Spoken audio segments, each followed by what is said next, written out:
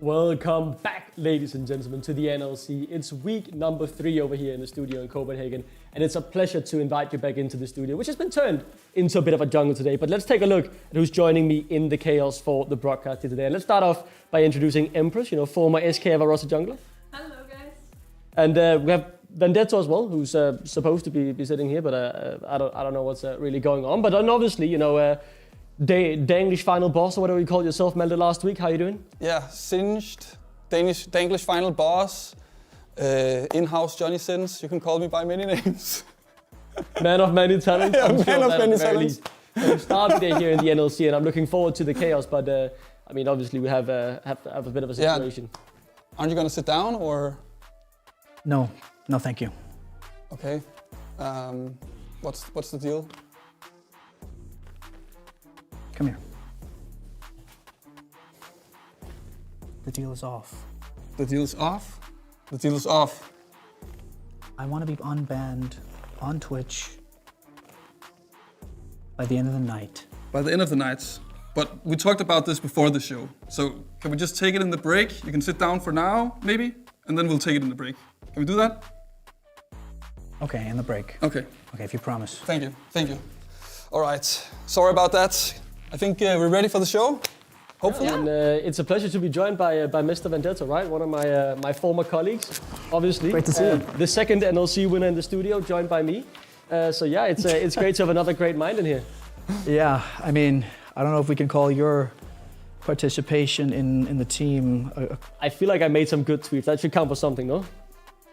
Well, yes. Well, I think you do take a lot of credit. Yeah. You know that. I think I'm also an NLC winner because I owned a team that won the NLC, right? Yeah, that's or true. were we Before it second? became the NLC, right? In the Nordics, so I guess it doesn't count because that was the Nordic region. And we do know. But me and Vendetto are the only ones who actually qualified for EU Masters, so you can't take that away. I was in the voice call as well for one thing. Okay, but I will also just say before we started, you just told me that you play on your laptop. Yeah. So, okay, I'm gonna leave it there. We can discuss this in the break as well, but I'll say I am definitely an NLC winner. It was in my contract. But let's take a look at what the NLC is here in 2026, and we have Mr. Broxer to explain the format.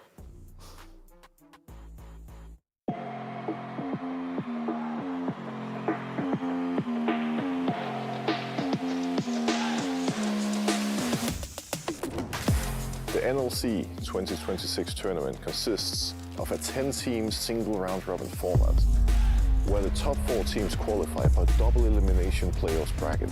The bottom 2 playoffs teams start in the lower bracket, and all group stage matches are best of 1, while all playoffs matches, including the grand final, are best of 5. We made it easy for everybody to follow.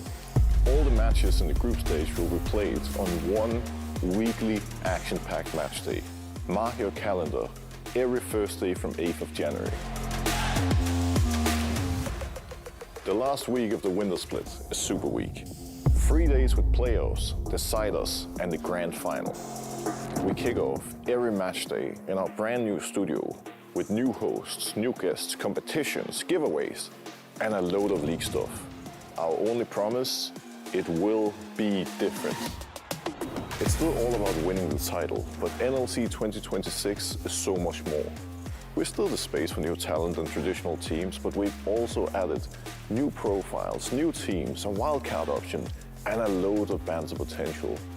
Who would have thought that Forsen, Dumps, Sloppy Walrus, Expetu, and a bunch of other profiles would be competing against each other? In NLC, well, here we are. A new initiative is our guest spots, which will change every split. First team owner is Forsen, who will also be an active player in the winter split. For spring, we can only say that a new team will join, and it won't be boring. To add a bit of spice, we give all teams the option to swap in a true legend with an icon from one of the top League of Legends leagues. The team can decide if and when to swap a player, but they will only know the position of that player and not the name until the very last minute. Teams are awarded for participating in the fun, but they can choose not to go with a wild card.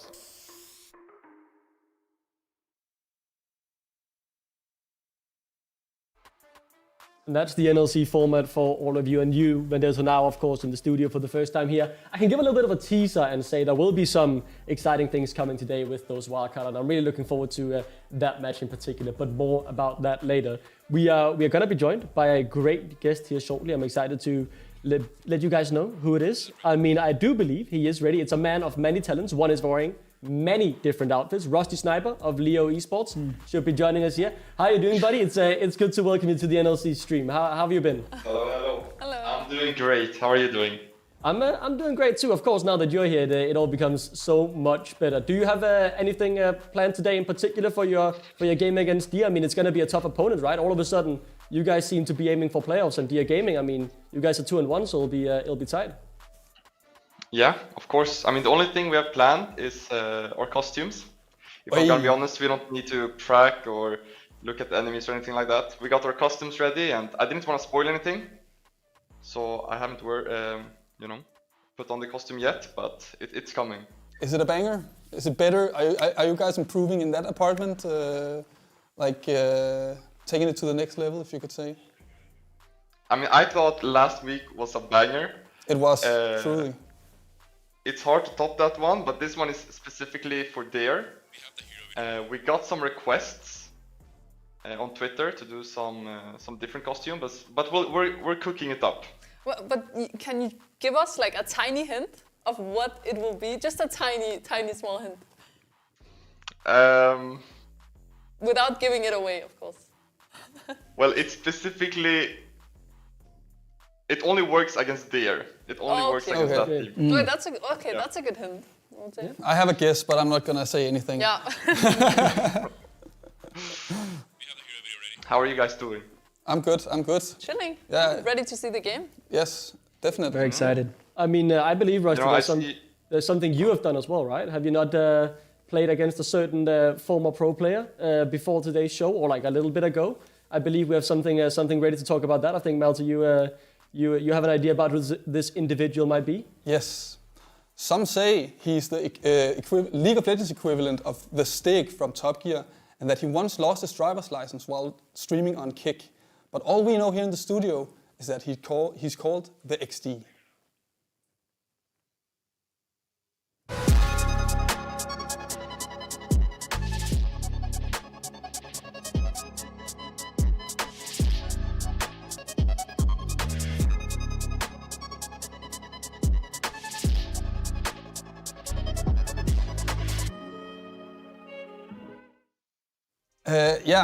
Rusty, without spoiling too much about what went down, can you tell us a little bit about coming into the 1v1 against the XD?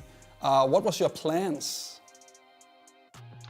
I'm not gonna lie, I had just woken up a little bit late as well. I didn't even wash my face. I went straight into the PC, played the 1v1, turbo stomp, and then went back to bed. All right. Oh. You got stomped, okay. Well, I mean, if you could do it over, what do you think you would have done differently?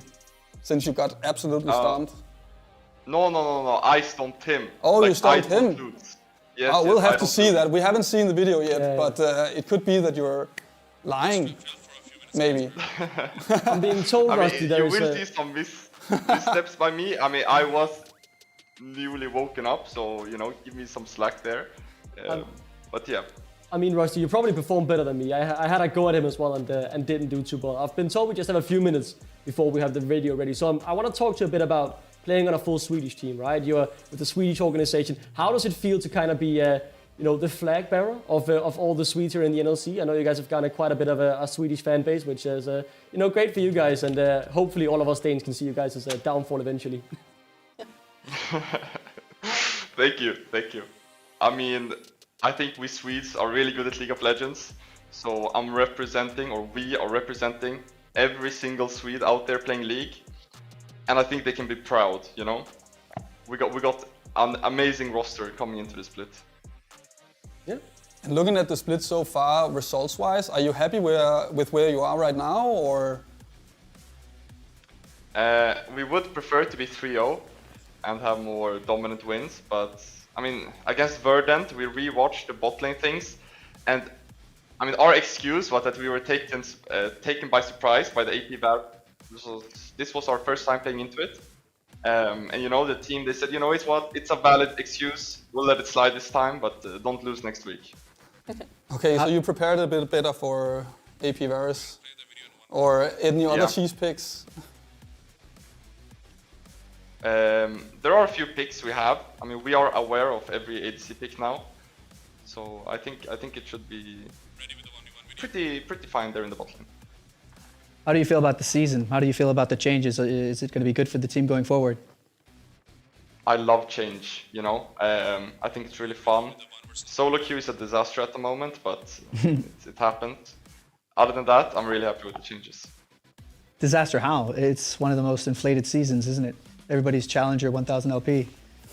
Yeah, Wait, is that Vendetta? Yeah, it is. Oh my god, I remember in Copenhagen, me, you, Marvo, Pain, we were crazy on the dance floor. Yes, we did. After we out in the studio. I couldn't have done it without you. Oh, my goat. I believe, Rusty, we have the 1v1 video ready, so let's see how you performed against the XT. Okay. Who can it be? Like, my instinct is telling me it's Bjergsen. For no reason at all.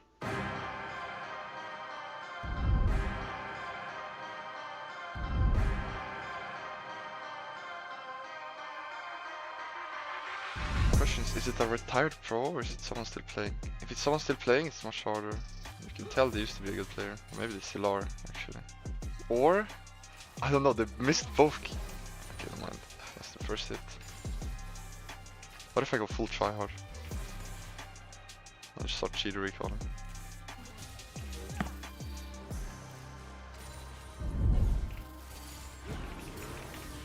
No! No, it's fine. Well, I fucked up. It's fine. Oh my god, I got scared because I fucked up. Okay. Welcome back. I mean, I thought you did pretty well there, Rusty. How did you feel about your 1v1? Just final thoughts here before we let you go. I played so bad, actually. Wow, that was embarrassing to look at, but you know, I win is a win. Yeah. Happens to the best of us. Happens to the best of us. Hopefully I want to say we sadly don't have more time, so I will have to let you go, Rusty. But it's been a pleasure having you on, even if it was for a brief appearance. Hopefully we see you again here on the NLC, and if not, best of luck today with Leo. Even if you are Swede, I think you guys have been great to watch. You are very likable, which hurts a bit to say as a Dane, but yeah, best of luck, man, and good luck going forward. All right, thank you so much, and have a good one. Thank you. Bye, Bye guys. bye. Bye-bye. I mean, truly one of the best personalities we have in the NLC. You know, I remember Great back guy. in the 2023 season when things were a bit more boring and not much happened. He like lost basically every game, but he still pulled up in a suit and like, you know, made fun interviews, really made a brand of himself. And I mean, he's getting better and better every year as well. Yeah. He's becoming more consistent and really into a good player. Would you say, Vendeso, that he's better at playing League of Legends or better on the dance floor? It was crazy night. I'm a gamer on the dance floor. I mean, we did pop off completely. It was like Fortnite was- moves, or? yeah. No, much better. Like, it's hard to describe. You had to be there, but. Incomprehensible. Oh, you But don't me and wanna him, do we the did dance spend. right I think we did. No, maybe later. But like, it was like three hours on the floor and Got completely your cardio drenched in. in sweat. Yeah, got your cardio in. Grind. The details, but Okay. yeah. We'll not Sounds like a lot of fun though. Yeah, we won't dive deeper into that. We have Yeah. a game coming up for. Yeah, I mean, obviously we have another segment coming up that is one that I haven't been told much about actually. A jungle segment. Obviously the NLC studio has been dressed a bit like a jungle. Yeah. And I mean, from what I told Mel, right, you'll be taking the lead on this because I can promise you I'm absolutely petrified of what's about to happen. I know you're afraid of snakes. We heard that in the pre-production. But it's a new segment here that's called Welcome to the Jungle. So, I mean, we have a jungle main right here. That's me. We'll see if it can translate to the real world. But yeah, I mean, I don't know how much I can say right now. We're still waiting for a confirmation on Yeah, we have a when little we're bit of an ready. intro video I've been told to watch, and first time reactions. Let's see what the Introvision video has in store for us. Maybe it gives me a bit of a hint about what's coming up here.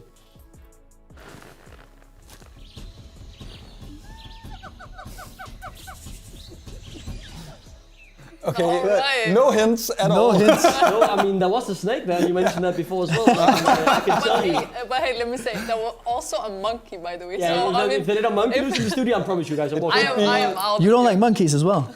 I'm just not good with animals, man. That's the reason I'm studying economics. I don't want anything to do with animals. But what I can say is that we have an jungle specialist, an animal specialist here, who has brought some very nice gimmicks that we here in the studio are gonna see in a bit. And yeah, Mark, Emil, if you can if you can come in here first and foremost, and introduce yourself. Yeah, thank you. Hi guys. Hi. Yeah, my name is Mark Emil, and I'm an animal keeper, and I brought some animals Oh, for you wait. today. Before you say too much, we have a handheld mic here. Yeah, Maybe that's a bit okay. easier. Thank you. Try and keep it my still. name is Mark Emil, and I'm an animal keeper, and I brought some exotic animals for you today. Oh, wait a minute. It says it's not on. Hello, hello. Is it on? It's working now. Keep it still in front of your mouth so Perfect. everyone can hear you.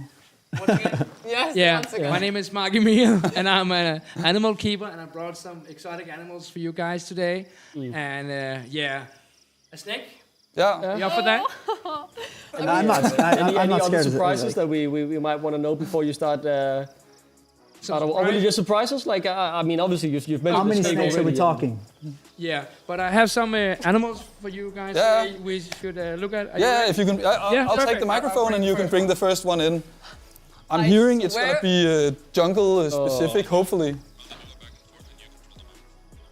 Oh, what a Yeah, beauty. one here Okay. In, this box, that's the transport.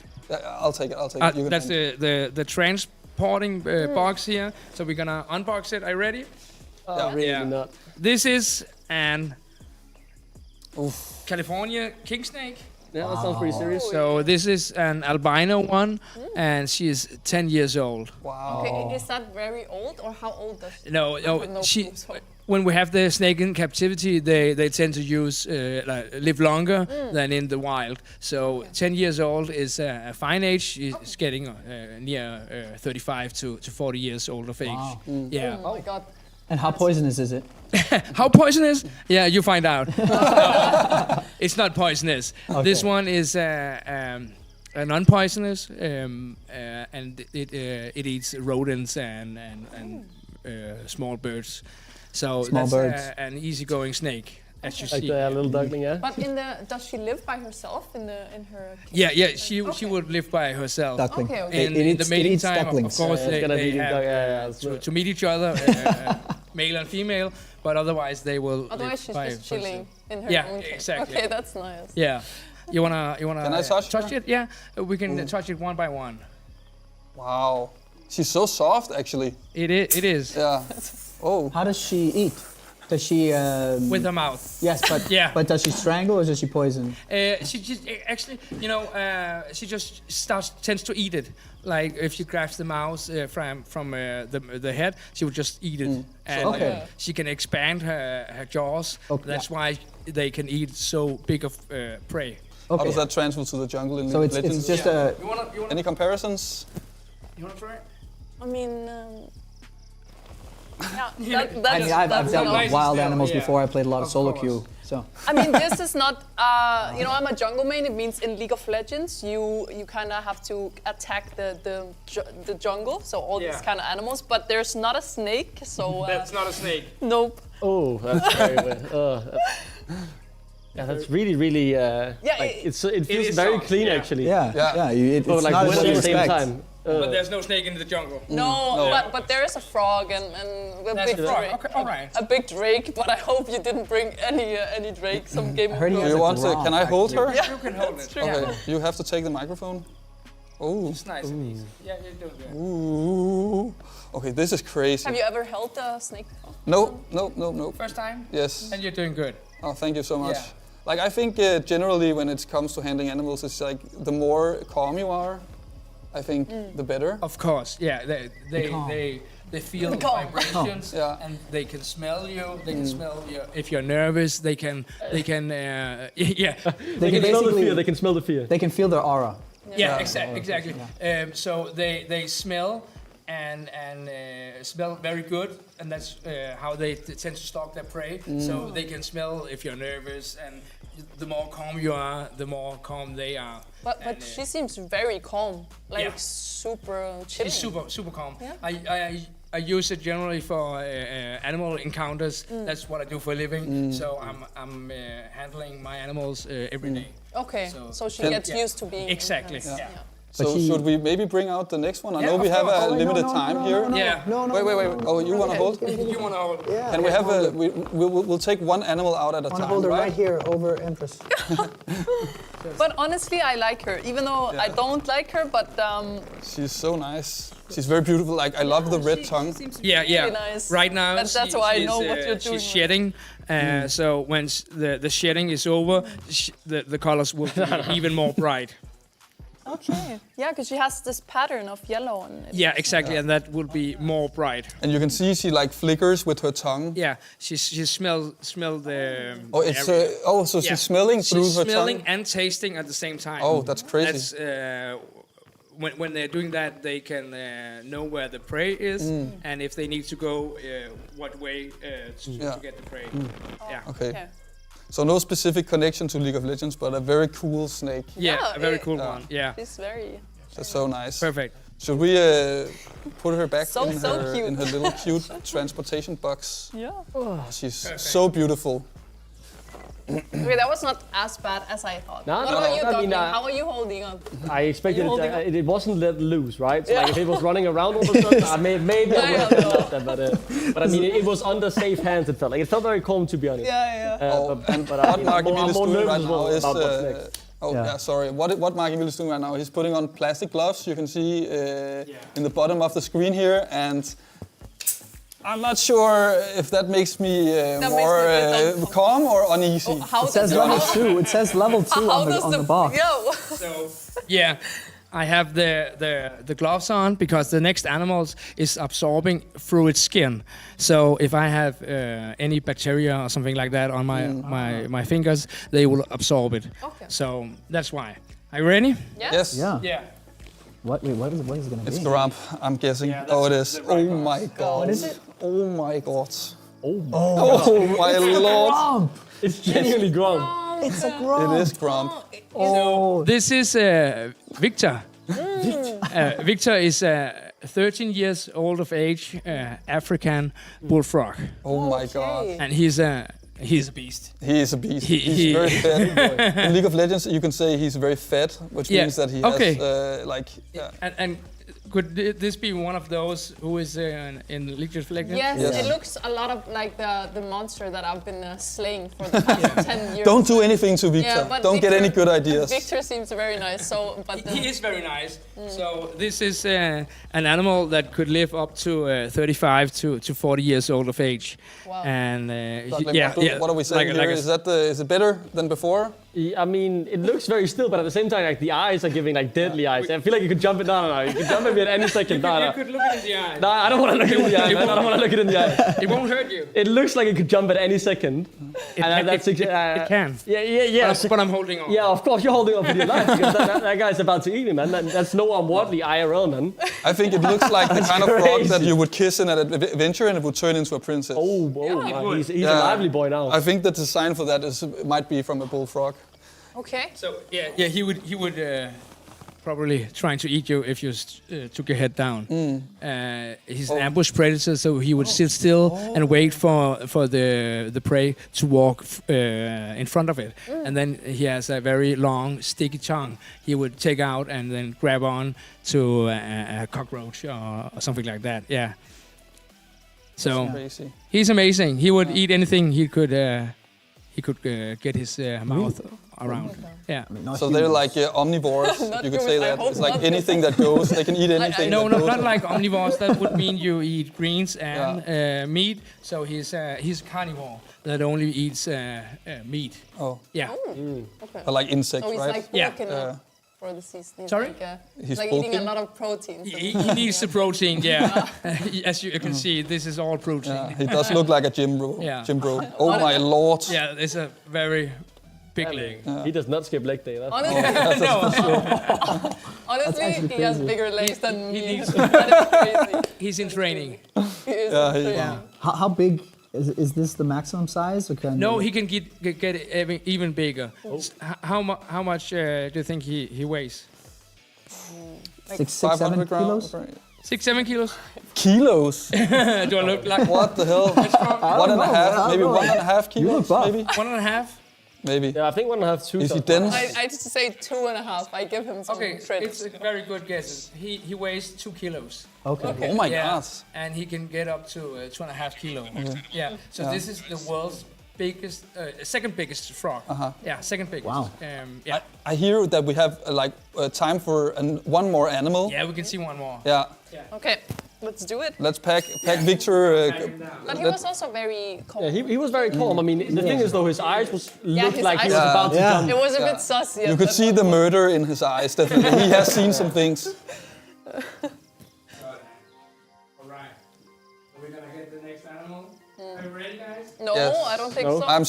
I'm so ready because I know what it is. So I'm really ready for this. That makes me a bit scared because So we're gonna get a new gloves on, a bigger one, and we're gonna open the crate down here in the corner. Oh, Damn. He That's actually looks really crazy. That's an owl, but I'm not sure which one, which kind of species So- it look is. at the beard. This is an African southern-faced owl, and this is Paka. She's 4 years old, and she, if everything works out well, she would get like 12 to 15 years old. Okay. Yeah. okay. Can you turn her around so Yeah, maybe of the course. guys in the camera can see? Turn your head around. Yeah, perfect. Oh my! But she's kind of small because the owls I've seen and I've heard some scary stories that some owls are actually like they're predators, so they can like Yeah. poke your eyes out or something, or maybe They have sharp claws, Okay. of course, but it's not like they're going to poke your eyes out. Okay. That's why you need eye protection. Yeah. Can you borrow me those glasses? See, it's a horn owl. She has the horns like the owls we have in Denmark, which also some of them are horn owls. And So she's native to Denmark or what? no, she's from Africa. Oh yeah, I just told her she was African. But she would eat small rodents and insects. That's her main prey. Okay. And the bigger the owls get, the bigger prey they get. Yeah.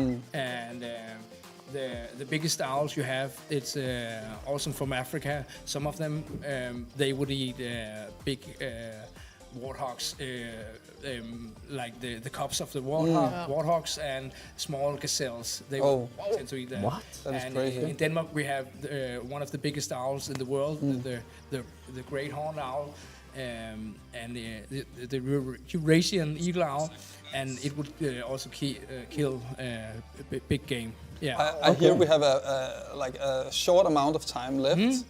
Time is going really fast here. It But is. before we go, I would just like to ask you, or if you could tell a little about where you're from, your company, the mission you're on. We talked a little bit about it beforehand, and I think it's a great story. So if you Yeah. could enlighten us a bit.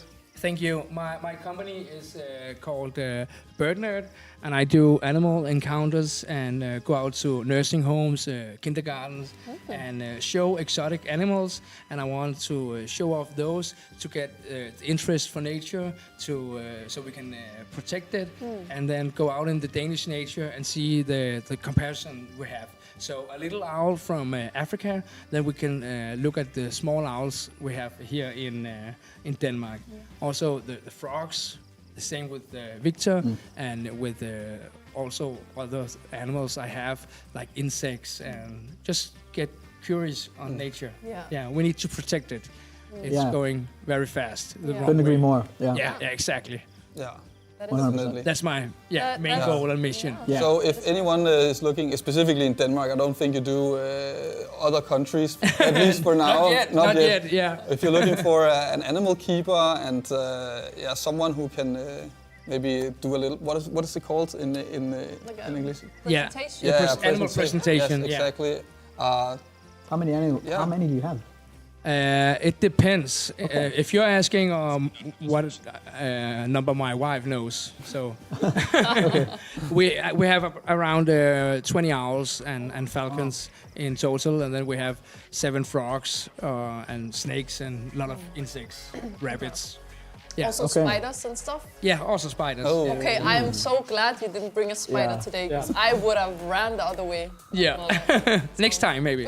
Yeah, I believe that's all the time we had. Even if I'm not big on nature, it's a noble cause, and I very much do respect it. It was fun having you in here. It wasn't as bad as I expected to be. Oh, that's good. Yeah, it's been a pleasure. Thank you to so be much. honest, but we do have to start getting back into the thick of things, as I do believe we have the first game coming up. So thank you so much for coming, Mark Emil. It's been Mark Emil from Beautiful birdnerd.dk. Yeah. Thank you so for much. having me. Yeah. of course.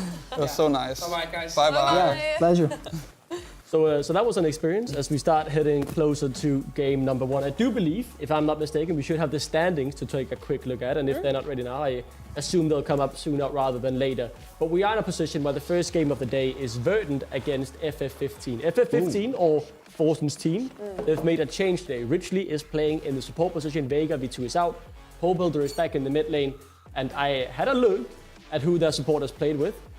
He's played with Linces and Skewmont in the jungle, but today he plays with the best player he's ever played with in the jungle. It's Forsen, and maybe that's what they need to get Force Vines at a bump on the board, because they're 0-3. I mean, you had to do something looking at the games. It was not panning out the way they wanted. I mean, so a change I think could be healthy for them. I mean, I know that Vega is a coach normally.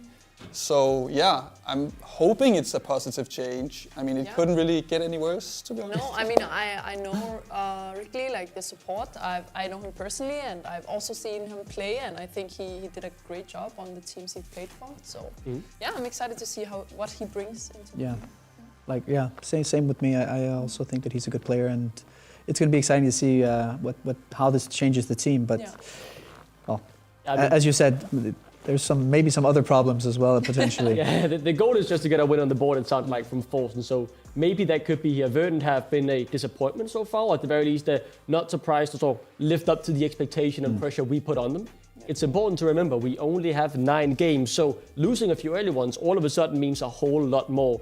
Verdant, in my eyes, expected to be among the favorites. It's a brilliant lineup with a great coaching staff behind them, but they find themselves 1-2, and I mean, their last win against Leo was pretty good, but they had to snowball through the bot lane and some close fights there with Mishi. So how do you guys feel on them coming into the game today?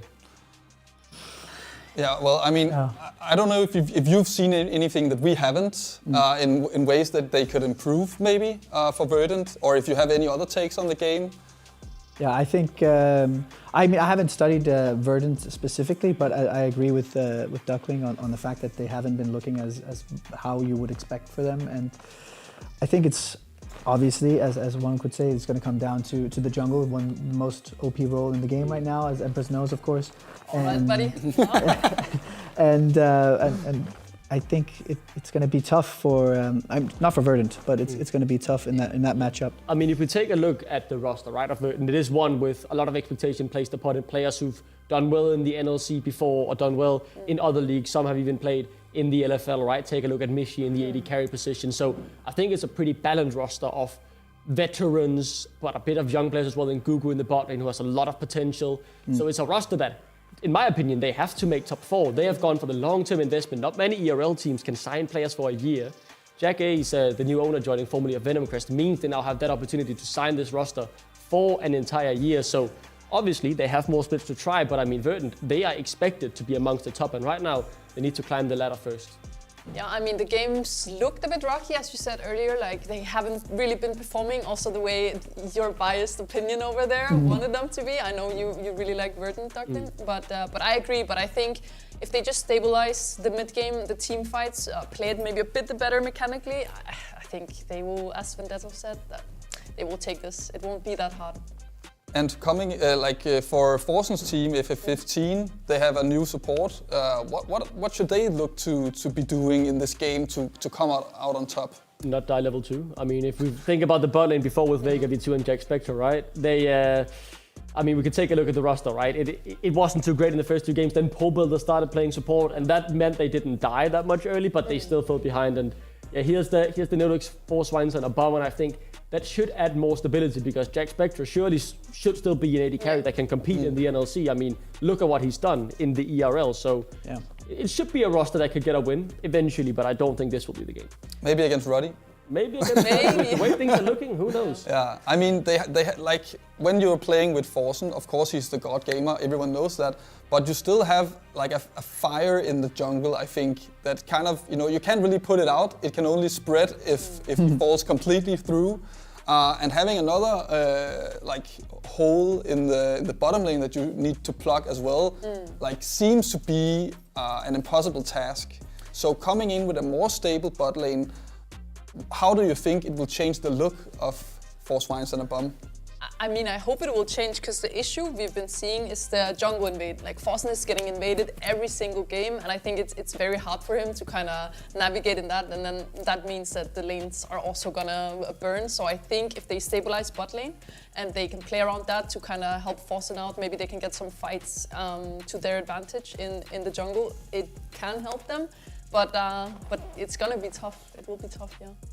Yeah, I think as you mentioned, they need to, in the draft, put him in a position where he has an easier time, potentially draft some strong early game picks and stop the bleeding from there. But even if you look towards the later parts of the game, he's also going to have probably some issues, but the game will be very different from the get-go, and that could give them the way in to the mid game and the late game that they need. I've mainly been surprised at the amount of choke they prioritize, because obviously he is a pretty easy champion, but you still have a few skill shots to land. I mean, I don't know, in my mind with the meta as well, obviously he's been nerfed a bit now, but Malphite seems like such a slam dunk. You can clear pretty easily early on.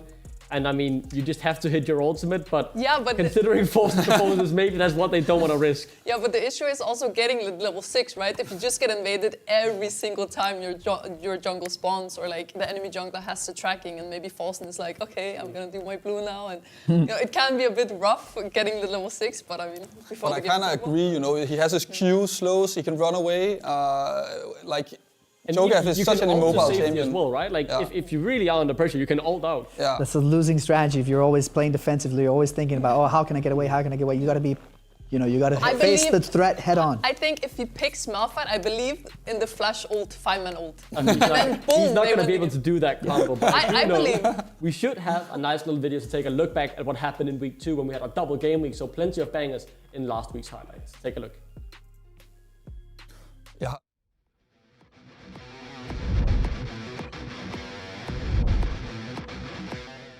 Flashed underneath the tower, he's gone to safety as in jumps Hunt, and he's able to secure himself the kill. Meanwhile, that cockroach is just going to get squatted by Glitter Lance.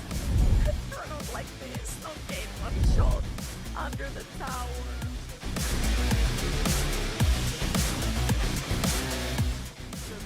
But he's just going to jump into Boltox. His health clears is there, and simply looks for the assassination. These overloads are doing so much damage. There's the double kill. Timmy's able to get it, and everyone on the side of light side are just melting to Arctic Panda.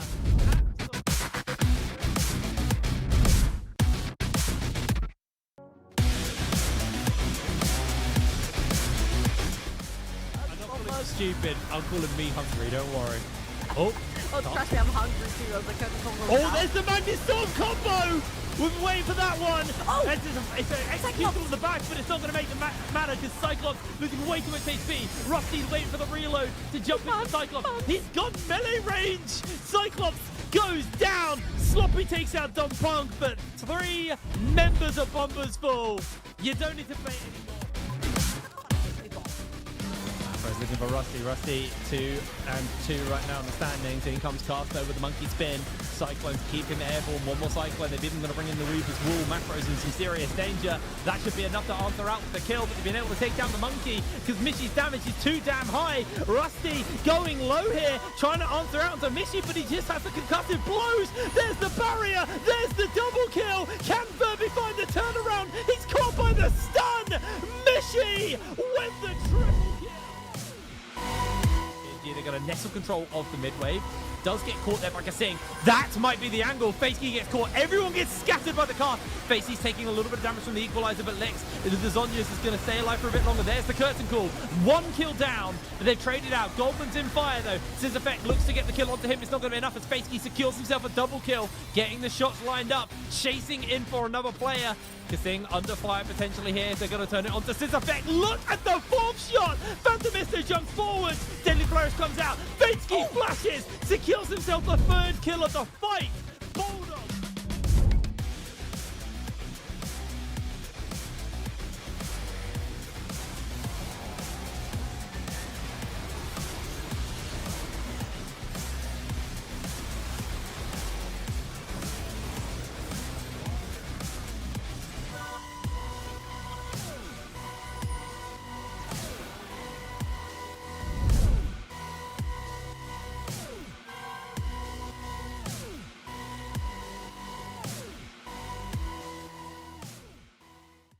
Some great highlights there from last week. I'm noticing the double pentacle happened in the NEC as well. That was crazy. It's a shame we missed that game due to tournament room issues, but luckily Dums was streaming it. And talking about him and the game that's coming up, I did notice Dums streaming some scrims against FF15 or Four Swines and a Bum. Dums had subbed himself into the jungle. I don't know, that's why he became a team owner maybe. To like try and get yourself the hope of playing, like, oh, I'm gonna sub myself in for the scrim guys just for fun.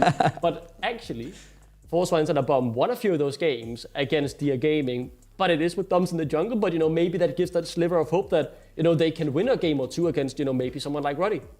Yeah. Yeah, absolutely. I mean, yeah, it could be. I mean, it seems that they are doing the work to improve, but we will have to see if it translates on stage, if you could say that, or when it really matters, you know? Yeah. For sure. One thing that I'm really excited about is the mid lane matchup as well. I know Feroy, some call him Fury, I call him Feroy. And versus Pobelter.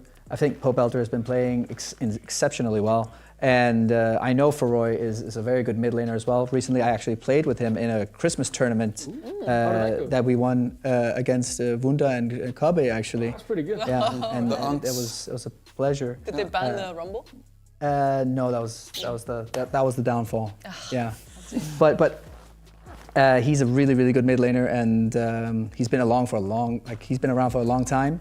Really? And yeah, I think that Pobelter is one of the best players in the league right now, and despite the ping, and it's going to be exciting to see if Feroy can handle him.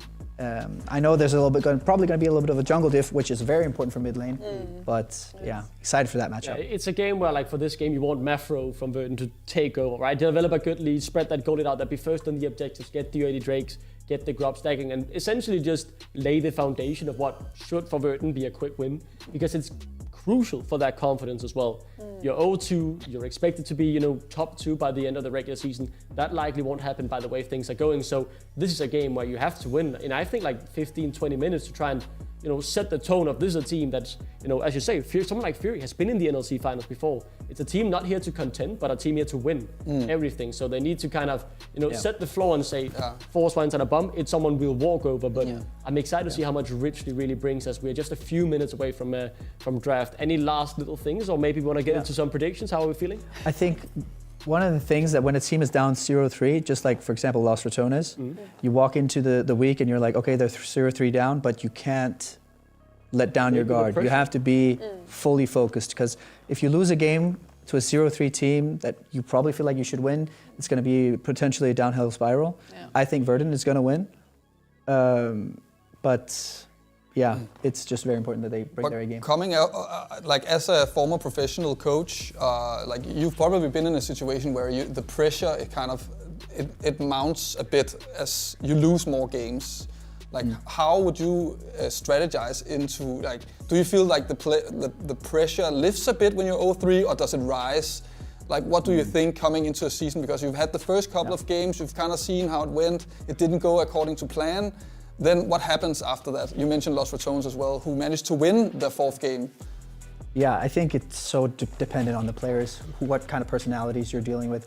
I mean, probably you have some experience with that. Yeah, I've also tried being 0-3 in the start of a split or a tournament, and it's not fun, let me tell you that. I think it creates a lot of pressure on the team, on every player, because now you know you got a bad start, and now you just have to win more. So I think it's not good, and especially if you know that you have to win against a team that you are better than, and you lose. Oh, that's a roughie for the mental, but I mean, I believe in Verdant as well, so I agree. We are about to find out what happens. I believe it's time to send it to the casters, and someone who has been around for as long as Fury and many of the other historic players we've had here in the NLC. Let's send it over to Trouble and Hipray. Take it away, guys. Hello everybody and welcome. We're getting ready to go into our first game of the day. Trouble's loaded her Labubu up to give me nightmares. Trouble, how are we? Back week 3. It's game day 4 now. We had 2 game days last week, so game day 4. How are we feeling? I mean, we're feeling pretty good. It's getting kind of serious, right? We're almost reaching the halfway mark, which I believe will be next week on the 5th game. Actually, on the 4th game, between 4th and 5th, right? Because it's 10 teams, 9 games that have to be played in terms of best of 1. So we're almost reaching that halfway mark, and particularly for FF15, I mean, it's do or die. You need to start picking up some W's. Yeah, it really is. These guys, I've been great. Yeah. I mean, it's quickly just going back to the game. It's been a bad start for Four Swines and a Bum. These guys have had a lackluster start to the season, haven't really been able to make anything stick. And, you know, they did a bit of a change around, actually. We don't have Veigar in the support role anymore. Have swapped that out. Or in the mid lane. On the other side, Verdant, I feel like a team who've been very close to success, very close to being amazing, right? And I bet their coach is buzzing. Aragon with the Renekton pick right there for Bobista over on the top side of the map. And I mean, there's not many things that deal with the Renekton very well. Jax potentially being one of them. Of course, Drew Toot, one of the most famous Axe-Champ players, and usually range champions do pretty well into things like the Renekton and things that can keep distance from the Renekton. So we'll see if he wants to whip out his infamous pick. So I do believe, if I'm right, from what I read earlier, we might have it. We basically might reboot this draft up again, just because there was an issue when originally doing that draft. But we'll have a look into the next bans. Seeing the Silas getting removed away, and now looking towards things that could get banned. I do think things like the Jax are an option and available. We have seen Camille out from Drew Toos as well, so is an option to them if they want to look to pick that one up. On the other side, Verdant now going for a ban. What are they going to be looking towards? I mean, the bans have been mid's open. It's going to be top lane. It's going to have to be bad top lane matchups for the Renekton. So Cassante, I mean, you pretty staple one. Neutralizers into the Renekton. There isn't anything really he suffers into, like the Jack scales that are all much better than him, but he's still a bully early game in terms of the Renekton. So like things like the Poppy, the Cassante, they do suffer, but they're also super tanky. So you can just have to take the L in the early game and then just scale into late. So Cassante, a really great ban for them right here. And let's see, the other thing that you could potentially be banning into Fury in that mid lane is things like, you know, the Jonas and the Silases that we have mentioned before. Fury known in the NLC for more of his melee type of mage aggression over in the mid lane, but it's going to be the Nautilus instead. Alrighty, well, final ban coming in from the side of Verdant. See what they're going to be looking to pick up here as their last, I assume, again, a denial pick to that Renekton, something which, you know, they don't want to be playing into. We have had, actually going for the Neferi here. I will say, man, listen, for somebody who's plat 3 or whatever Forsen is, getting 3 target bans is minus aura. That's minus 3 aura right there for the side of Verdant. I assume this is just Verdant going, we're going to make sure that you're in the most uncomfortable position and just leave the weakest, you know, it's the weakest leg. Is this Guess the Champion? What is that? Wait, what? Oh, it's Mundo. There we go. It's Mundo, okay. That was like one of Archer's games, that was. Trying to figure out who the hell they were. That's what I'm saying. Hey, we're doing 2 in 1. It's Guess the Champion. All right, it's Braum. That's Braum. Yeah. Hell yeah. Braum Lucian. Very powerful kind of early skirmishing Did team you just recognize together here Booby? by Verdant. I did recognize Braum's Brooby. Yes.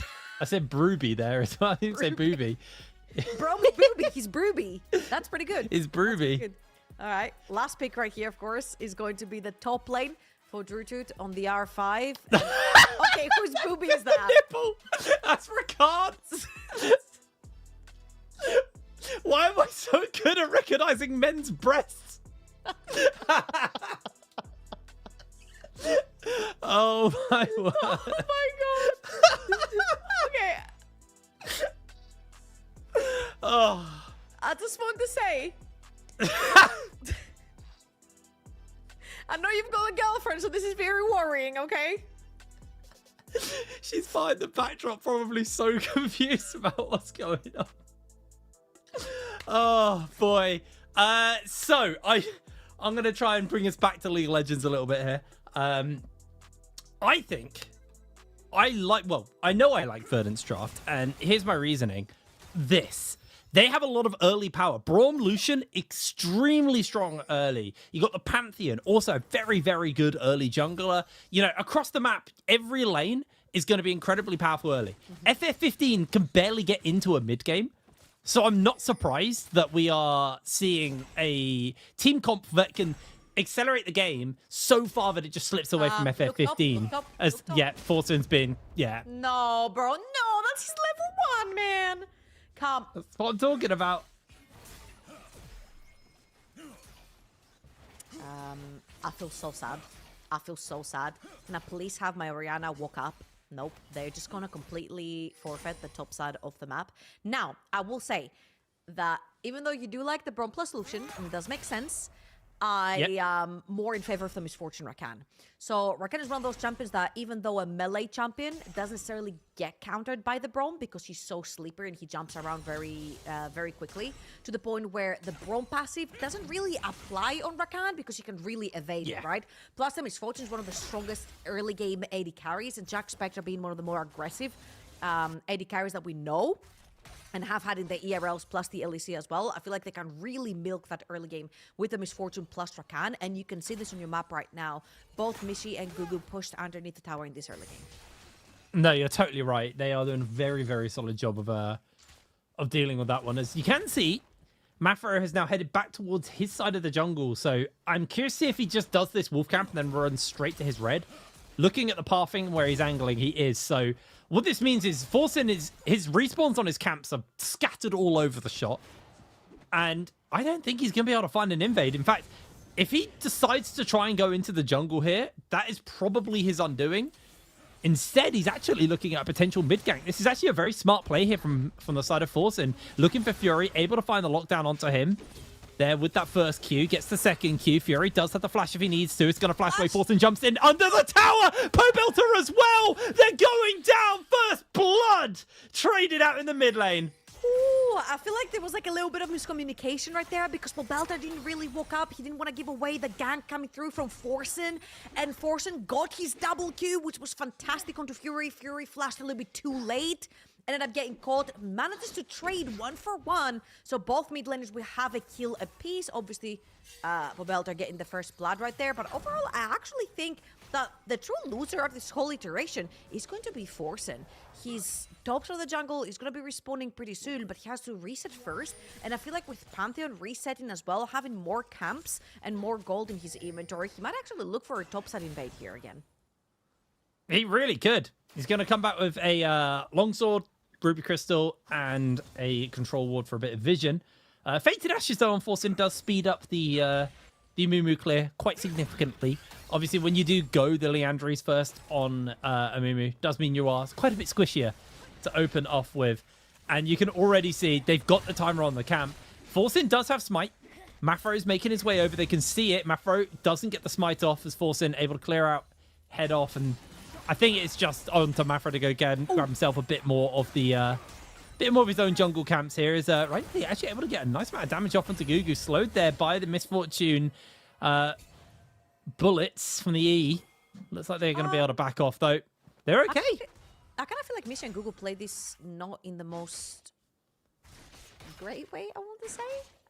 Greatest result way. There was still the tag onto the Misfortune. However, Mishi chose to use his double auto attack onto the creep to try and push out the wave. I think there was a great window right there to actually trade onto Jack Spectre and maybe potentially even get his cleanse. As we're saying this right now, Mafro has stacked up and he's looking for a dive on the Drutut. Oh, there it is. Beautifully executed. Breaks the passive with the W on the Renekton into the stun from the Pantheon. Ignite Q finishes the job. Easy as you like. Very nice gank there, topside. Inside of Mafro. Yep, you gotta put the Renekton ahead, right? In the early game. Druid onto the Mundo. I'm sure there's a bunch of people that have watched Aloys and they can see what this Mundo can do, especially when you're a couple of Giants belts in and 3 items being like the big spike that you're looking for onto Dr. Mundo. However, you have to go through a laning phase where you don't fall too far behind and you're not too squishy. On the other side, Bobista on that Renekton wants to spike in the 1 to 2 item inventory. Play for those dragons, play for the early game objectives, and just use that Renekton for that mid-game spike pressure. Very nice. Is having another replay of this. We're very far in the past before this. Actually, here we go. Speeding up the replay. So gonna see the invade once again. Kinda. Gonna kinda see the invade with the dive again. You know what? I think this replay was for the artistic minds. I see. You create your own scenario of what happened up there. You can't see the spells, who cares? Just imagine what happened. Was it a W? Was it a Q? Was it an E? It could have been any. Mundo died. And that's the thing. No teleport, no flash right now from Mundo.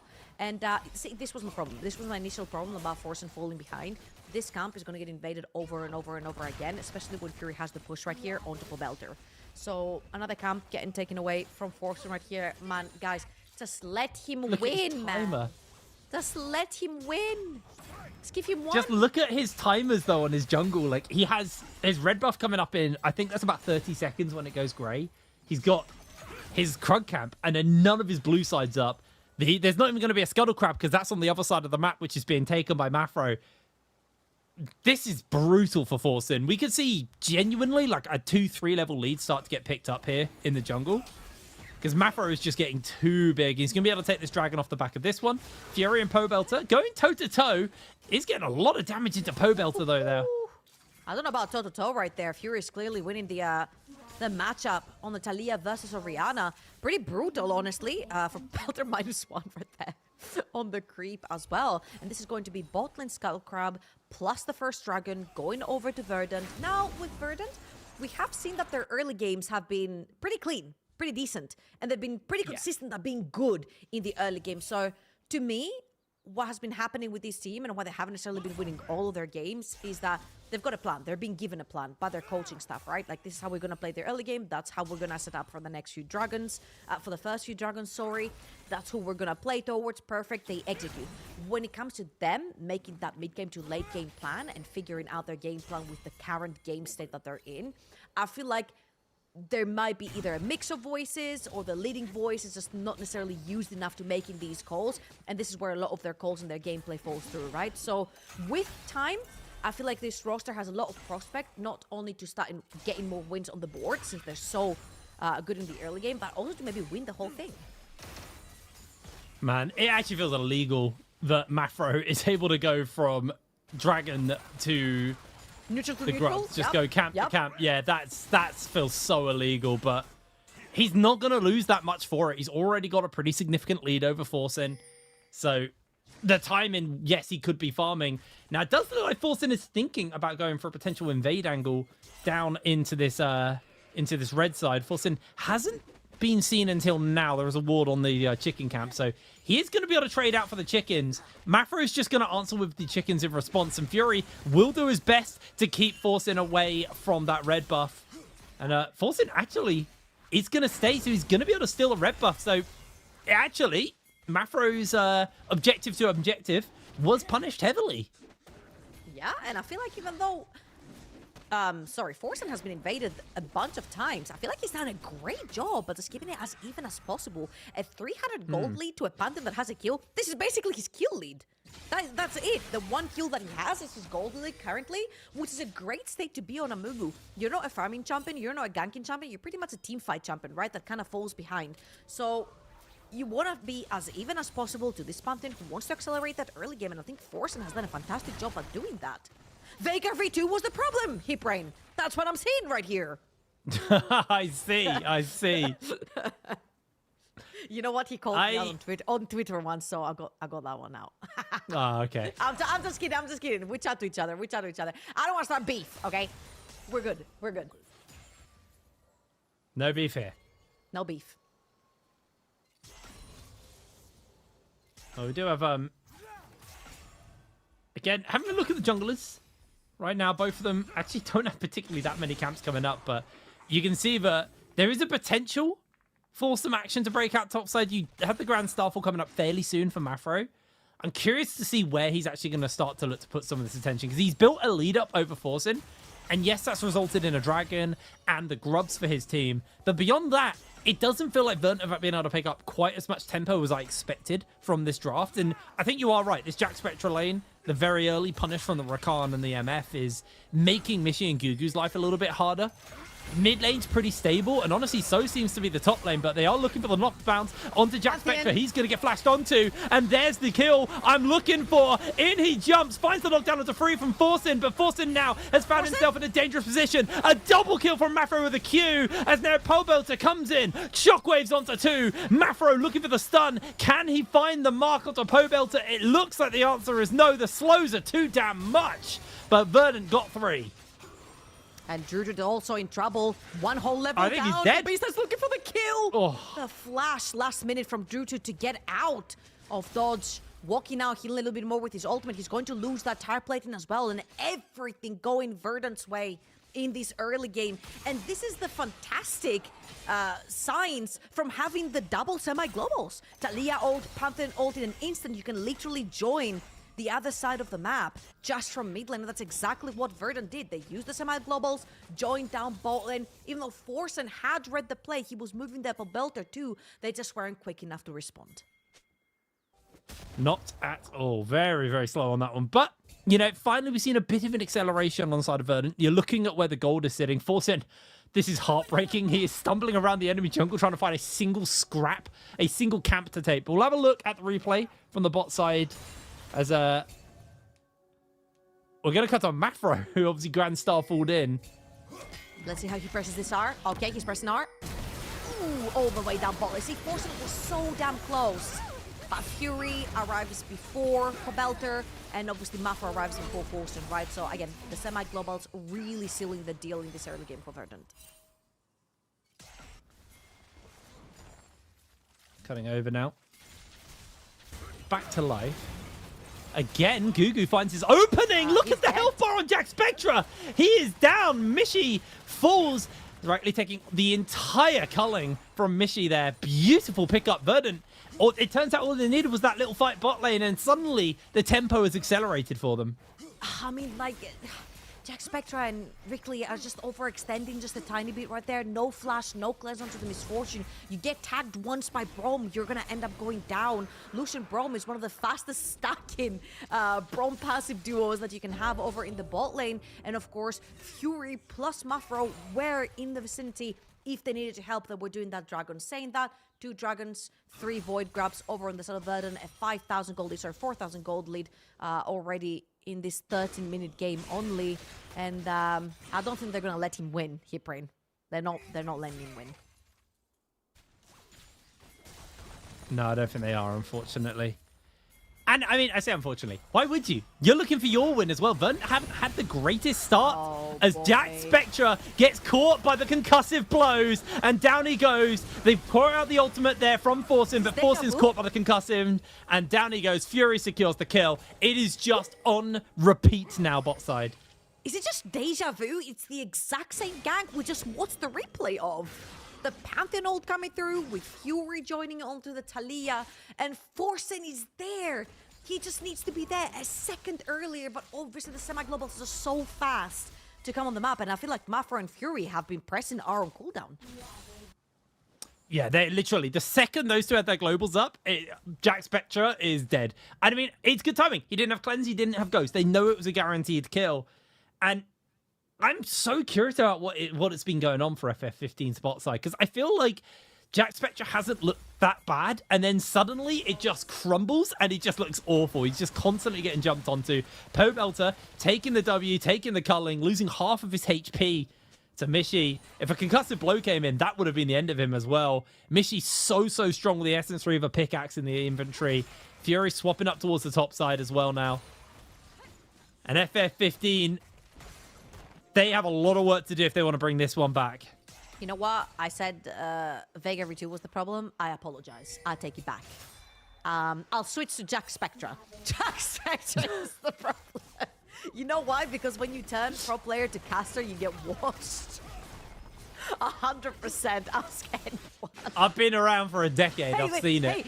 I've seen it multiple times. Same happened to Kate. Yeah. Pro player to caster to wash. Well, I mean, it is what it is. Well, he was washed before. He was washed before, to be fair. Come on, man. I casted him for so many years. I saw the good, the bad, everything.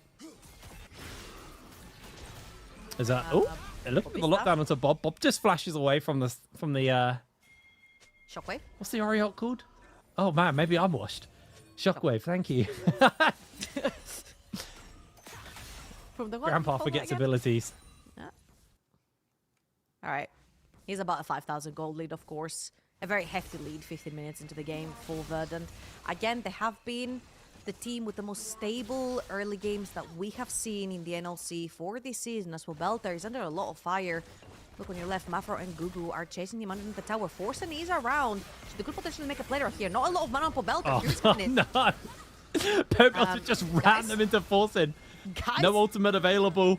Forsen burns down. Fury gets the kill, but meanwhile they are going for it. Glacial Fisher goes a little bit wide, but that's going to be the end of Rightly as he's trying to find an escape, but it's not given to him. Double kill goes over as now Mishi's into the play. Drutu taking a lot of damage already as Mafra is going to find the lockdown stun onto him. Bullet time goes a little bit too wide, doesn't make a connection, and now Jack has been separated from the pack. Flashes out, smites to slow as now they've got the concussive blow stacking. Mafra secures the kill. It's 10-1 in the favor of Verdant.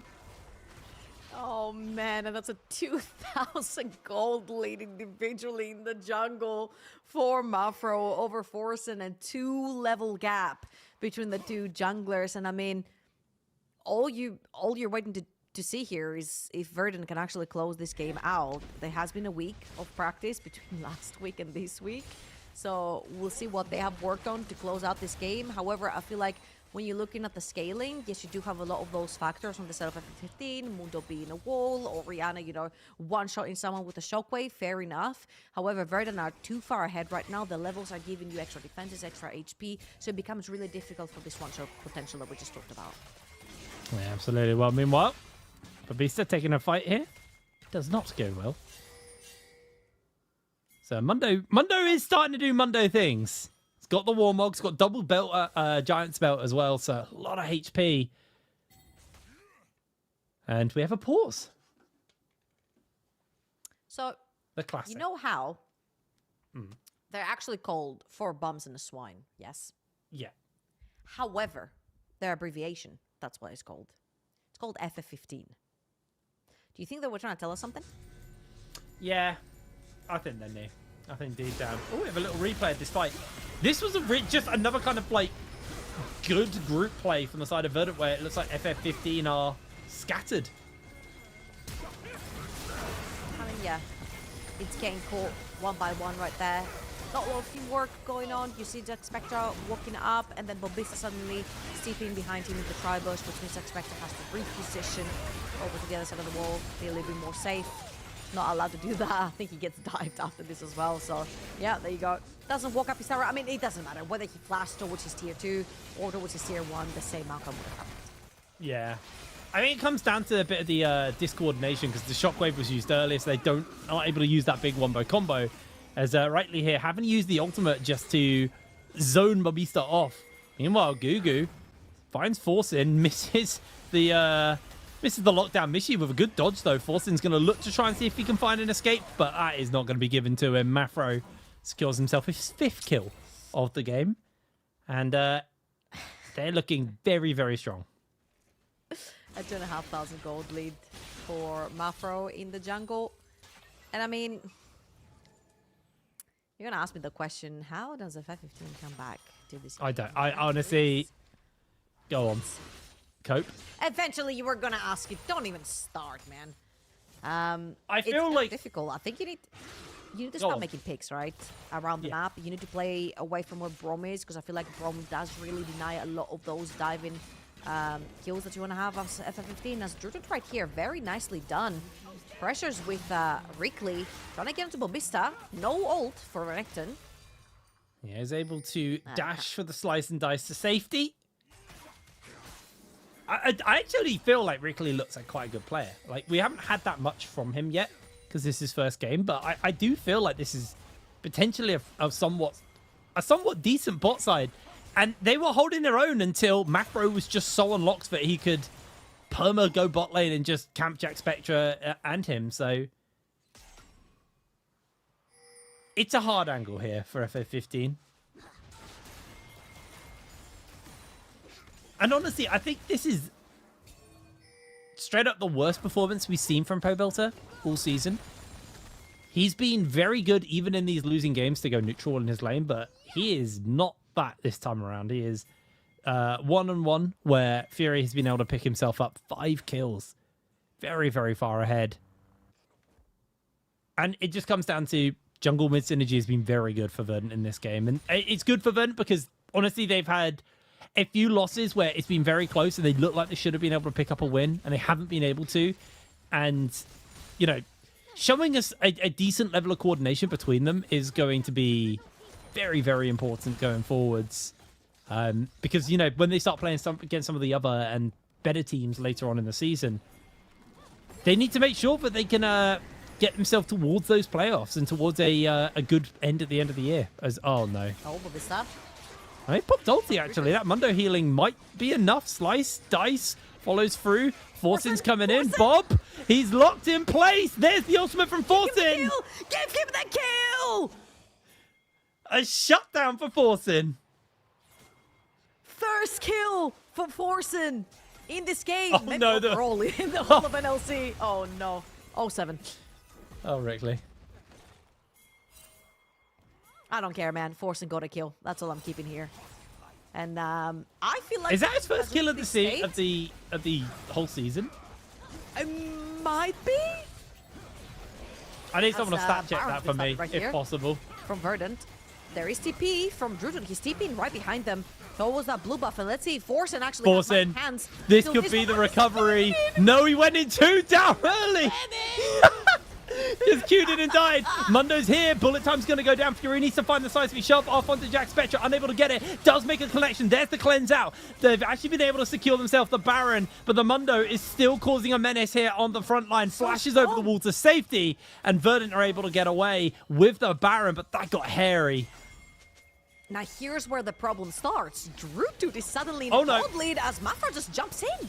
Maflo looking for Rickley here. Throws up the W. That's going to eat the shockwave, actually. Nice play from him. Another teleport coming in. The Braum makes his way forward. There goes Bob. He's going to get taken down. Mafro will fall as they are able to answer out of a kill into Pobelter. Flashes away from the seismic shove. Everyone's getting sped up by the cloud zone. But with this dissonance to slow down Verdant, they are able to escape from the science of FF15. But now with Baron, Verdant are very much ahead in this position. They've even got Soul spawning up in 1 minute 40. Yeah, Jack is not having a very good game right here. 0 and 5, unfortunately. An immobile 80 carry with Talia, Renekton, Pantheon just always jumping onto him. The second you don't have a flash, you just become a permanent target for Verdant. And that's exactly what they've been doing. They've been using the semi-globals, their ability to reach deep into the team fights as Fury finds Pobelter right here. Pobelter's not looking! He's not reacting at all. Only now he's looked, possibly in the shop or something. Maybe alt-tab, who knows? But I wanted to say that Drutut's been playing a very solid game. The fact that he was able to stabilize that early game with the help of some of his teammates. But right now, he's pretty much unkillable as Forsen gets caught in the jungle. Gonna end up going down right here. So 1 and 6 for our Resident Platinum player. But Trutut, if you look at the nature of the carries on the side of Verdun, really tough to kill a tank. Yeah, they haven't got a good tank killer. They're slowly getting him to half HP. Mafra comes in with the stun, and you throw enough people at the Mundo, he does go down.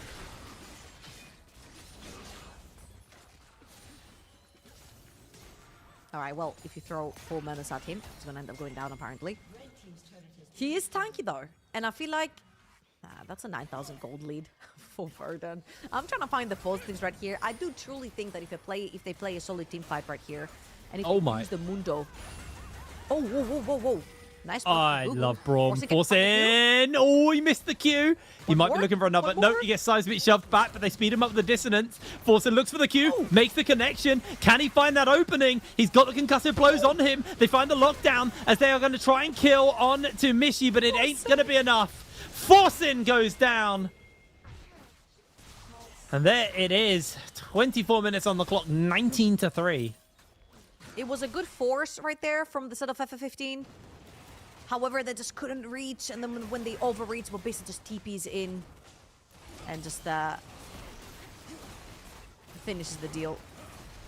Very, very strong on the Renekton. This is going to be Soul for Verdant as well. That's an 11,000 gold lead. Soul in their pockets, previously Baron, and there's going to be another Baron coming through in a couple of minutes. They don't feel like they can end right here. There's a bunch of wave clear on the sort of FF15. They can just wait for the next Baron to just break the base. Yeah, I think now with the Soul in the pocket, it's just a bit of a waiting game for that Baron. There's a world where they just strong-arm their way in. I mean, the gold lead is so big, but I don't know if Baron is 100% necessary for them. Forsen gets caught by the concussive blows, caught by the knockbacks, and oh no. 1 and 8 for Forsen. That is unfortunate. Yeah, it's rough. It's real rough.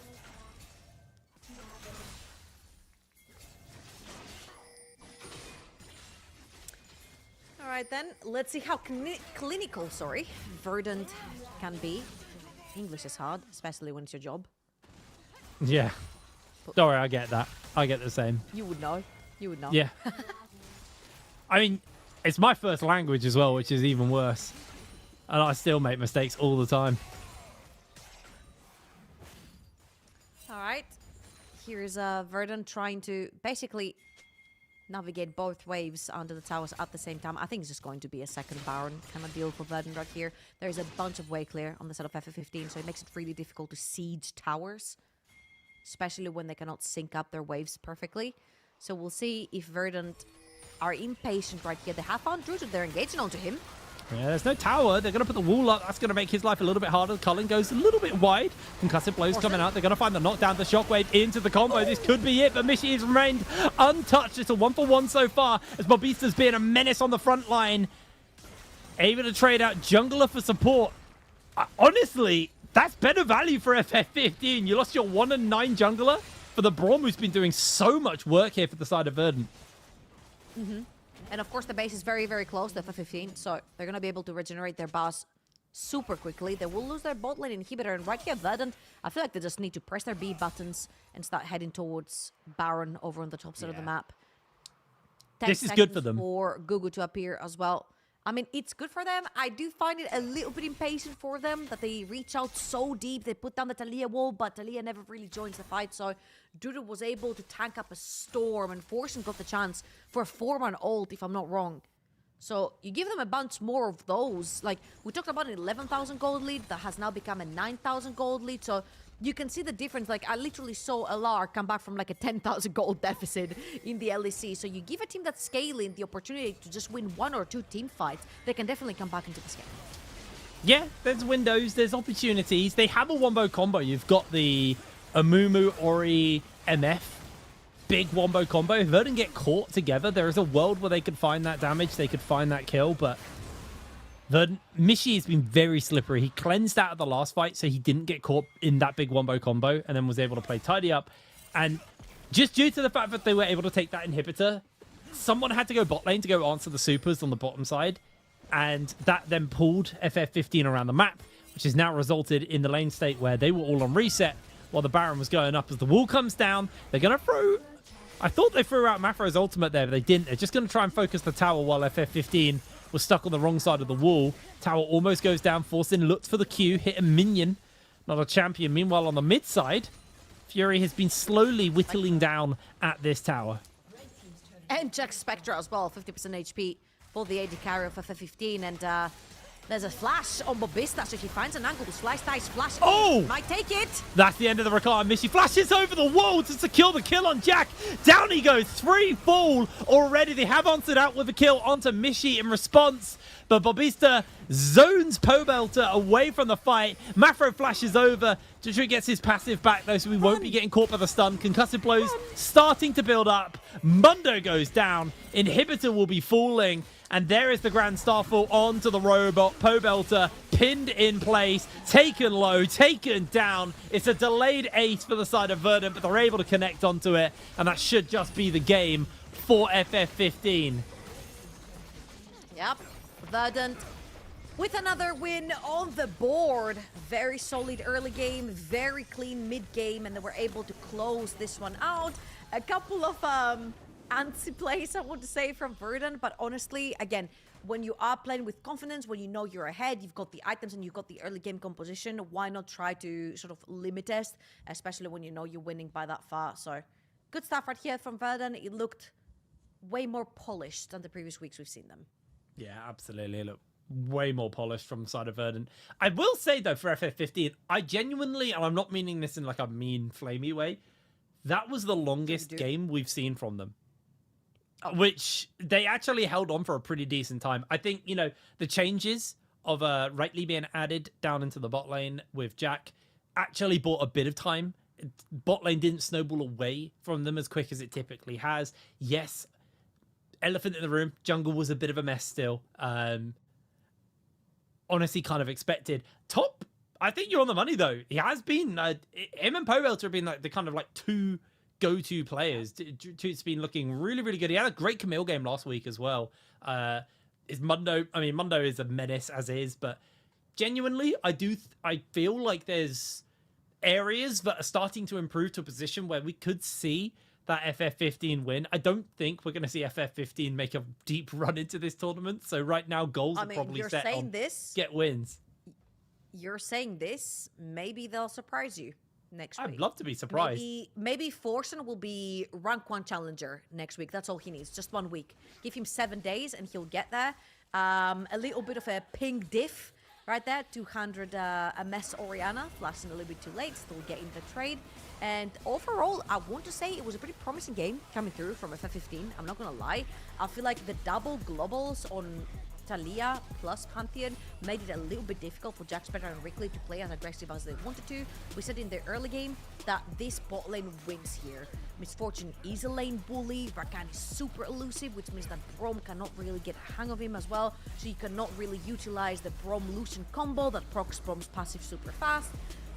But by pushing too hard, post level 6, Taliyah and Pantheon can catch you halfway through the lane. And I think it happened like just 5 too many times.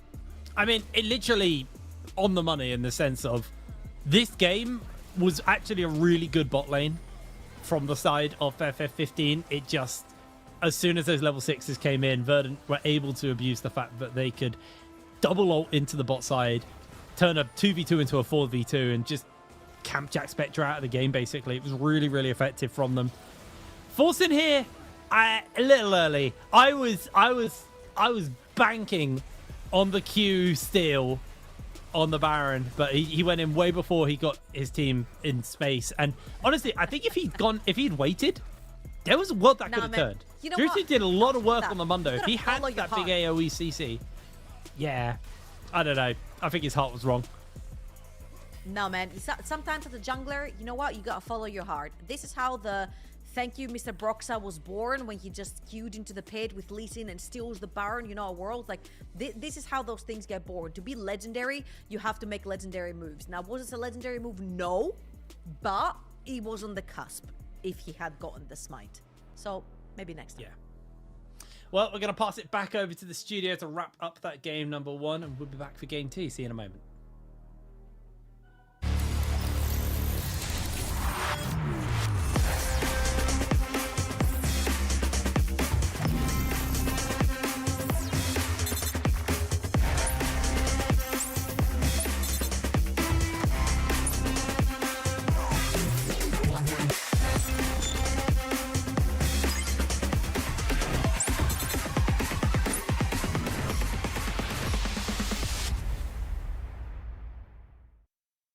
Welcome back, ladies and gentlemen, to the studio with Verdant taking a crucial win. They move up the standings, but that's enough of that small little chit-chat about the game now, because we do have a special guest with us in the studio for now. ProxyFox has joined us to chat a bit between game 1 and game 2. We will also break down the game shortly after, just a bit. But welcome to the studio. How are you doing? Thank you. I'm doing great. I'm happy to be here and finally supporting the Nordic League and not just the European one. Yeah. And the American one and everything else. So, yeah, welcome. Thank you. I think is your mic on? Maybe. I think so. Okay. It's okay. on. I'm sorry. Hey, I'm sorry. We're just making sure. We had technical difficulties before. Yeah. But yeah, I mean, it was a game of League of Legends. Another one. I mean, we saw. The bot lane was better for the side of FF15, but Verdant, I mean, I don't think there's too much to say, right? It was the best game I think we've seen from FF15 so far, and Verdant, they took the victory. Their coordination was on point, and it did look a lot better. But I believe you had some topics you wanted to get through, right, Malte? Did you? Yeah, I actually hear where we have post-game stats coming up first, but I have a lot of things I want to ask our dear guest. But let's see the post-game stats first. Yeah, I mean, the goal graph tells us a story. Better damage number from Forsen this time around, to be honest, like compared to the rest of his team. I think that's pretty all right. He also invaded once. He got a kill this game. Like, you know, we're heading in the right direction. It's small steps, but the win will come eventually. That's my belief. It's just not going to be against one of the tournament favorites. No, I mean, from what I could see on the Amumu is that he had a little bit more agency, I think. He could do a little bit more. Maybe it wasn't the results that they were hoping for, but it seemed more that he wasn't just like a sitting duck. I think on Ivern and Cho'Gath specifically, he's been falling completely through. But I think the scoreline doesn't quite say the whole story. Of course, 110 is not that great, but I mean, as well. I think it's just they were better at playing the map. Verdant. The semi-globals, of course, utilized the Pantheon, Talia, and the bot lane. I mean, I think the first 10 minutes, the closest we've seen from FF15 so far. But once the cross map and macro play started coming into effect, not much left for them to do, really. No. But yeah, it was entertaining. I can say that much, I think. I mean, as they say, you know my stats, not my story. So that's true. I feel forced on that one, I guess. That's great. I think that's what we need to get through about the game, right? Yes. So let's get into to learning a bit more about you, ProxyFox. Obviously, you talked about coming onto the NLC region. You're obviously a content creator yourself from Norway, so you know you've been around the block in terms of representing the North. You've played in the I remember the Twitch rivals you've played in with some of the Danish content creators as well. How have you found those experiences playing with, you know, I want to say the superior country maybe? I mean, it was fun playing with like Wicked and Gripex at the time. Two legends in the scene for sure. No idea what they're up to right now, but I mean, it was a fun experience. Also represented Europe against NA in Twitch rivals, where of course we won. As we should. Yeah. So I mean, it's been a lot of great experiences with League of Legends specifically, and a lot of really like great content creators that we have in the League of Legends space in general, I think. So you're one of them, so that's great to have you here. Thank you. But how, like, I want to know, for the viewers that do not know the story of ProxyFox, or the origins at least, I know you've been in the scene since, what were we talking about, 2015? I started streaming in 2013, okay. so yeah, it's a little bit ago. So you're ancient like the rest of us, or at least me. Yeah, and then you started from 2013. You started.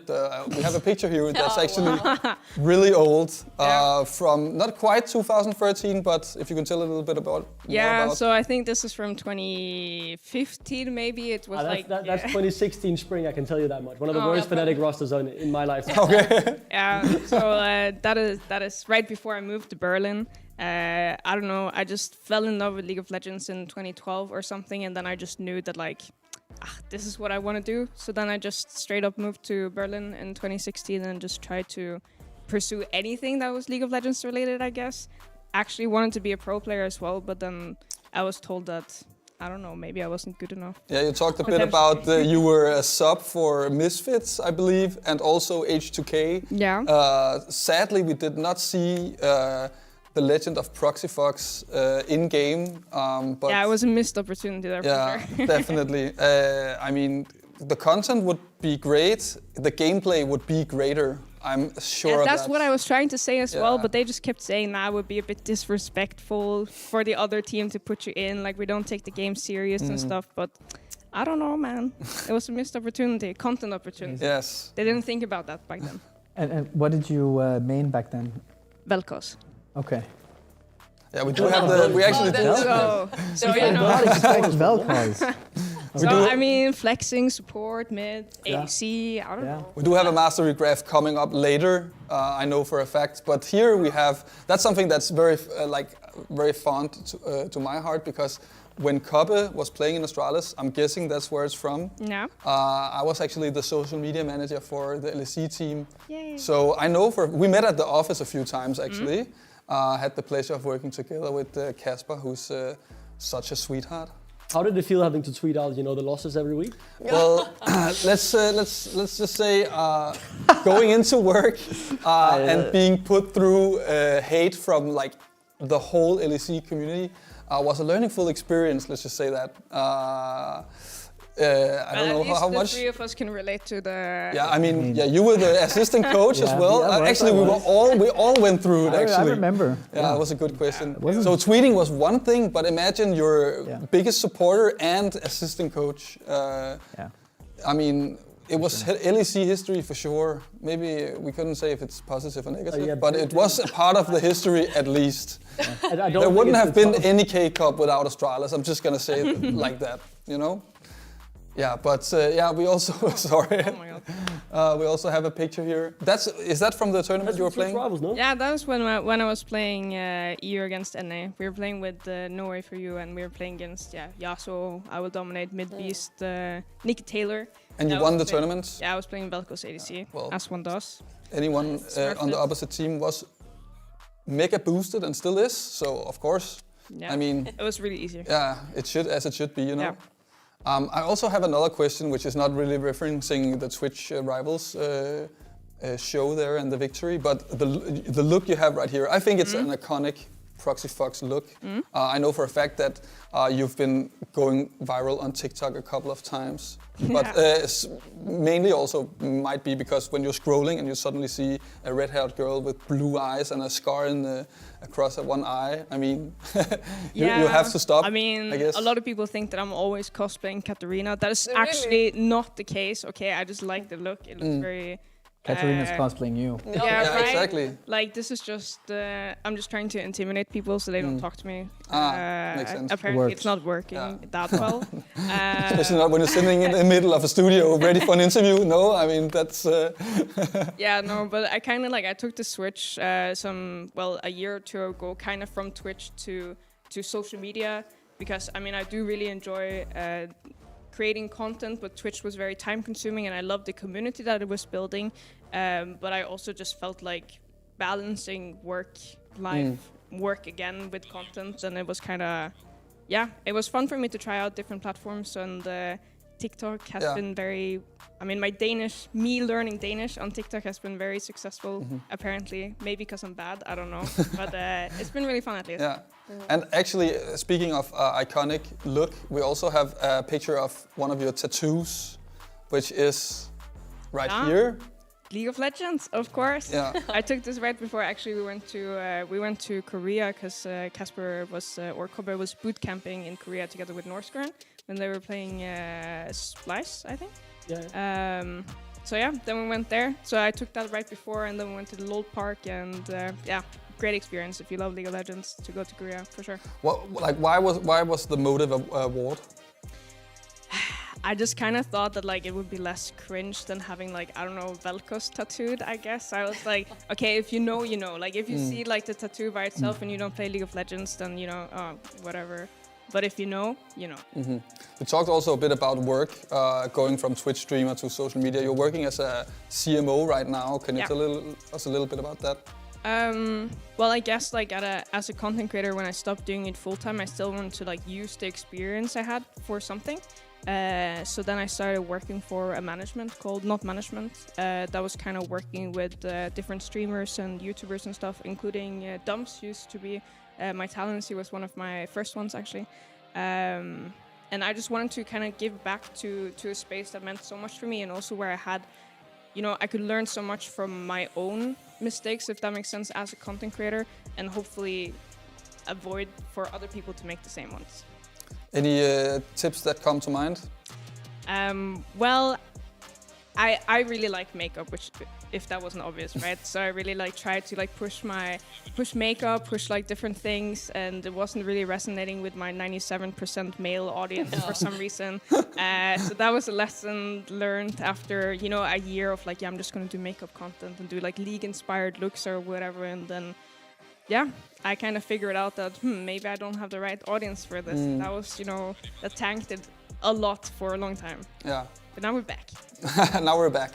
Also here we have another picture actually that has quite a funny story. I mean, fond memories. Another Astralis legend, actually. I mean, MSI winner as well. With the yeah, exactly. Yeah. We were roommates back when Kobe was playing for Astralis. Then it was me, Kobe, and Promiscue in the Astralis apartment. That was good times. He's one of my best friends. He is so nice. He is actually a goat, the goat. I met him as well because we of course know each other from Astralis as well, and he's just such a sweet guy. He was like, oh hey, we haven't seen each other for so long. Like I think he's maybe the player that does not live up to the reputation that he has. Yeah, he has a bad reputation, but he's he's so sweet. Yeah, he's such a nice guy, honestly. But redemption for Promiscue. Yeah, redemption. Like truly, because he's such a nice guy. But I mean, sometimes you, if you have a tendency to kind of make yourself stand out a bit too much in unlucky ways on social media, which he has a history of. I mean, people get that public perception, unfortunately. But he's a goat. Yeah, I mean that's also like actually something where like you know, like casters and social media and stuff, like it really like has a big effect on players. A great example is of course Promiscue, but then also with Kobe, with being Mr. Consistent. Yeah. Like how could he ever be something else if everyone calls him that for, you know, like 10 years or whatever, then that's what everyone knows you as and what teams, you know, buy you for basically. Like, oh, we need a consistent ADC player. And not like a good one. No. It's just like a consistent one that won't lose lane or whatever. Yeah, exactly. I think maybe his career, but you can talk about that for a long time, I know. Sorry. But yeah. No, I just want to know about the perma, like when we're going to talk about my ban on Twitch. We didn't make it in the break, but maybe after Proxy Fox's interview, if we do that. Okay, sure. Yeah. I mean, yeah. For anyone who doesn't know, because like he has to steal the show, I guess, he's perma-banned for the Twitch channel on NLC. So I think it's kind of funny that he's sitting here, but he knows a thing or two about League of Legends, so that's why we let him in. He was standing outside in the cold in his leather jacket. Yeah, that's fake Anyways, news, but I'll let it slide. I'll let it slide. I think we have your mastery chart here, which I know Duckling mentioned a bit. No, you didn't mention it, but I mentioned the Vel'Koz, right? Because exactly. I've watched a bit of your streams, and I've only really seen the Vel'Koz. I wasn't aware of the Nami playing such a huge role. But I want to know in particular, what drew you to Vel'Koz? Because, I mean, when I think of him, I think of Spazzy, right? You know, a content creator around your time as well back in the day. Yeah. Someone I grew up watching very fondly. What drew you to that champion? Well, as you can see on my on my mastery charts here. It's over 2 million, by the way. Yeah. Like both in Nami and Vel'Koz. Yeah, small numbers. I played a little bit of League of Legends. I like spamming abilities, if you can tell. So it's like the Ashe that you can see was also like, it's Ashe support, of course. So it's like Ashe support, Syra support, Syra mid lane, Syra jungle, whatever I can, where I can just spam abilities and never auto attack. If I play Ashe support, like I don't even level my Q. Like there's no need. There's no need. Okay. What did you peak as? What's your peak rank? Master. Okay. I was master quite consistently, but because it depends. Yeah, a little bit after the inflation. So it was like I don't know, maybe from like 2021 onwards. Okay, yeah. Master 2021 is respectable compared to 2076 for sure. And talking about mastery, we're gonna go over to some players that has a lot more mastery, hopefully, if they play a lot of League of Legends, because we actually have a game coming up. Who would have thought? Yay! And it's a banger. This is the one. I have not slept for the entire week because this is finally the return of the Bull-Sack derby. It's been 274 days since these two teams last clashed.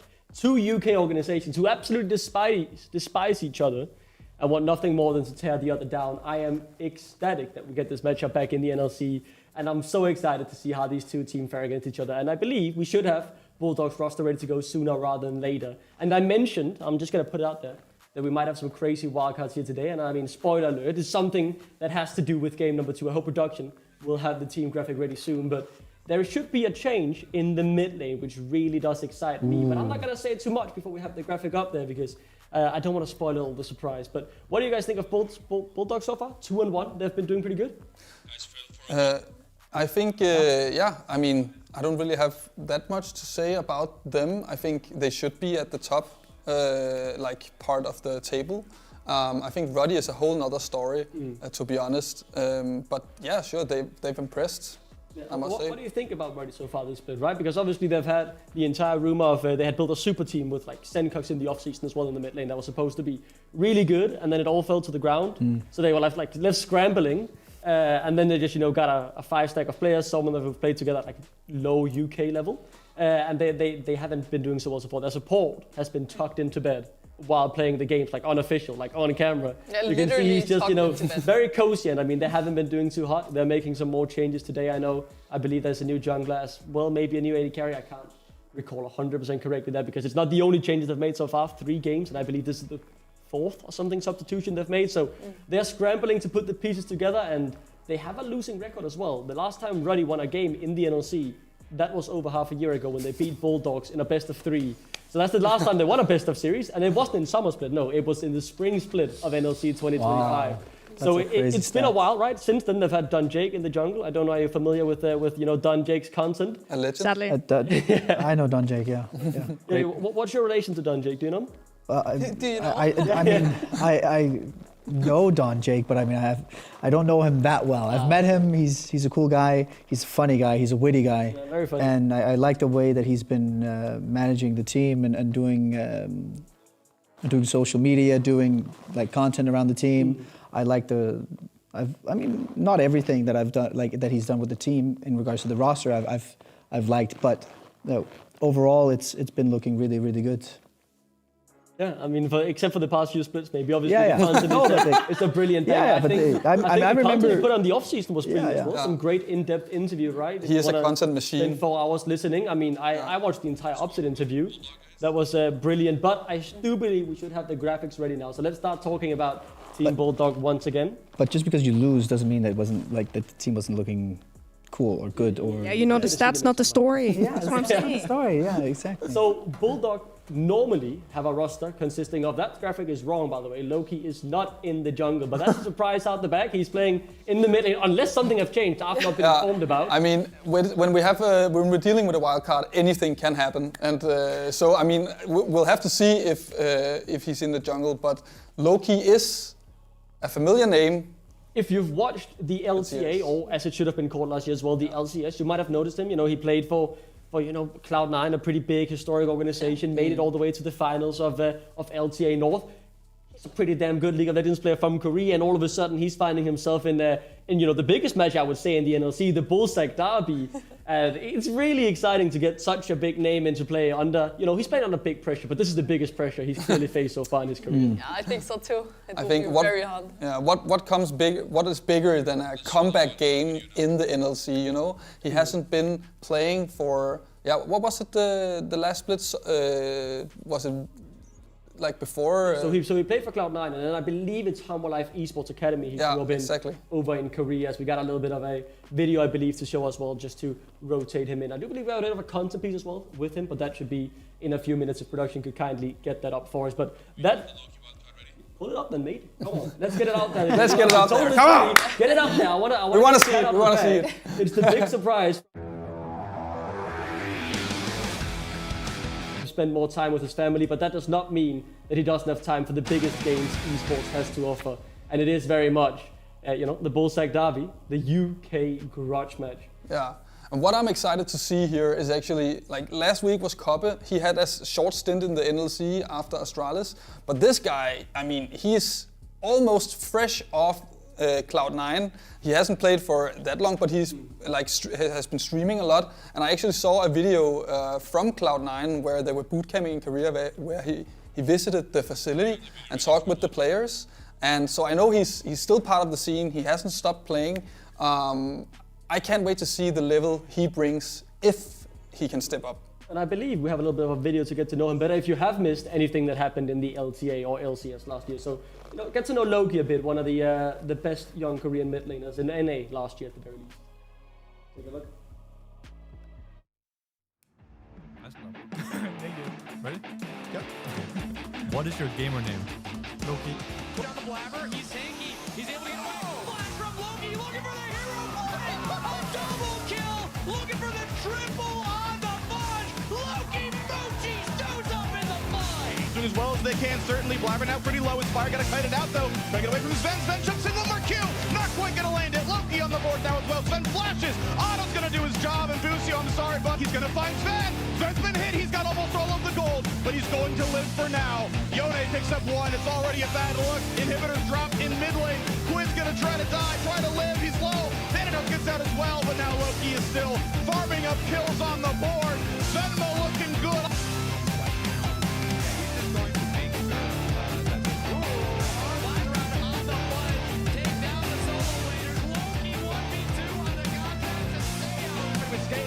Blabber jumps right back into the fight, but immediately C9 don't want to overcommit. Impact now tossed around the side as Yuji's barely alive. Impact's gonna get thrown. Another Malachi ult. Go, Thanatos on the side, but gets away with it onto the Annie. Oh, and Yone's over the top! It's so...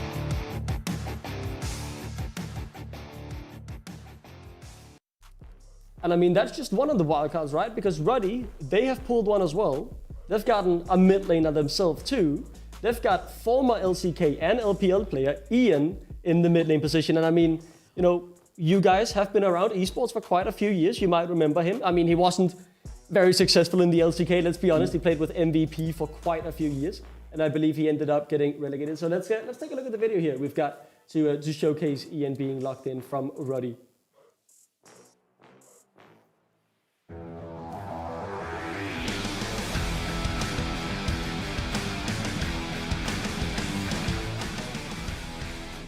Yeah, I mean, Ian, I personally I'm not that familiar with him, but I mean, seeing two former LCK players in the NLC at the same time, I mean, going into the Bullsack Derby, I don't know what more could you ask for. It's the biggest match of the NLC. It literally is. Like, this very is much so hype.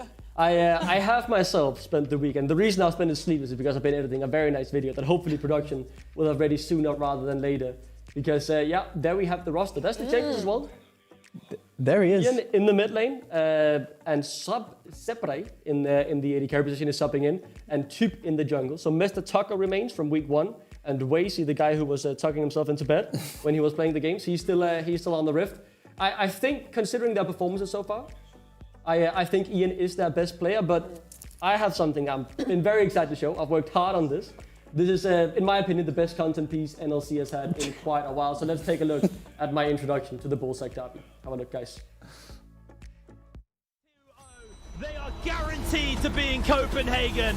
Ruddy find their revenge for winter. They're going to take out Cayman. Can you believe? The paternity test has declined. Bulldog is not a father.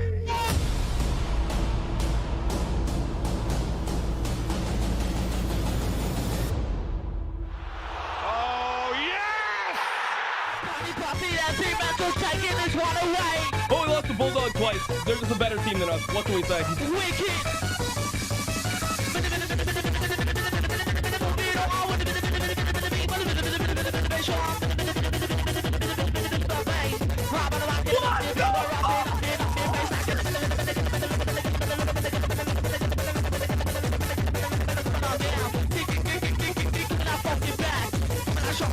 They've cursed us for a full 4 months! Hey, these bastards!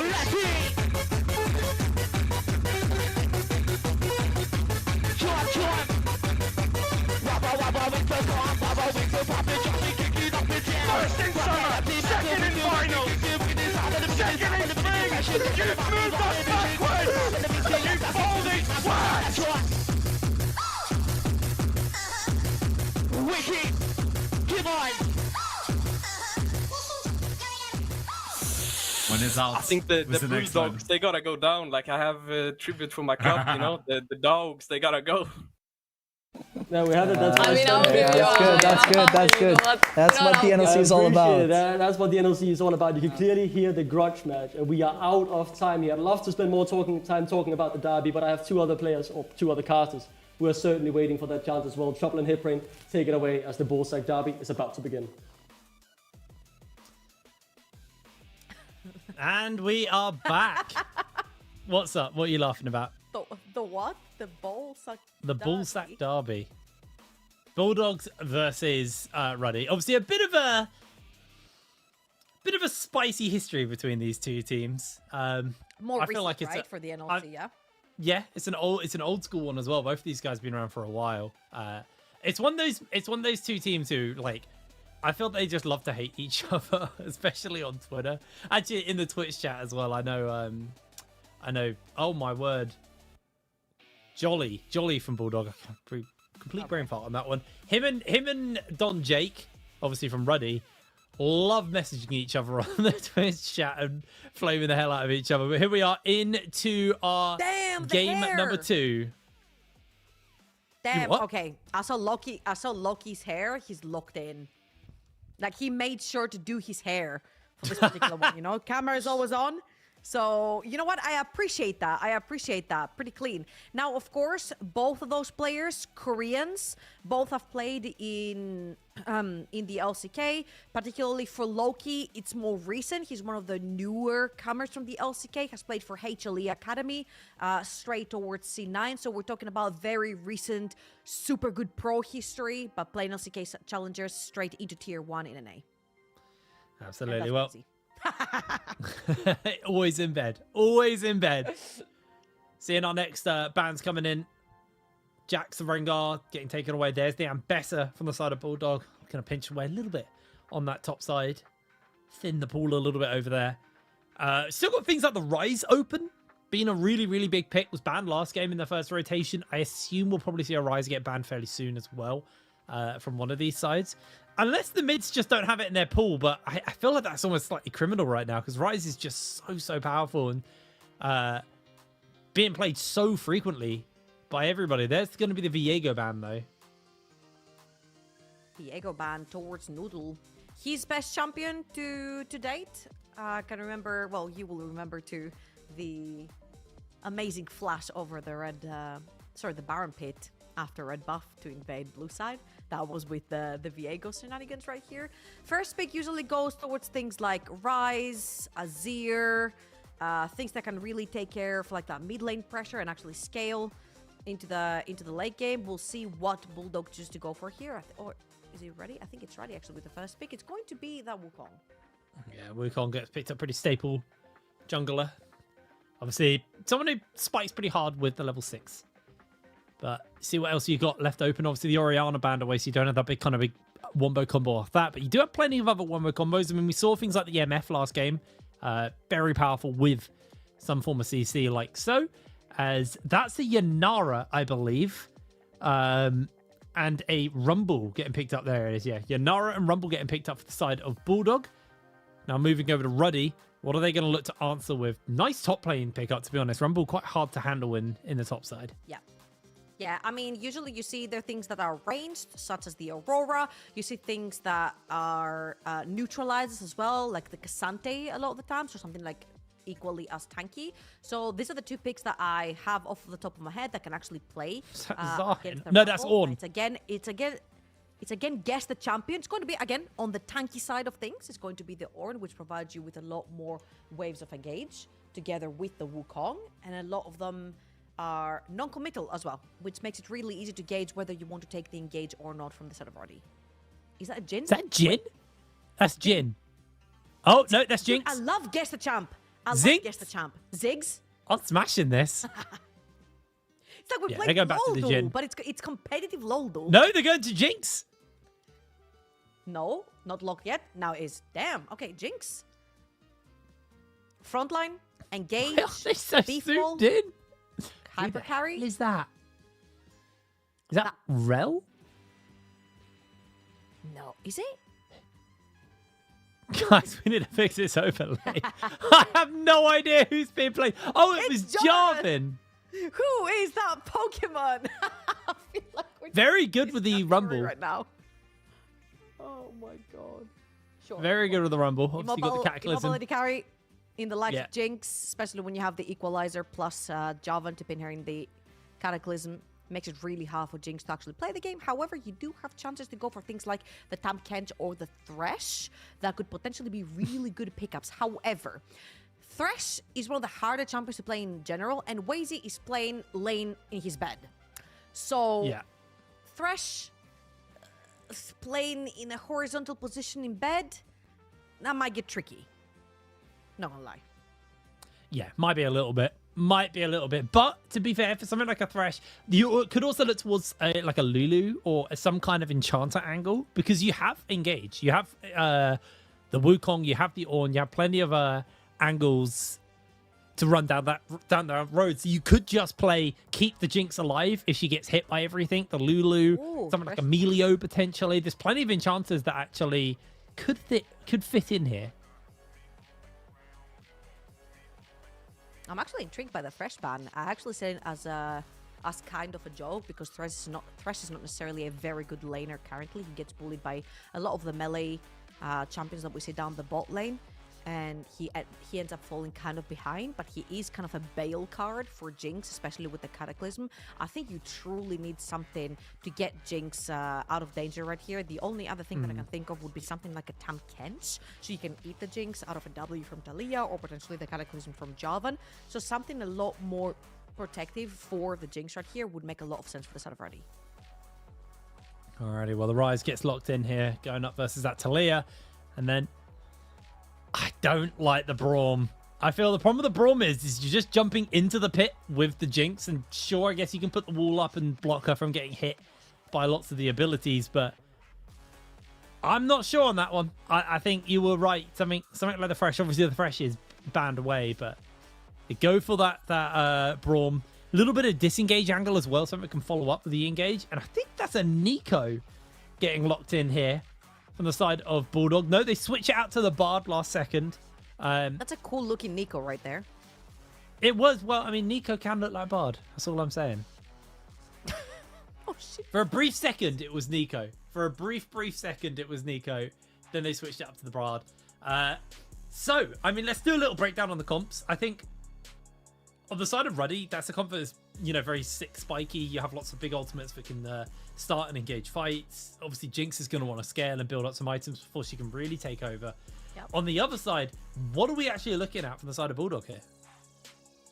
I mean, my eyes are peeled on the Jarvan Taliyah. We saw what happened in game number 1 with Verdun, where they had something equally as active in the early game. They had the Pantheon plus Taliyah, and I feel like here, the all-in potential is really big. Noodle is one of the most aggressive junglers that we have in the NLC, so I'm looking, my eyes are peeled onto this Jarvan for that early game to try and snowball that mid jungle, so then you can allow your side lanes to scale into that late game. Alrighty, well, Bulldog going for a cheeky invade nice and early, obviously with the minions spawning. Don't see invades as often, but you do see a bit of the vision fighting as Mr. Tucker finds a kill onto Lex on the way into lane. And looks like the rest of Bulldog just playing this nice and chill. How do you say... Noodle. You're looking great today, Noodle Man. It might just be his ceiling, I don't know. How do you say Roddy's ADC's name? Sebrej. Is that it? Sebrej? I think that's it. I think I figured it out. I guess. Sometimes I just need to vocalize it. That would be the English way to pronounce it, I guess. Yeah, that's the problem. Is we're in a multi-region league with different ways to pronounce words. Yeah. I remember Sizzafek. I'll always remember Sizzafek. I'm actually surprised you remember Oh. Sizzafek. Oh, the flash forward from Kasing. Blowing the heel off of Wazy. Not bad. However, now Kasing is a sitting duck. And all it takes from Wazy is a flash forward to tag him. And Kasing could end up being in trouble, especially with Wukong pathing towards the boss of the map. Now, Yunara, we've talked to... Well, they've talked to a lot of the LEC bot laners as Lex with the solo kill onto Mr. Tucker.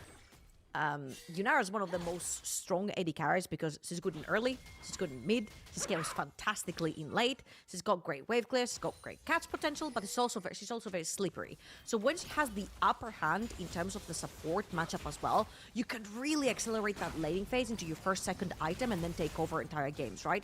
And especially picking here the ranged into the Braum that already were forced to pick to protect the Jinx is a great start for the sort of Bulldog.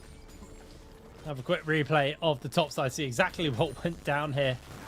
The Lex gets overheated as the Flamer comes out, and down he goes. I will say 200 ping diff. Mr. Tucker also playing from an A, so maybe there was a slight delay with the flamethrower on his side. Forgot to flash. Now has blown the flash and the teleport to get back in lane as Lex is playing with extra flames with the ignite top side. Mr. Tucker, again, overextended a little bit, has the level advantage over Lex, who's now dinged level 4. And if you look over in the mid lane, Noodle is looking for a chance to wrap around Rise, but Tib has read the play. Ian gets himself out. They get the Rune Prison off. They do have the rocks down, though, for a seismic shove. Connects onto TYB. As, remember... Doing the double does technically count as a dash, so it will auto stun you. As Tucker, once again, takes a harpoon and a meteor to the back of the head. This is a rough one for him up on the top side, but bot side also going very well for the side of Bulldog here. You can see a CS lead of 10 has already been built up for Sizzafek over Sebrej, and now it's like TYB's coming over to see if he can find Lex. Lex finds himself the harpoon and gets the slows off, and I mean, Tucker can't really do anything. He just had to watch his jungler get chunked. Absolutely, I think he can play this. Lex can get to play aggressively right here. Rook behind him, it's Noodle.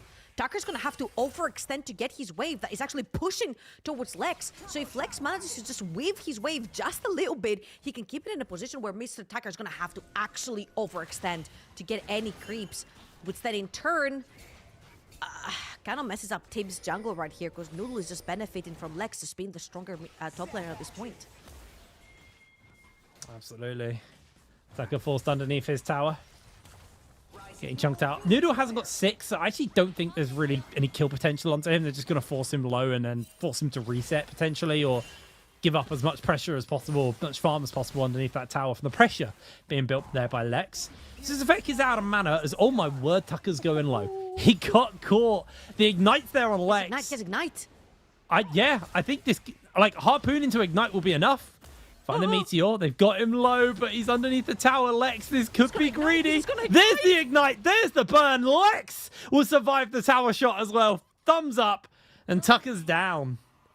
That was very well played. Walks up, hits the harpoon, lowers the MR, then walks up with the flamethrower to just tag him once, pops the ignite, and that's more than enough for Mr. Tucker to end up going down. That's a 2-0 now. Both solo kills for Lex over on the tops of the map, and Bulldog Esports are pulling up ahead in this early game for about 1,500 gold. Really nice little start there for the Rumble. Obviously, a champion is going to be an even bigger problem for the likes of Sebrej. No mobility on the Jinx. Will get absolutely blasted by a Fed Rumble's Equalizer. And right now, Ah, it's okay. Sebrech is also 1,000 down. gold up 5 minutes in. Yeah, it's nothing major. Nah. I mean, unfortunately for Bulldog, they have had a definitely a harder run of it when it comes down to their games at the start of the season. In fact, they are joining FF15 on being 0 wins this season. Have been losing their games very quickly. Obviously, the worst circumstances we must bring up. Bulldog weren't able to fill the original roster they had planned, and this was a little bit of a later addition plan from them. As we're going to see Noodle getting jumped on. Seismic Shove goes a little bit wide. Ian's looking for Loki. Gets the Rune Prison off. Gets a nice little chunk out. Nothing too major. They're just going to back off as Noodle gets the slow onto Ian. Ian still playing with the fact he's got the flash. He can just step up. Looks for the Rune Prison onto one of them. Is going to find it onto Noodle. The Ornhorn gets called as well. If he gets pulled, they're looking for the knockup. The Korean Rise as they get the Realm Warp cancelled by Loki. Beautiful play. Damn, some Korean Rise movement right there. Ian level up on Loki on his Rise, and Sebrech left all alone down the bot lane. The Q lands. Yeah, the barrier is not going to buy him time. Lovely dive from the Solid Bulldog. They're going to be able to pick themselves up the kill and deny a cannon wave there from Sebrech as well. Ian, love to see though. He's been playing very aggressive here on the Rise, and right now mid lane, dead equal on gold. And here's the problem, right? We talked a little bit about how not so coordinated it is from Ruddy, their early games. And right here, we said that Wazy picked particularly the Braum to stick in lane with Jinx so that she can get to her 1-2 item spike, right? The second you leave the lane, particularly with Sebrech now not having any of your summoners available, this Jinx is going to get dived. 100%. You've got the Javan, you've got the Talia, but also they weren't even needed in this situation. Bard plus Yunara were more than enough. Now there's 1,000 gold difference down bot lane as well, and then Yunara very close to her first item. Yeah, it's looking a little dicey on that front. Sebrech grab. Nice little shove on the wave, but even so, Scissor Effect got himself the Vamp Scepter, so these trades are going to sting a little bit harder, just due to the fact that he's going to have that sustain. They find a nice little stun off there. Scissor Effect gets a little bit of poke damage in off the back of that one. Just having a look at the junglers now. Both are clearing downwards. Dragon is up, so are Grubs, as they find himself a nice route again onto Sebrech, just slowly but surely whittling down, chipping away that health bar. So if Noodle now at level 6 wants to look to go for a gank, the angle is there. Let's see if they're going to be able to find that, or if the junglers are going to turn their attention elsewhere and go for these objectives. It looks like there's a bit of a team up here from both Loki and Noodle. We saw this last time with the Pantheon as Loki jumps in, but TYB is also here. They spot him out on the ward. The dive's going to break out regardless. In they jump with the Cataclysm onto TYB. Glacial Fissure doesn't really buy too much time as Wazy goes down. TYB is burning low. Scissor Effect jumps forwards looking for the clone, but TYB is going to get picked up as Ian jumps into the middle of all of Bulldog, but his team is already dead. Nothing he can do. Bulldog with a beautiful fight on the bot side. So it looks like they're not done here. If they look for the flag and drag. Down goes Sebrech. Scissor Effect looking for a little bit more damage onto Ian. Not going to make it connect. Damn, that was very eventful down bot lane from Bulldog. They know that if they really put down this Jinx in the early game, Yunara just scales better, right? And you're never going to be able to get a comeback right here if you are Ruddy. A pretty promising early game, I want to say, from their mid jungle, but the rest of the lane is sort of falling apart. I'm looking at top lane again. No way he got solo killed again, yes? The Ornhorn, the Goat, the Flash, the Q. Oh, that's the third. He's getting melted. It's a Spectre's Cowl into a full Leandries now topside. That is brutal. A almost 40 CS lead, very close to that. Tucker is having a rough going of it, unfortunately. As TYB just going to pick himself up. Grubs, at least there's a little something. Oh, my worker Sing stole. He stole one. Oh, that's rotten. That is rotten. Insult to injury. Oh my days. They're looking for Ian here. Gonna find the Rune Prison. Can they find the stun? Seismic Shove goes wide. My Korean Rush. Phase rush, baby. Phase rush from Ian. Scissor Effect looking for Sebrech. Uses the cleanse to break away. Sebrech, no flash, but the barrier was pretty big. Razy jumps forwards. Is this the stun? But it's too little. Too damn late. That Braum is getting absolutely taken down as Kasing kind of just kill secures there. Meanwhile, they're able to get a kill onto Ian in the mid lane as well. Beautiful play around the board from Bulldog. 10-0 at 10 minutes. Ian was laughing. It's really funny because to me, Korea is like the pinnacle region for League of Legends, right? Some of the greatest players ever.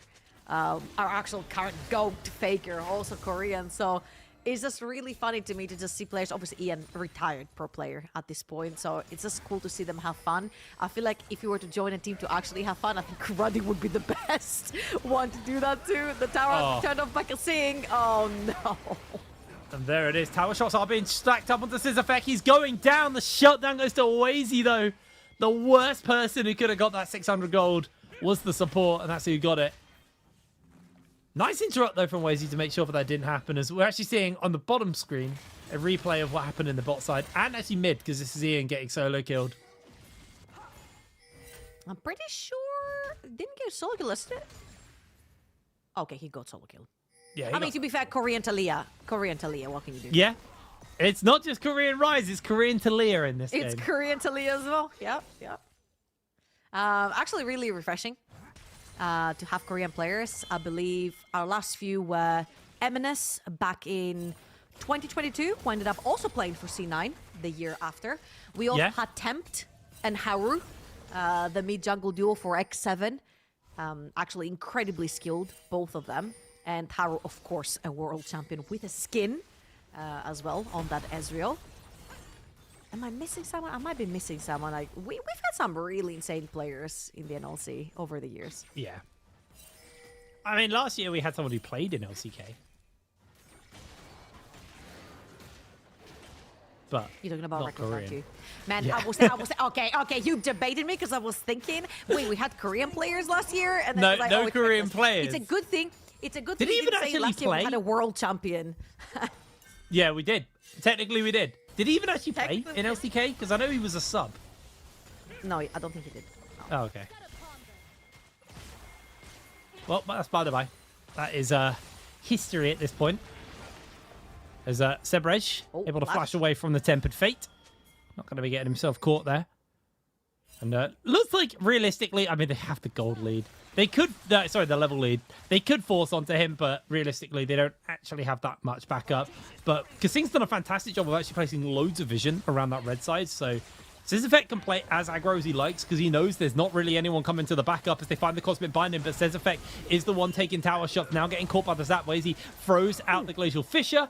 Heal is not actually used there from Kasing. Oh, it was used. Just the delay on the overlay there. Oh my god, man. Oh my god. Here comes Ian. Yep. The slow. There briefly by the Harpoon. Lex. He's popped the ghost. Oh, lands a Q. Lex, he's trying his hardest, but no, that is one dead rumble. Yep. Someone said 32-year-old support gapping opponent jungler. Oh, Loki's going in. The wall has been drawn. Sebrej gets caught. Both of them inside the pit. This is exactly why I didn't like the Braum. You just jump into the pit with the Jinx. There's nothing you can do to get her out. And Wazy flagged, dragged, and Noodle secures the kill. Lovely pickup. 9,000 gold lead right now in favor of Bulldog, and Scissorfeck pushed a little bit too far. Tib right behind him, but he's looking for Ian. Looking for the knockout. Scissorfeck's trying to get the damage onto TYB. Getting him nice and low here. Flag, drag, re-engage. Noodle did have the flash. He could have found the flash into the knockup, but didn't find the connection. And that's going to be the end of that little. You know what? Every time the camera pans onto Rumble, I'm like, he's killed him again. But then I look at the map and Mr. Tucker was alive, just hugging his tower on the top side of the map. As Scissorfeck is waving the white flag. F15 for Brady right here, as we literally just hit the 15th minute mark, and that mid lane tower is almost no more. It's a very dominant game from Bulldog. But unfortunately, kind of was the expected outcome, really, for these two. Bulldog have been very strong this season, and Ruddy have had a pretty rough start. Not the greatest showing, unfortunately. As TYB jumping forwards, See if he can find an opening as Mr. Tucker and Lex are going toe-to-toe, but with that Leandri, Tucker is absolutely skewered by the barbecue. Disgusting amount of damage coming out from that Rumble. He's literally opened his shop. He typed magic resist. Whatever item has popped up, he's actually bought his inventory. Well, he's going Kenit Ruken first. Is the only thing you can do. Yep. This is rough. Maybe this some is mercs. very rough topside. I mean, you don't necessarily pick the Ornn to win the lane, right? It's more for a neutralizer. However, again, Mr. Tucker playing from an A. There are some ping issues as well, so that might have played a huge role in like all the solo kills that we saw versus Lex. Obviously, not to take anything away from Lex as a player. However, ping does make it a little bit harder to play rough matchups as Kasing. He's looking for enemy jungle. Unk versus Monkey. Who wins? Oh. Looks like Kasing's able to take that one. Monkey got bopped by Unk. Beautiful damage. No flash available, Kasing. You are playing very greedy if he queues in. Oh. I mean, if he interrupted, that would have been so BM. He's got Sisyphec at the Raptors. I mean, oh no. Oh, Ian. Oh, Ian, you're in danger. Turn the tower off. Make sure he can get the kill onto Decisive Shove. Not going to be enough, but Ian going low. Going to throw down the rocket on to Sisyphec, but the Monkey will fall. Sisyphec's able to secure that kill. Down goes the bot lane tower at 16 minutes. They have the Herald as well. Bulldog could push for more. I feel like taking an inhibitor before your top lane tier 1 goes down is a little lint. But Bulldog have so much control over this game. They're just going to reset, spend that gold from those kills and those towers, and then relocate on the map. See if they can take someone else. As Lex is getting the Ornn horn pulled onto him. Equalizer goes out. Tucker. No. You can see that was a 200 ping play, man. Like, that was painful. Oh, no, don't do him dirty. Oh, down he goes. Mr. Tucker just sent it. I think that was the definition of sending it. Not quite to his favor, of course, as he was 0-4 prior to this exchange between himself and Lex is about 3 levels up on this particular matchup. Now, for Bulldog, I feel like they're very lucky here with the changes. No Atakan means Baron spawns earlier, which means on the 20-minute mark they can do the T1 special as Kasing has the carrier skin as well. Pretty matching. Get the Baron, open the base, try to win the game. Looks like they're going in for a fight. Ruddy actually going very low here. TYB will fall. And the Bard, 2-0. Huge performance from him. Down goes the tier 2 from Noodle. Gets the charge off. Is he charging for more? He might just be taking this Herald into the bot side. Nope. He's going. Yes, he is. How good's you driving? How good's you driving? Pretty damn good. Into the tower as... Oh, no. The Cataclysm goes down. Wazy is pinned in place. Knocked back with the seismic shove. Tries to flash away. The Leandris is burning him low. But meanwhile, Sisyphec's damage is absolutely huge. The barriers, the shield. Dashes in for the W. Secures the kill. It has gone oh so wrong for the side of Ruddy. Their base is already losing plates. And the only thing left on the map to take are inhibitor towers. That is a disgustingly big lead over the Bulldog. 27k to 42k. Again, of course, if you're just tuning in, this is not the situation Ruddy wants to be in at all. This season, we have seen how much love and effort Don Jake and Co have been putting into this project, particularly Don Jake, as we see the replay right here.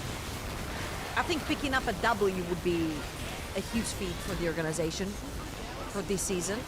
However, they haven't necessarily been anywhere near getting one for themselves this time around. And this is going to be Bulldog with a ginormous lead, seeing how fast they can close out this game. Really, really nice. I mean, again, it's hard. Our first 2 games have been the teams who are having the worst performance in the season. So it's very hard to kind of break down why these guys are losing. Well, I mean, it's easy to break down. They are just, unfortunately, a little bit quality gapped.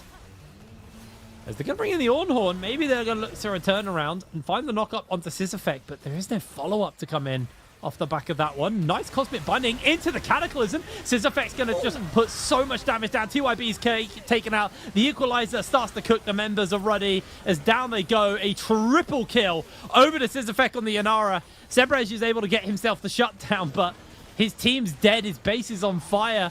I don't think he's going to really be able to do much with that gold. 30 seconds until Scissorfect is back up. Bulldog take the bot lane inhibitor. Now they're gonna press their B buttons, reset, get them more items, get a couple more wards, and just beeline the Baron. I feel like once you already open the base before the Baron is most likely gonna help you finish the game. That's a 16,000 gold lead 20 minutes in. Pretty irreversible IMO, as Ian is trying as hard as he can to push out that wave. However, all I'll take from this one is that Ian's been having the time of his life. Every single time he dies, he's just laughing, making plays, he's laughing. So I guess at the end of the day, especially when you're bringing in wild cards like this, them having fun is a big part of the experience too. Yeah, you know, bro's getting paid to play a single game of League and have a great time. So can't really complain, can you? Bulldog going to be able to take down this Baron and see if they can... What? I assume so. No, I said you're getting paid. What? Now with Baron, I'm going to assume Bulldog are probably going to look to try and put an end on this game. Gold lead, astronomical. Astronomical gold lead. Scissorfect, 3.5 items to Sebrej, who hasn't even finished his second yet. So, pretty disgusting lead for Bulldog, and I think right now it's just a matter of dotting the I's, crossing the T's, getting that dub in. There's tower under fire here. Will be going down, both mid and top. They've got a massive wave down bot lane as well, which is eventually going to push itself all the way to base. Lex leading another wave, a cannon wave actually, into that mid lane. And top lane tower, very, very close to going down. This is going to be the last team fight for Ruddy versus Bulldog. And not much to say about this. I feel like Bulldog is just waiting until the towers go down. They get free reign in the base. They've got enough go buttons to try and catch Ruddy. And let's see with this one going down if they're going to choose to do that. Well, all towers go down. Inhibitors under fire. And I think this is probably just going to be game, unfortunately, for the side of Ruddy. Not really much they can do to stem the tide, to stem the onslaught from the side of Bulldog. Super's pushing in. Oh, that Ornhorn was beautiful. They throw down the rise as that's going to be TYB being delivered in. He goes for the monkey spin, is able to find one, but has to immediately flash out. The rocket comes down into the Cataclysm, and that is just going to be the end of the members of Ruddy. Tucker will fall. Double kill for Lex. The towers will crumble. Scissorfect's trying to find a little bit of damage as they magical journey over the Nexus into the pit to try and force Ruddy away, but the Nexus will fall. And Bulldog, 25 kills in a 23-minute game. Gonna close that game out nice and strong. All I can say is you can put the Korean into the NLC, but the Korean never gets out of the NLC, as I think Loki is making an appearance for his application for the next season of Singles Inferno. The current season is playing right now on Netflix. So, yeah, trouble? Producers, if you're listening, you holding up. Producers, if you're listening, that's his official application to be let in. But no, I actually had most fun watching Ian. He was smurfing, like his footwork, the way he was pushing, like he was properly tryharding whilst having fun. So I hope at least they managed to have fun throughout this one. Oh, you mean in game? I thought you just meant watching him not in game. Sorry. I don't have cameras in his house, bro. Like.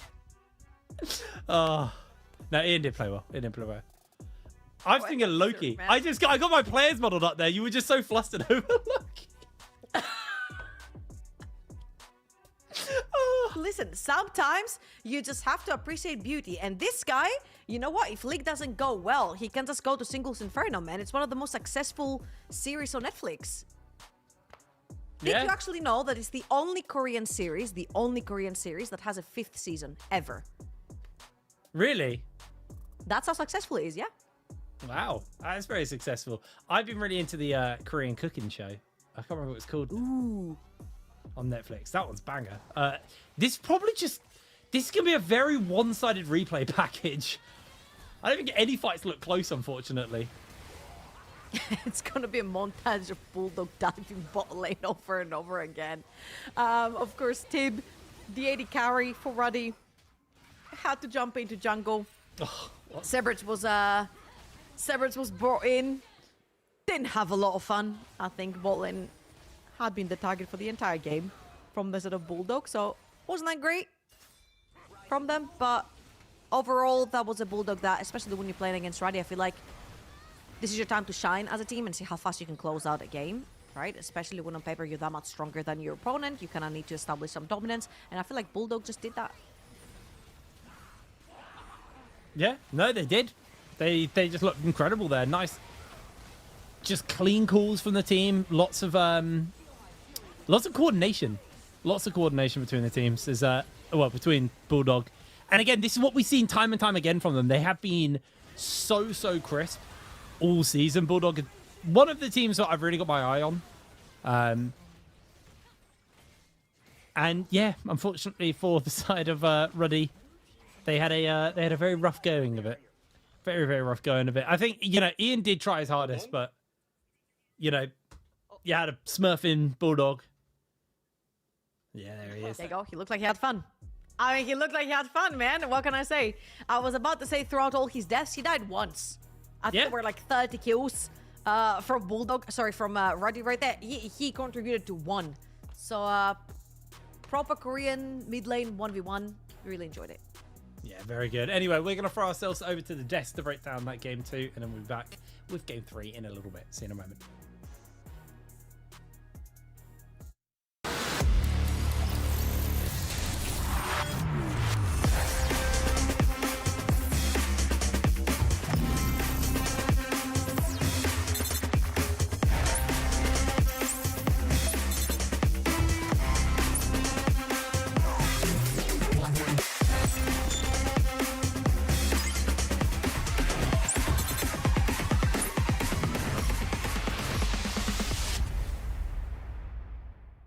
That was a bullseye derby and a half, wasn't it? I mean, double wildcards, Korean versus Korean battle in the mid lane.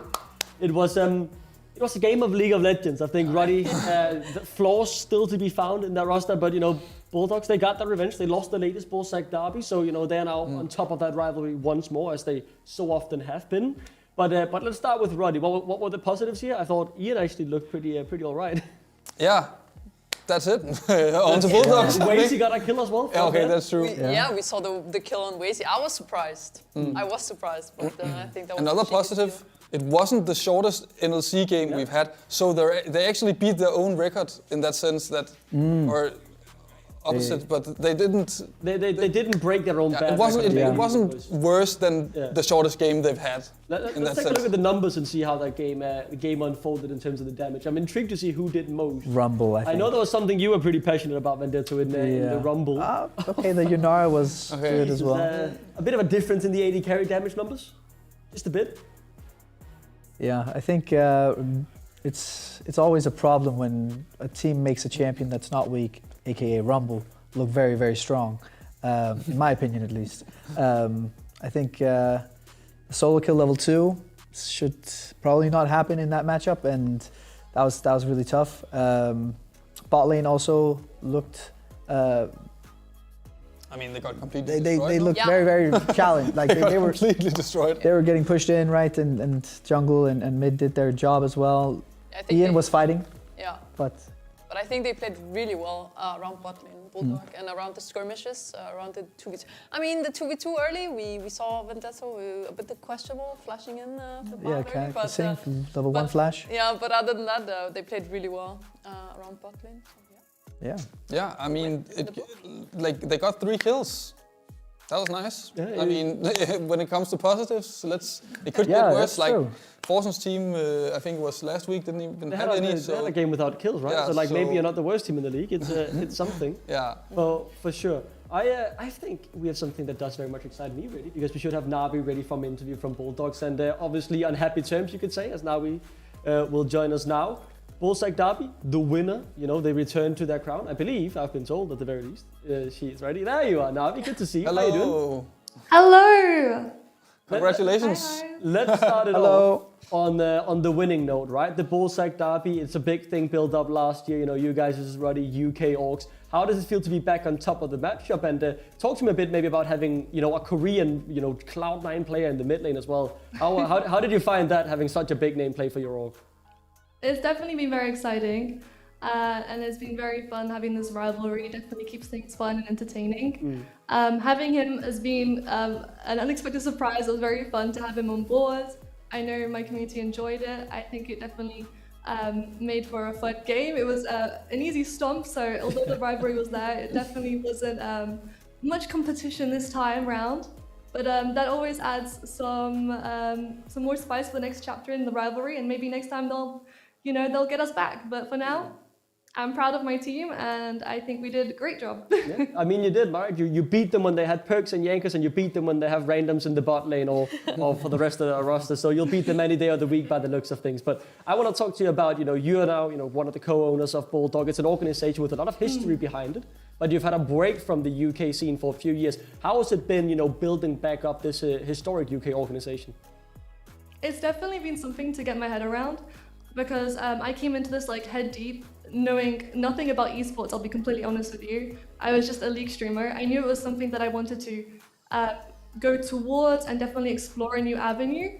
So it's definitely, owning a team has definitely pushed me in a way I didn't expect, professionally, in the business side of things, and also just personally.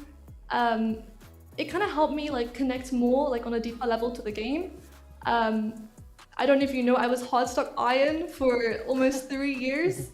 And I'm silver, almost gold. So I feel like it's definitely motivated me and helped me see the game in a new light, and been inspired by my own players to just do better and just give me that kind of new insight into League itself. And like you say, Bulldogs definitely has a big legacy to live up to in a sense.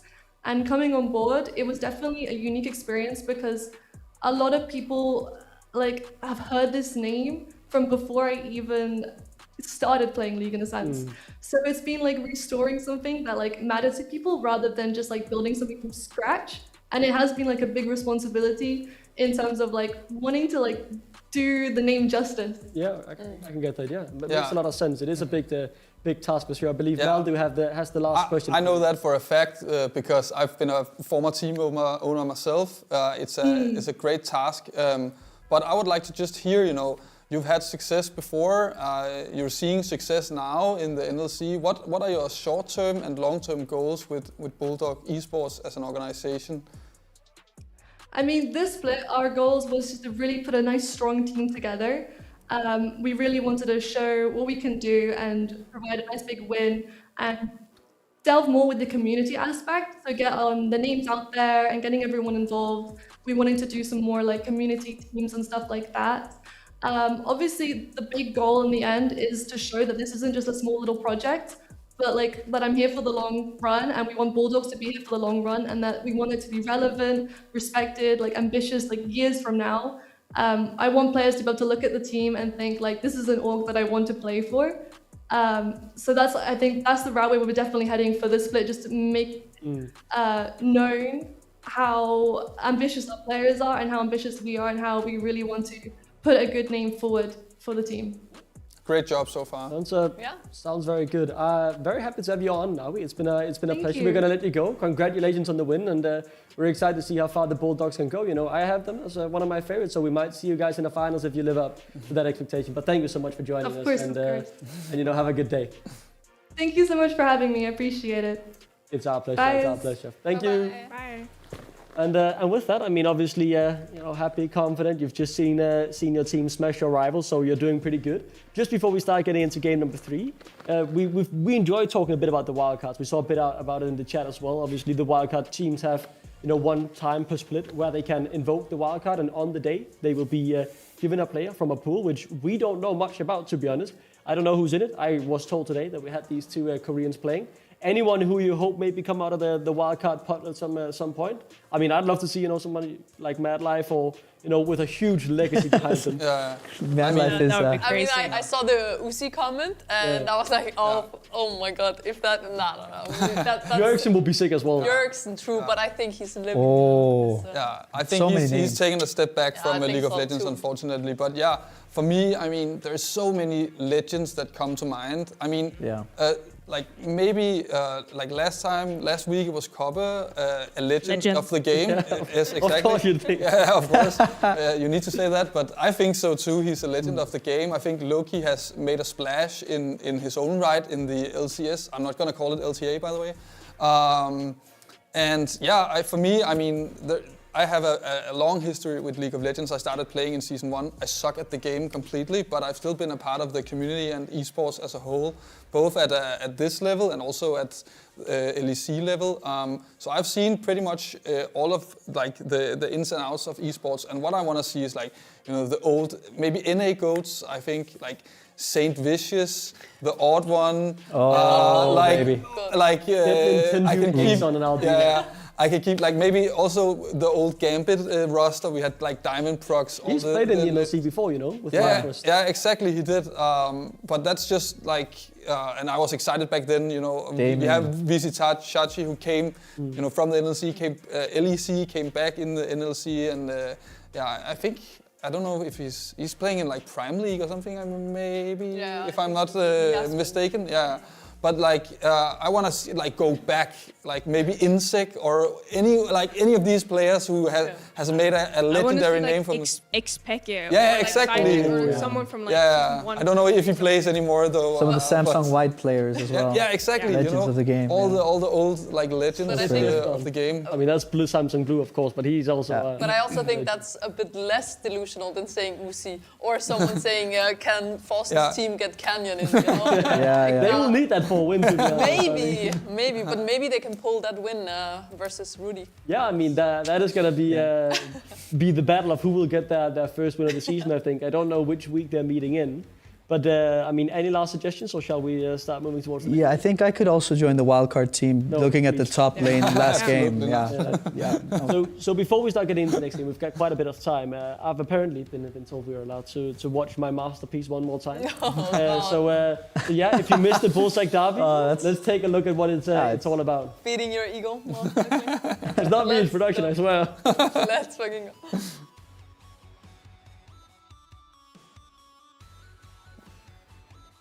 My big takeaway as well is this is the latest win for Ruddy in the NLC, right? And it's not happening this week either, so will be at least 7 more days. It's not long before it's 300 days before Ruddy have won a single game in the NLC. And you mentioned it before. I think maybe it's FF15 4 and a bomb. That will be the battle of who can get their first win as a. Oh yeah, it's getting spicy up there. I'm actually. It is getting spicy. We were talking about it a bit earlier. The Forsen versus the team. What's the name? FF? FF15. FF15 and a bomb. It doesn't really match, the name tag with the name. Yeah. It's gonna be the battle. It's gonna be a big battle. Any comments on Jake's dancing? I mean, I just want to know, like, where did you find all of these clips? Because there's not only one, not two, not three. On Twitter, and I mean, back in the day. That's crazy. When, like, there's we just an unlimited amount of clips. Now we can you dug really deep here. Speaking of legend of the game, look at this guy dancing. And like, look at this as well, right? Like, this is a crazy roster. We had Yankers and Perks. Wonder has subbed in as well for Rudysec in winter 2025. So it's an absolute banger. Nadinat is obviously a growing personality in the scene. Really, he's played in the NLC 2 times now, but he goes to Korea, gets number 1 on the ranking, and then he's all of a sudden now one of the biggest streamers out there in the league scene, and great personality too. So it really is a fun to look back at some of the great players we had last year in the NLC. Yeah, I mean, Nadinat was one of them. I can't really remember. Did he impress? Like, what mentionable results? Nadinat had a lot of aura around him, right? Okay. Every single game in the league, Mundo and Rengar were banned. So, like, genuinely, you started the game, your opponents have 1 ban. And the advantage that gives in a draft, I mean, Yamato kind of must have been enjoying himself because it's so free to draft, and all of a sudden, so many power picks get left open when you're on blue side, right? You could only ban 1 meta pick because you can't give him But that's enough reminiscing about former players in the NLC and the Bullseye Derby. Let's start looking towards game number 3 as league leaders Arctic Panthers are about to take on Sloppy Walruses, La Bombas, who sit at a 1 and 2 standing. La Bombas obviously impressed in the first game week, but that was against Roddy, so maybe it was false hope. But I know Empress, you and I have been very big on that bot lane. And has that been their biggest hope, maybe? I mean, to be honest, I think so, but at the same time, I think they kind of underperformed last week in the bot lane. I didn't really expect them to lose that much in the 2v2, but they did, and unfortunately it was not streamed here, but I saw the replay, and I think they could have played better than that. I mean, they got double pentacle, right? Double pentacle, and you now in a single game. That kind of spells how it goes. Yeah. And I mean, Sloppy doesn't have the same aura when he's off that Gragas. He played the Rise so far. He's played the Cillian, and I mean, he doesn't look bad by any means. Like, but he doesn't have that, you know, X factor all of a sudden. The unexpected play you never, you know, see coming when he solo kills level 4 or whatnot he did in that first game. So what are we thinking for La Bombas? What are we looking out for here? Is it maybe, you know, praying that they don't ban the Gragas, or? I mean, hoping that Gragas is left open and that at least there won't be another Cillian game, because that was... I mean, it wasn't bad, it was just boring, you know? That's the thing, right? Like, he's totally solid. It's just not that flashy, you know, oh my god, this guy looks so insane. It's just, he looks all right. He looks like a pretty good player. I think for Sloppy in particular, maybe, I think he's, of course, playing competitive for the first time. I think he needs to settle into it. I think it's clear to see how much confidence he had on the Gragas. Like, instead of the Rise and, what was the last champion he played? It was a Cillian, of course, where he has been kind of invisible in some aspects of the game, at least. He was 0-0-0 or something on the Rise, 20 minutes into the game or something. So, I mean, I hope he finds some proaction, like it becomes a little bit more proactive in the game, at least. Vel'Koz. Yeah, plays Vel'Koz, yes. I'll say for sure, though, one team that I'm really excited to see is Arctic Panthers. They are 3-0 league leaders living in a gaming house in Finland. They've got Hiva as the coaching staff behind them, Expetsu and his coach lives. And I want to hear you, Vendetta, obviously, because you've been in the NLC when many of these players have played here. Kevo, Simply, Nile. I mean, can you put some comments on these players? I've competed against and with some of these guys, legends of the game, as we were talking about, legends of the NLC, a lot of them. And they're solid. I mean, Nile has always been one of the top laners of the league in most of the splits that he's been in, maybe even better than that. Kevo has also been performing consistently very, very highly. Top ranked AD carry, going far in playoffs in most cases. Multiple times, made EU Masters just last split with Rich Gang as well. Yeah. Does it surprise you to see these this quality of players be top of the NLC so far, or? Well, I think that there's been a big change in the NLC, right, in regards to there's more influencers. Yeah, Lost Ratones leading as well with Nord, like a huge power vacuum. Yeah, exactly. So I think that no, it's not surprising that these guys that have taken the game very seriously and before, like this influencer seasons changed everything up, right? That these guys are on top. They're very serious players. They're trying quite a bit with the gaming house, not gonna lie. Yeah, a gaming house in the NLC? That's crazy. I can't remember we've had that many times. I know in Tricked we had a boot camp once. Yeah. And I mean, that was enough to win the NLC when Fnatic and Excel was in there. But I mean, that required a bit more than just, I think, that boot camp. That's probably a mastermind behind that bald head of yours. In terms of the drafting at the very least. With wanted lock, I can't speak much. If I speak, I'm in big trouble. Yeah, but yeah, these guys are good, and they're serious. They mean business. Hiva is also a person that has been around. Legend. Yeah. And before we move along, like any things you wanna say? Like, should Arctic Panthers just steamroll Bombers, or they should win quite comfortably? Yeah, I think they will also take the win here, but maybe they will surprise us with another. Gragas. Yeah, I mean, I think we're gonna get banned. Hiva. Pick Vel'Koz. Please, I want to see it once. We are about to see if that Vel'Koz will be locked in because the draft is ready, so let's throw it over to Trouble and Hipbrain to take the game away. Have fun, guys. Game number 3, Trouble, getting ready to go into this one. two very fast games, to be fair, to kick us off on the day. Expected FF15 and Ruddy, both teams that have been kind of losing very quickly. On the other hand, now we're starting to get into the point of the day where I actually do think we start to see some more competitive games, some very close games. And so far, outside of those two teams, I think every game that has been played outside of those two has actually been a banger. Like, we've had some really, really fun and very close games with a lot of interesting plays. Like, the teams are not playing bad by any means. So I still feel like we're roughly in that, like, figuring out the power ranking phase of the season, but we're starting to see where the dust settles now and who starts to place where. Me and you last week said we think AP Arctic Panda are one of our top two teams of the season so far. Yep, I think that's about right. I feel like they're up there to possibly take the whole thing. Now, I want to quote Hiva because I saw him in the chat earlier. He said, hey, look, those two guys go Korean mid laners. If I choose the wildcard, I will probably get Don Jake.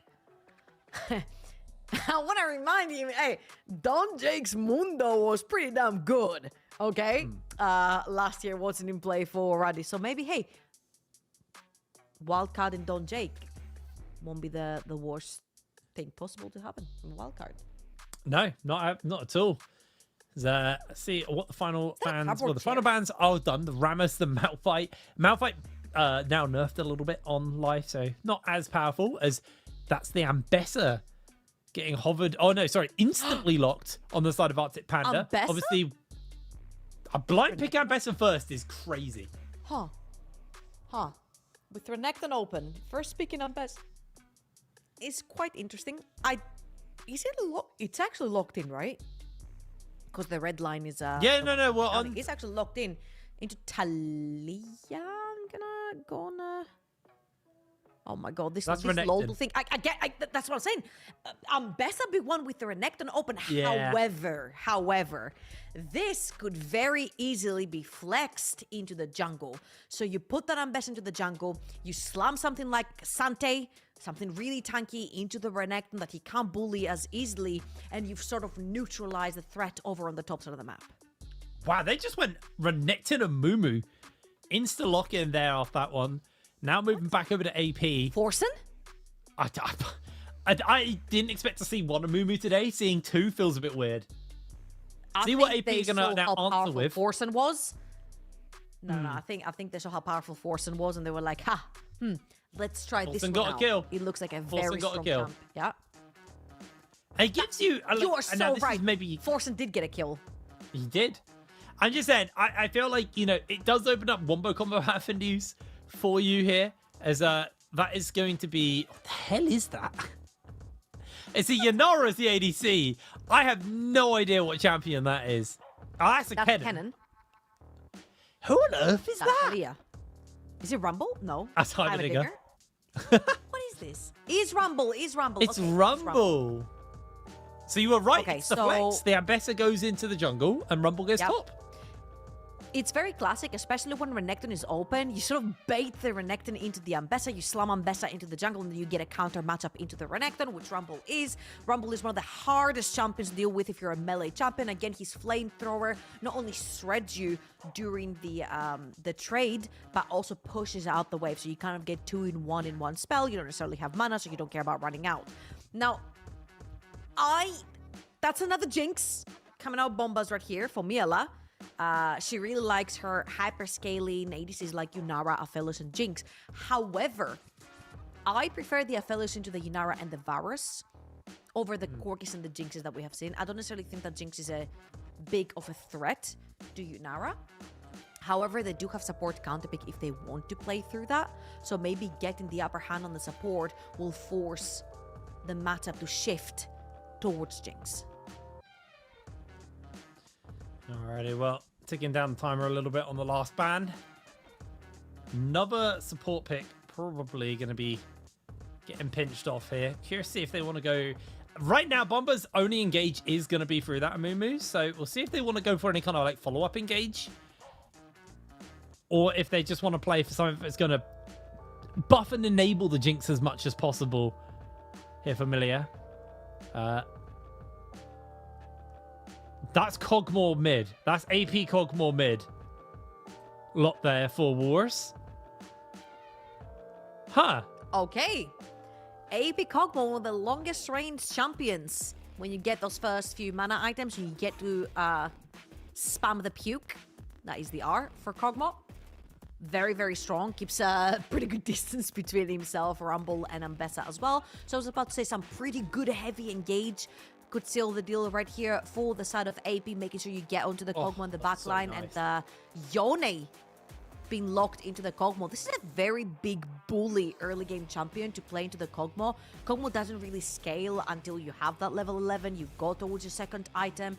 Doesn't necessarily bother you too much. So with Yone being able to free scale through laning phase, it could be pretty strong here.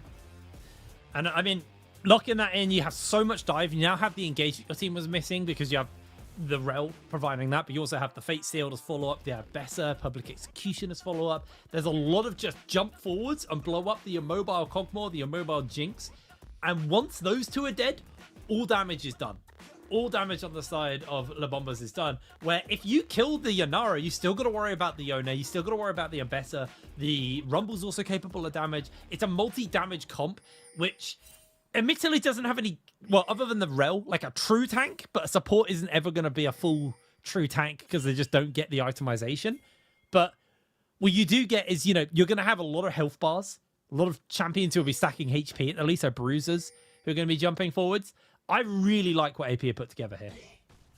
Yeah, I feel like from AP, what I really like is that they don't necessarily need the tank in the front line, because if one CC lands, they've got a really nice chain that knocks up, which means it cannot be reduced by tenacity, right? So if Bulldogs gets a good angle, then you have Ambessa ult and Yone ult sort of knocking up champions, which means that you will inevitably take the damage and go down, which allows the equalizer to sort of lay as a red carpet, as we've known it, very nicely underneath perma CC champions. And if those champions are anything but the Amumu or the Alistar, then it's a pretty good pick from the sort of AP. Now, of course, it all comes down to execution, because there is a lot of scaling nature on the sort of Bombas. So if they do manage to get to the second, third item during this game, I feel like the range is going to be really painful to close from the sort of AP.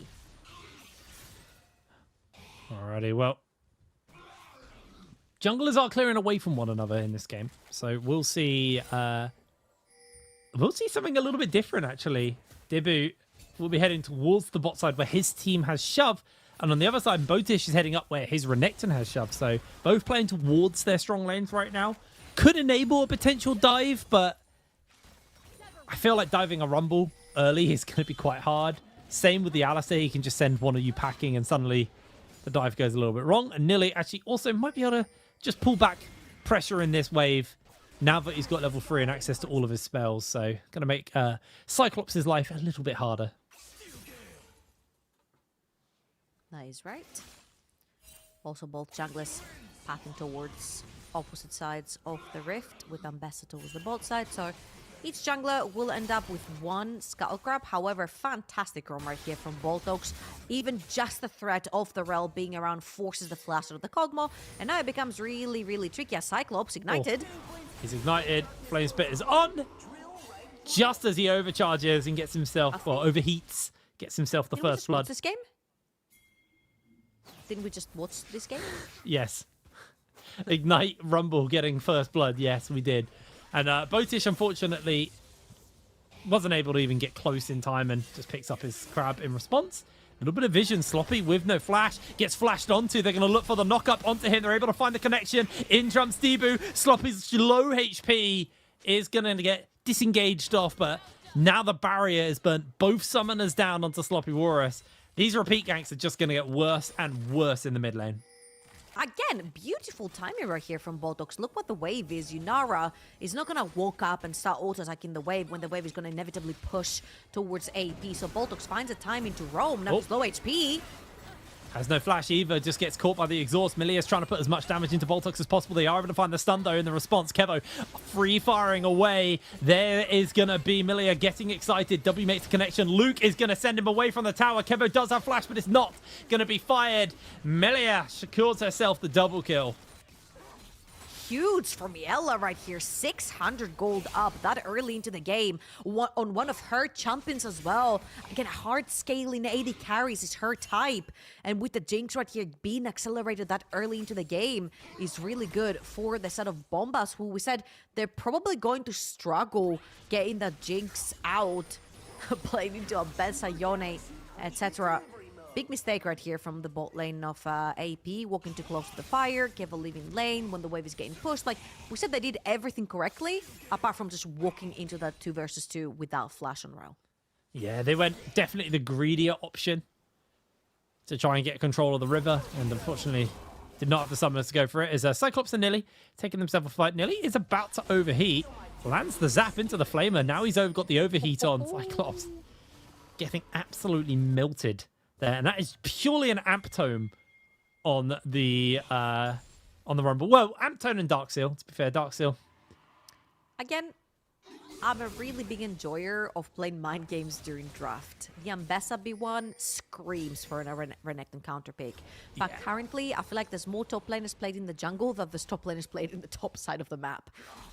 We've seen the Aatrox, the Jace, the Ambessa, the Malphite all dive from top lane straight into the jungle. So the fact that you are able to cycle through as Sloppy, again, reminder, no flash. Debu is walking Fake around. seal. Ult. Makes the connection onto him, and that is going to be Sloppy going down. And the kill goes to Debu. Lovely little pickup. Meanwhile, Botish goes for the flash forwards, tries to find the Q. Kevo needs to be careful here. Is going to be A-OK. Sees a little bit of damage from Kevo on the return. But Miela out of mana. Very low HP. This could just get dicey as they're actually bringing over Debu. Debu still hasn't got that public execution leveled up yet. Wants to hit level 6, so just forcing some pressure over to the side of AP. But Botish hasn't reset. Man, I just need one of the 2 junglers to just press their B button and go top lane! That Skullcrab gives you level 6! Oh! No! They're able to find the damage. What? Dibu's being slowed by the Drake as well, so he's not able to get into position in time. Looking for the slow there. Is able to make the connection onto Luke, but that was just, honestly, a massive misplay from the side of AP. I am really sorry for the doorbell that probably came through. But this is kind of a very slow start from both of the junglers, especially Amumu and Bessa. They're really reliant on having their ultimates for those big wombo combos, specifically for their teams. So the second Skullcrab that spawns on the map right now is very important because it usually gives you that level 6 that you really want. Both of them delayed it. Debu was starting Dragon Wall. His bot lane was getting pushed on and engaged upon. Then he stopped the Dragon but didn't actually reset, and now he's playing towards his Krags to try and get that level 6, but all of this could have very easily been avoided if you press B, play from your top side of the map. Nile is the one that is super strong currently on the side of AP. Play towards the Renekton, put down the Renekton, get a few more kills onto the Rumble, and actually create a threat on the side of AP. As we hit that 7-minute mark, gold is pretty even between the 2 teams, but objectives now spawning up. Dragon looks to be started by La Bombas. Got control of the area, and Simply has got the Fate Sealed available to him. There is a potential for a roam here. They're actually looking just to jump onto Sloppy. Catches him with the Fate Sealed and the Public Execution. Sloppy loses so much HP. Gets a nice chunk out on to Simply in response, but that is Dragon dissuaded as the mid. An absolute... At the beginning, when the draft came through, that this Kog'Maw is going to be an absolute nuisance. He's got so much range, but to get to that state, you need 2 items, a bunch of mana in the inventory, and a couple of levels on your ultimate as well, right? To actually be a long-range threat. So AP are actually abusing the fact that this Kog'Maw is super weak in the early game. He's only got a couple of mana items in his inventory to try and constantly clear out the wave and push out versus Simply's Yone, but it's just not quite enough. And ever since they blew Sloppy Wolves' flash, I feel like AP have been so diligent to just continuously re-ganking that mid lane to the point where they got that first kill, and right now they're getting the second objective as well. Simply dodges away, is not got any flash, and that should just be enough to secure the kill, but the equalizer comes down. Simply dodges out, but Sloppy takes him down. They trade out, and that stops the 3 grubs there for the side of AP. They do get the 2 though, and that's the most important. How? Is there a replay or something? How is Sloppy Walrus pushing Simply out of lane. We literally just mentioned, it's like, hey, this guy just has a couple of mana items in his inventory, a moat as well right now, so more mana. Hopefully the replay will just shine some light. I'm not sure what kind of trade Simply took right here. He's gonna dodge the Q, takes the R, W's the other R, and then he just snaps back a little bit too quickly from his W, which ends up in Sloppy Walrus being able to trade 1-for-1. Yeah, as the E was perfectly lined up, there was no way for Simply to dodge it and was able to take him down. Now, neither of them have finished up their first items, but first items are slowly on the way to being finished up, as Simply just going to grab himself as much gold as he can towards that Bork. And once that's finished up, you do hit a pretty major spike, as it looks like Dibu, looking for an angle, sneaks forwards here into the bush. It looks like they might try and see if they can find a bait onto the Bombers, but the reset's coming out from Dibu. Not going to be given the opportunity to go for the kill, and he's just covering to make sure that these resets can come out and the gold can be spent on the side of his team. Kevo now getting a little bit closer towards that Kraken Slayer as the next item. Simply still not got the... Play the ranking. Thank you. Complete brain fart on that one. Wow. That's all right. Yeah, Blade of the Ranking, kind of a big spike for Yone. It used to be even bigger, of course, pre-nerf of Blade of the Ranking, as Dibu is looking for Sloppy Walrus again. Unfortunately for him, the wave is at a really crappy state, which means that Kog'Maw has to overextend, use the R. Dibu's There it looking, is. he got him. Fate Sealed connects, and there's too much crowd control. Dibu gets him. Warus was spamming too many emotes, man. That's cooling to get ganked. I mean, to be fair, there's nothing else you can do while getting knocked up. No amount of tenacity is going to reduce the time that you're CC'd when hit by a knockup. So no matter whether he spams emotes or tries to press his buttons, it really doesn't matter. He doesn't get to have any gameplay done. Again, Flash down AP have been so good at punishing that Kog'Maw. 1 and 3 currently for Sloppy Walrus. 700 gold lead for Simply's Yone. The Dragon's going to go over to the side of AP as well. So 2 Void grabs, the Dragon, a couple of kills as well on the right targets, which is the Ambessa plus the Rumble on their top side. And so far, so good. Their only threat and their only worry is that Miela on this Jinx is scaling. And if Bombas manage to keep her alive, this could be the deal breaker for them. Yeah, we all know what happens when Jinx gets 3 items and starts just spamming rockets in a big team fight. It gets very nasty. Wave is going to crash in though topside. You saw that they brought their brought Dibu over just to make sure he can play on the cover. And Cheeky Steel simply dodges away on the rocket. It's got a lot of damage actually. He's able to jump away to safety. I mean, EQ actually deals a lot of damage from the side of Kog'Maw, and E is the spell that you want to actually level first, because it's mainly your wave clear tool, and it does a shit ton of damage, especially in an AoE kind of situation. So you press your E, you are at the front line, and you've pretty much cleared out the wave with a little bit of AP in his inventory, which is what makes Kog'Maw so damn strong later on when he has a couple of items. The fact that you can never push waves underneath enemy tower when there's a Kog'Maw right there, and the fact that he goes so much poke for so much distance, that is so painful to close. Yeah, absolutely. It's interesting because we've had games where, like, by this point, one team is like 6k up today. In 12 minutes where the game state is actually very neutral between the two. Our Japaners are slowly eking out a victory. Well, not a victory, but a gold lead. An advantage over Sloppy... over La Bombas and the rest of Sloppy Walrus. But Sloppy Walrus has been the pain point for his team in this game, unfortunately. AP have been able to use the amount of dive they have just to hard punish the immobile Kog'Maw. And look at the pings. Once again, they're looking to see if they can jump onto him. They have the execution. They have the fate sealed. That Kog'Maw has got flash coming up now. All right. We need to see his reactions, his faker reactions on the... Can he do it? No, he can't! Oh, no! Oh, horrendous as Dibu is able to evade away. Takes a little bit of damage. Botish is able to find the lockdown into the rocket. Botish gets the shutdown in response.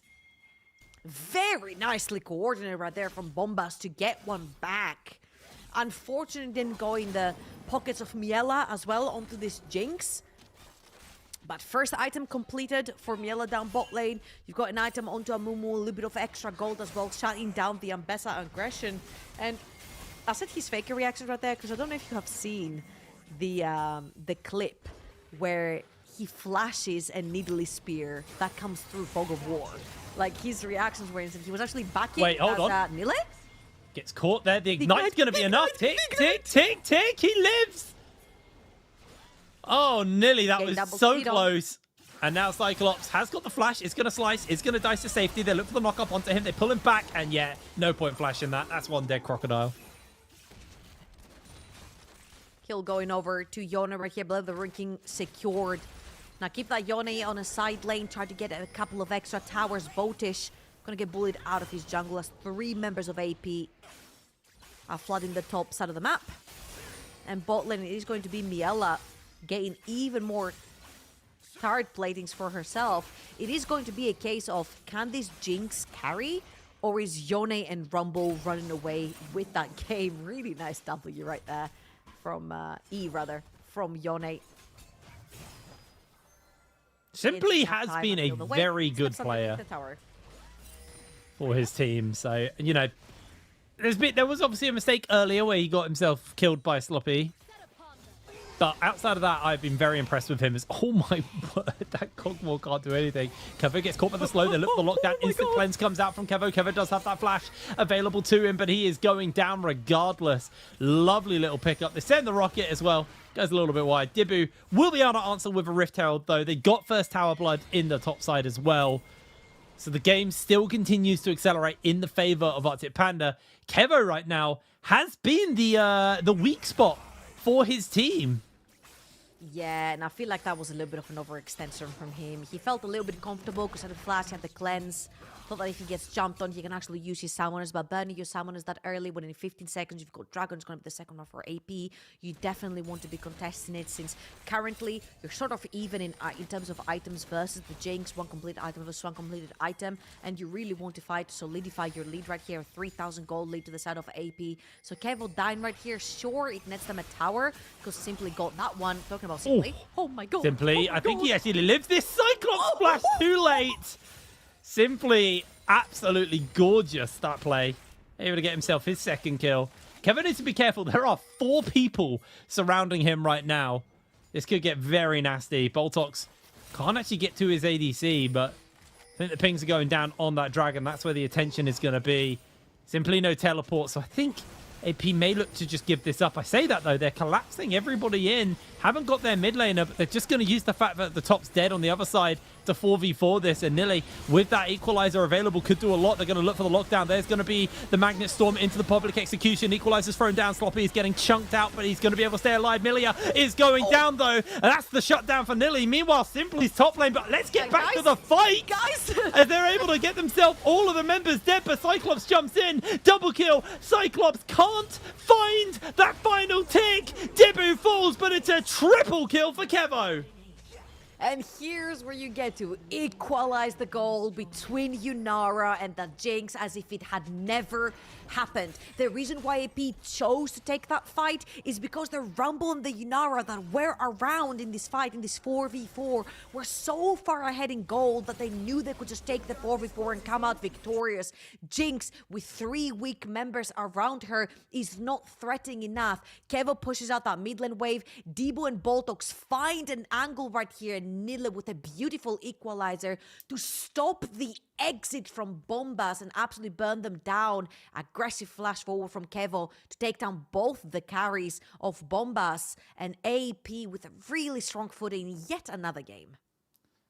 Very, very nice on the side of AP. Get himself a victory in that fight. Get himself the dragon as well. Actually, they didn't even translate that into the dragon, but that is a 7,000 gold lead over to AP at 18 minutes. They are looking incredibly strong. You've now got the Witch Bolts finished up onto Kevo along with that Kraken's Lair. So you're getting those guaranteed crits on your first 3 auto attacks. And Miela, who was ahead, they had a massive lead over Kevo. She's now down on items, and it's the building of the Infinity Edge versus 2 full items onto Kevo. It's just completely shutting it down as Botish gets caught here by the slow. Looks like they're going to try and throw down that equalizer onto Miela. She's going to get caught again by another slow, but the traps are going to do a lot of work. That's one dead Jinx. Absolutely toasted. Kevo still alive here as they're looking to throw everything in onto him, but that is just a whitewash of a fight. All of them go down. Only Cyclops remains, and he is on the top side of the map. So with the Herald summoned up, AP could be preparing to do quite a lot of damage to the base here. Still have tier 1 on the top side, but they're going in for the charge. They're looking for inhibitor tower. Yeah, 90 minutes in, getting that inhibitor tower, sort of opening up the base, so then you can take the Baron and finish the deal. Nille, my absolute MVP of the entire game. He just walks up. That equalizer was so beautiful that he closed out all exits again for Sloppy Walrus and Miela. I feel like his Rumble has been a beautiful thing to watch. And even though you look Nille and be like, well, simply 4,000 gold up, I feel like Nille sort of solo earned his lead, right? The double solo kill onto Cyclops, into translating these roams into more teamfight wins for his team. Great stuff, and a bit late on the replay right here. We didn't get to see the equalizer, but only know like another beautiful team fight from AP. Yeah, very, very nice from AP. Looks like they were able to pick the Dragon up as well while we're in that replay. So Dragon number 2 secured. You got a Medjai's finished up onto Nille along with that Shadow Flame and Leandro. So that burn is going to really start to sting. Cyclops seeing if he can find himself a fight versus Simply. Simply has that Bork though, so plenty of sustain to be working with off the back of that one. And 20 minutes in, it feels like La Bombas have their backs to the wall already. And keep in mind, La Bombas have been a very, very solid team throughout the entire split so far. We'll see if they can actually turn this one around. It's a pretty sizable lead, so not very easy. However, again, we have seen teams with scaling. One teamfight is all it takes. Nille in the wraparound.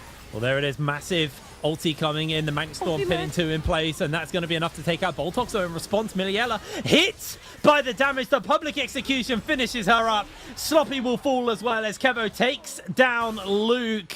Meanwhile, on the top side, on the bot side, Cyclops getting chunked out heavily by Simply. Not enough to secure a kill.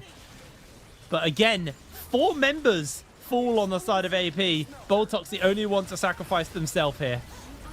Another insane equalizer from Nille. I know that you're probably going to hear me talk about this player a lot this game, but I truly feel like these Rumble ults are on point. They're always closing off Sloppy Walrus and Miela from the team fights. When it's all about them, they're the 2 main carries. So no matter how many good engages Botish and Luke get in this game, if their carries cannot connect damage, they just cannot win these fights. And Nille has been a big problem for the 2 Bomba carries. Yeah, it really has been. Miela, she had such a solid start to this game, but it's just been fight after fight where they are picked by that big ability. And now Cyclops could be in a bit of trouble here. Gets caught by the stun, but not going to get anything else to follow it up. Boltox may find himself in a little bit of danger. Luke going to spot them. Another stun from Boltox. Just running around landing Q after Q onto people. And, oh no, topside looks to be in danger. Fate Sealed was used by Simply onto Sloppy, and Sloppy is absolutely toast. Beautiful pickup. Has to burn the flash as well right there on the Kog'Maw and the barrier. I mean, it's a 14,000 gold lead, 15,000 gold lead in favor of AP. And we said that slowly but surely they need to be showing how they can solidify themselves as a top 2 team in this current tournament. And I feel like they're very easily doing this.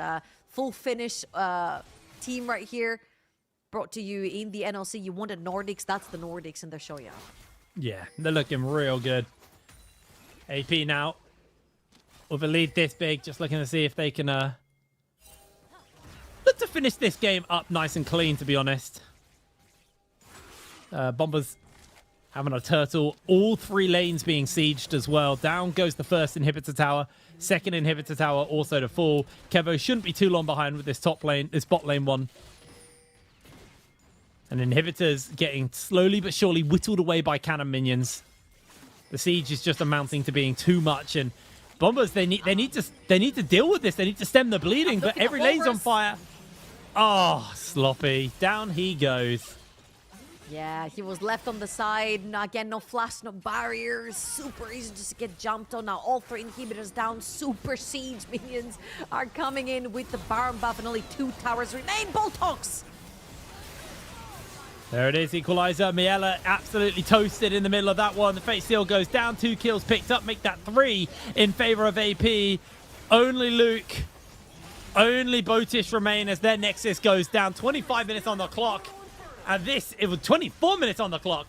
Very quick game for the side of AP. And it's funny because me and you were talking about this before. We're like, hey, like the kind of one-sided games where the first 2 ones we're expecting 3, 4, 5 to be sort of very evenly matched. Wasn't really the case. I feel like AP just ran bombas over and in classic Finnish fashion, 0 emotion in the face. That's what they do every time. I also do think, you know, after this performance versus La Bombas, who, let's be real, that game looked bad, but La Bombas have actually been a pretty solid team. I had them as like maybe a top 3 team, actually. That was so one-sided, but to me, I think I'm actually safe to say, and I'm pretty confident in saying that I actually think AP might just straight up be our best team right now in the league. I think they are currently comfortably sitting in a number 1 spot. And it's really down to these other teams to see if they have the ability to play upset versus them, because it looks like AP looking very unstoppable, undefeated so far in the season. And, you know, even with the mistakes early, they had an amazing comeback.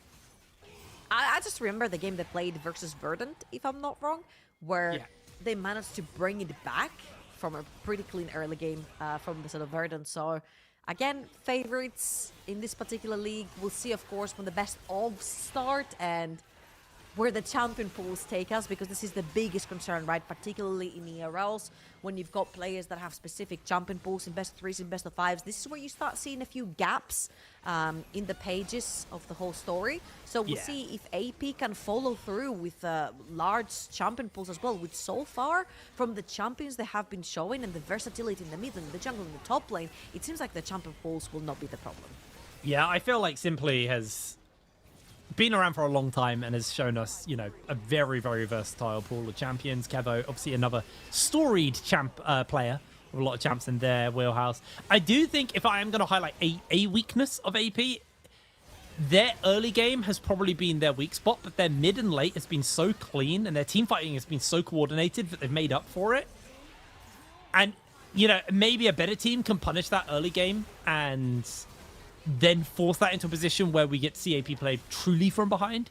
Because even with the mistakes they were making early, they weren't giving up so much that it was costing them anything really detrimental.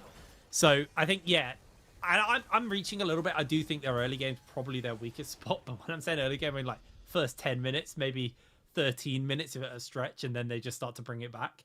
So yeah, they're looking like definitely, at least here in the NLC, our top team, looking very, very good. Anyway, we're going to pass it over to the studio to break down that game number 3 and be back with game 4 in a moment. See you in a sec.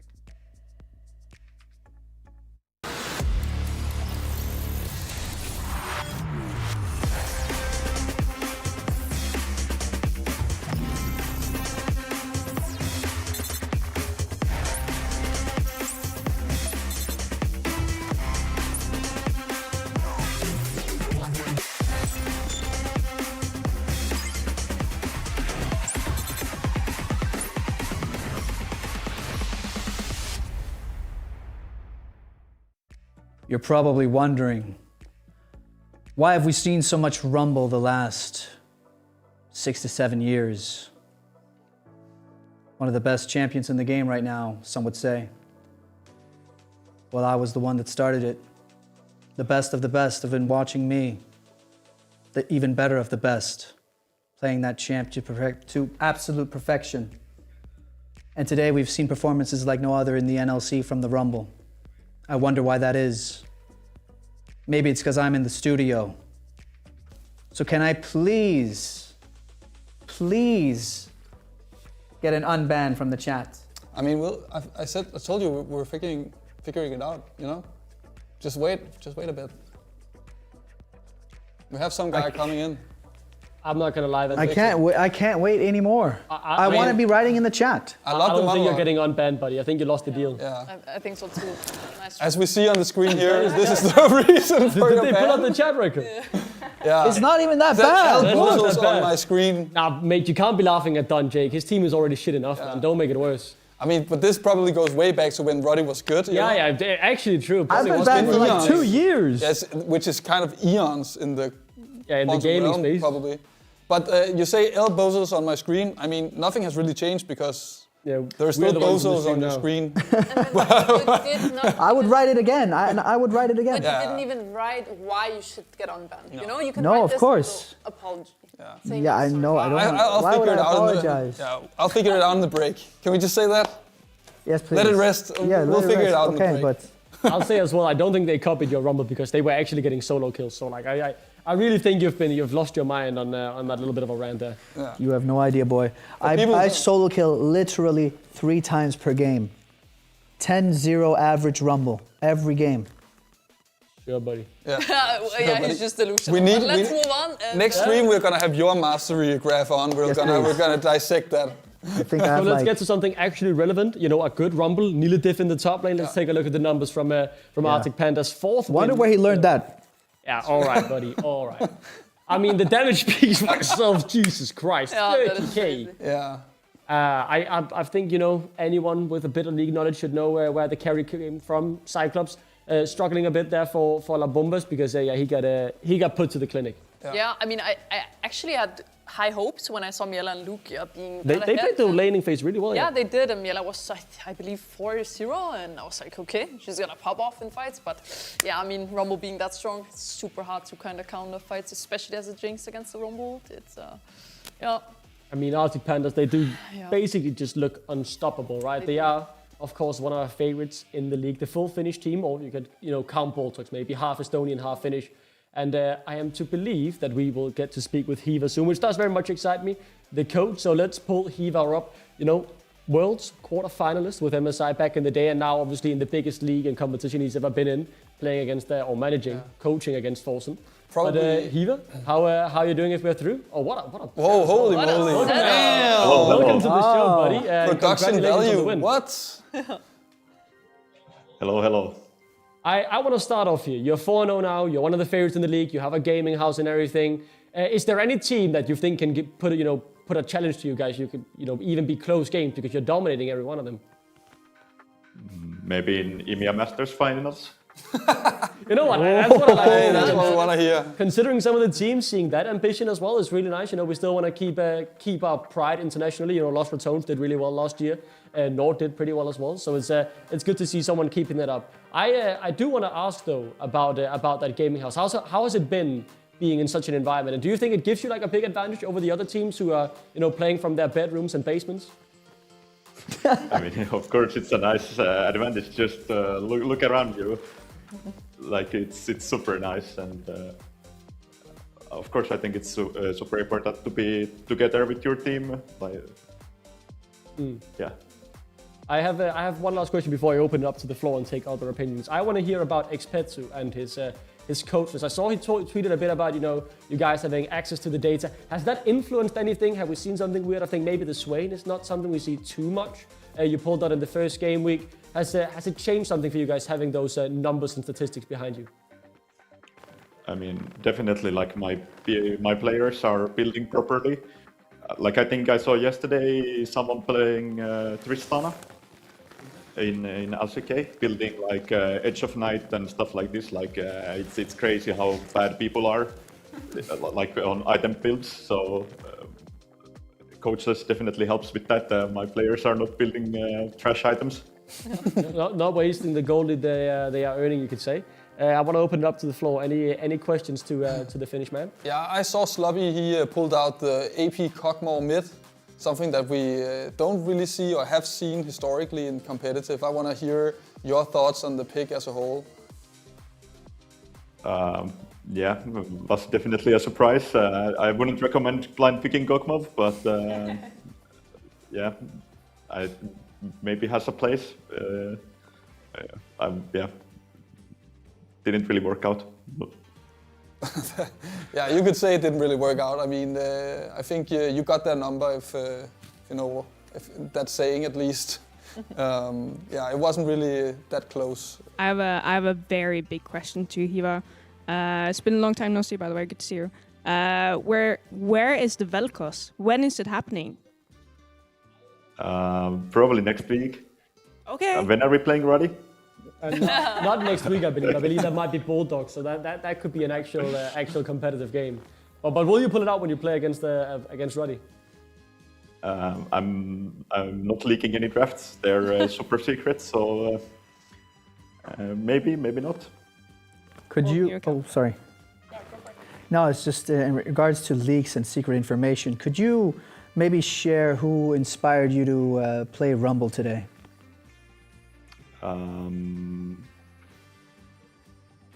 It just came to me in a dream. I thought so. Yeah, thank you. Did the dream involve a Danish bald man with sunglasses? Yes. Oh, yes, okay. That is, I often dream about Danish bald men. I mean, as you should, right? No, I mean, we have two. One of my favorites. That's understandable. I just want to clarify quickly, it's not sunglasses. I would like to know. My sources on Baltics, he speaks Finnish, right? And is he like half Finnish? What's his? I'm not going to sit here and talk about like his background, but I heard he might be half Finnish. Is that true? He's Estonian, but he's lived his whole life in Finland. Oh. So you guys do speak Finnish and everything, you know. It basically is a full Finnish team, if that makes sense. Yeah. We speak our own secret language. Yeah, I mean, it does sound like GNOME language or something. I have one last question here. Representing the entirety of Finland, is that the motivation behind creating this team and being so heavily all in on the Finnish brand? Living in Finland, Arctic Pandas as well, obviously. Finland and the Arctic pretty close to each other. So how has it been to build up this Finnish powerhouse? Yeah, I mean, the whole idea is that we want to promote Finnish talent and show that we have actual skilled players. And if you do things properly with professional people behind them, you can make a successful product and be successful in esports. Even though people are kind of saying that there's an esports winter or whatever, we want to showcase that it's doable. You can do this, and we can do it from Finland. If we have talent. Yeah, I mean, it sounds very good. I like seeing national teams with national pride. You could say, really speaking to their nations. It's great having you guys in the league. It's been fun to watch. You look fantastic, and congratulations for the win today. And I'm excited to see how far you guys can go. Hopefully, it is EMEA Masters final, Hiva. Thank you so much for joining us. Thank you. Support Pandas. And with that, we're back to the analysts, right? We've got Game 4 coming up. We go from one national team to the other. Leo Esports taking on the side of Dear Gaming. The full Swedish lineup and Swedish organization going against Doms and his Dears, which have a mix of nationalities, you can say. I believe Bulgarian, Denmark, and a Polish support as well on the side of Dear Gaming. Doms Gaming might have had a bit, or Dear Gaming have had a bit of a rough week, scrimming against FF15, losing in the scrims with Doms in the jungle. But I'm excited to see what level they show. I believe we have a graphic ready. Let's pull that up.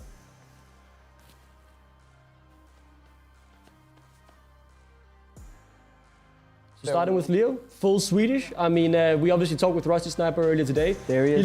He looked calm and confident. The team who likes to dress up but also perform on the Rift. Yeah.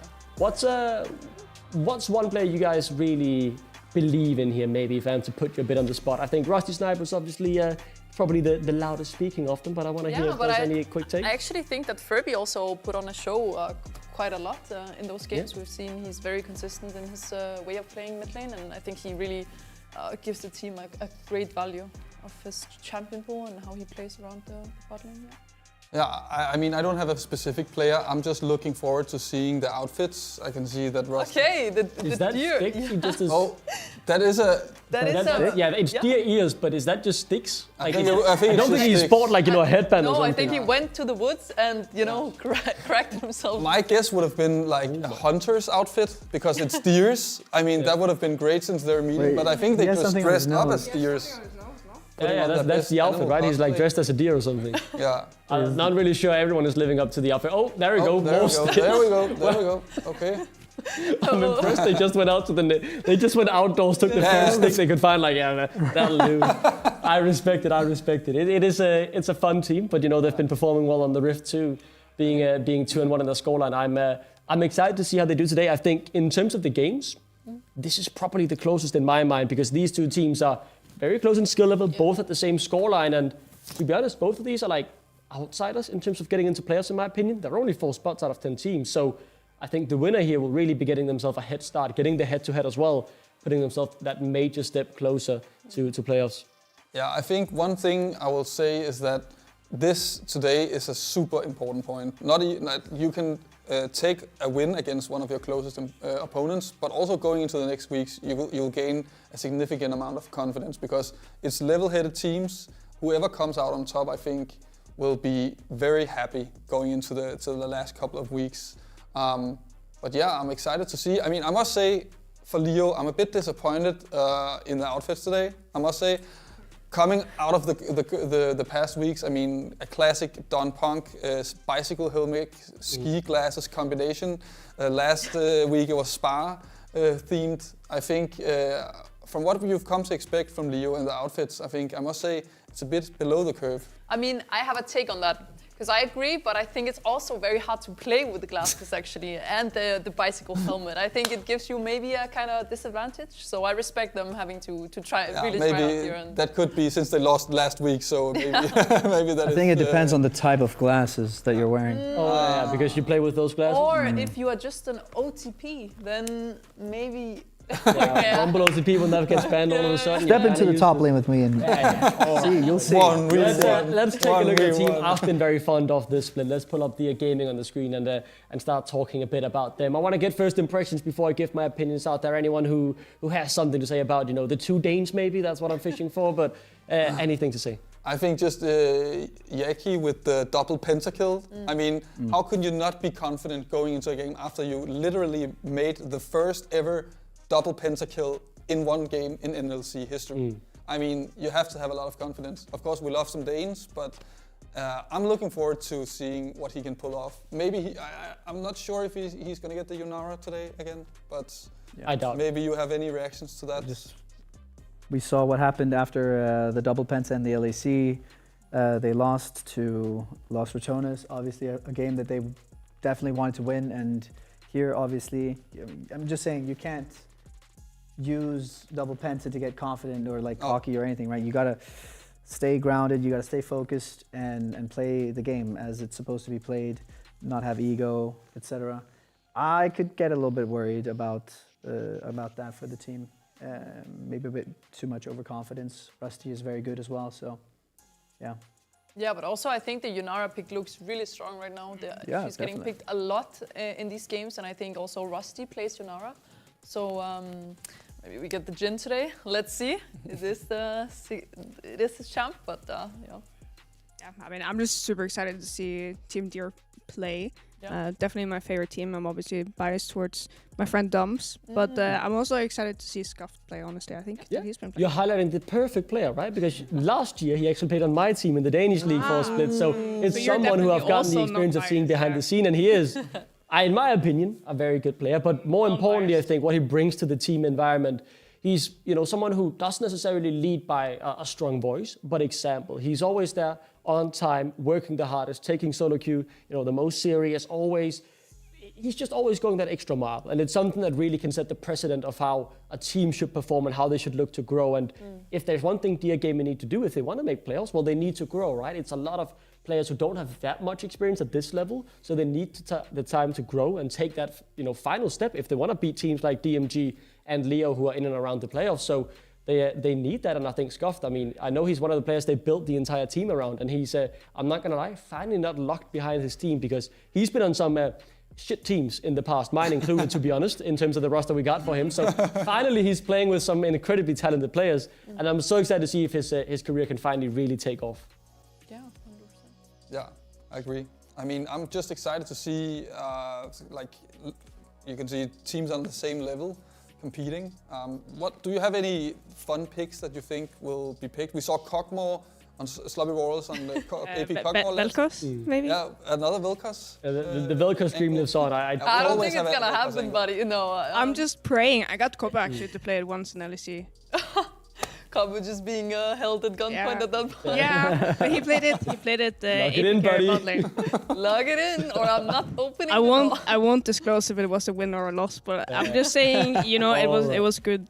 Yeah. All right. So maybe we'll see it today. Yeah, I mean, maybe we will. I'm being told we have a slight delay, so to keep you guys company in the meantime, why don't we take a look at one of our great Vox Pops? Take it away. Does the people on the streets of Copenhagen know the difference between a regular person and a professional esports athlete? Let's find out. So do you think this guy is a professional League of Legends player? Might be. I don't recognize his face. I'm gonna go with yes on this one. Yeah, he could be, sure. Yes or no? Yeah. What about him? He looks a little too formal. I'm gonna go with no. No. What about him? Yes. Yeah. He could be. Yes. Okay, and what about this guy? No. Yeah, sure. Okay. What about him?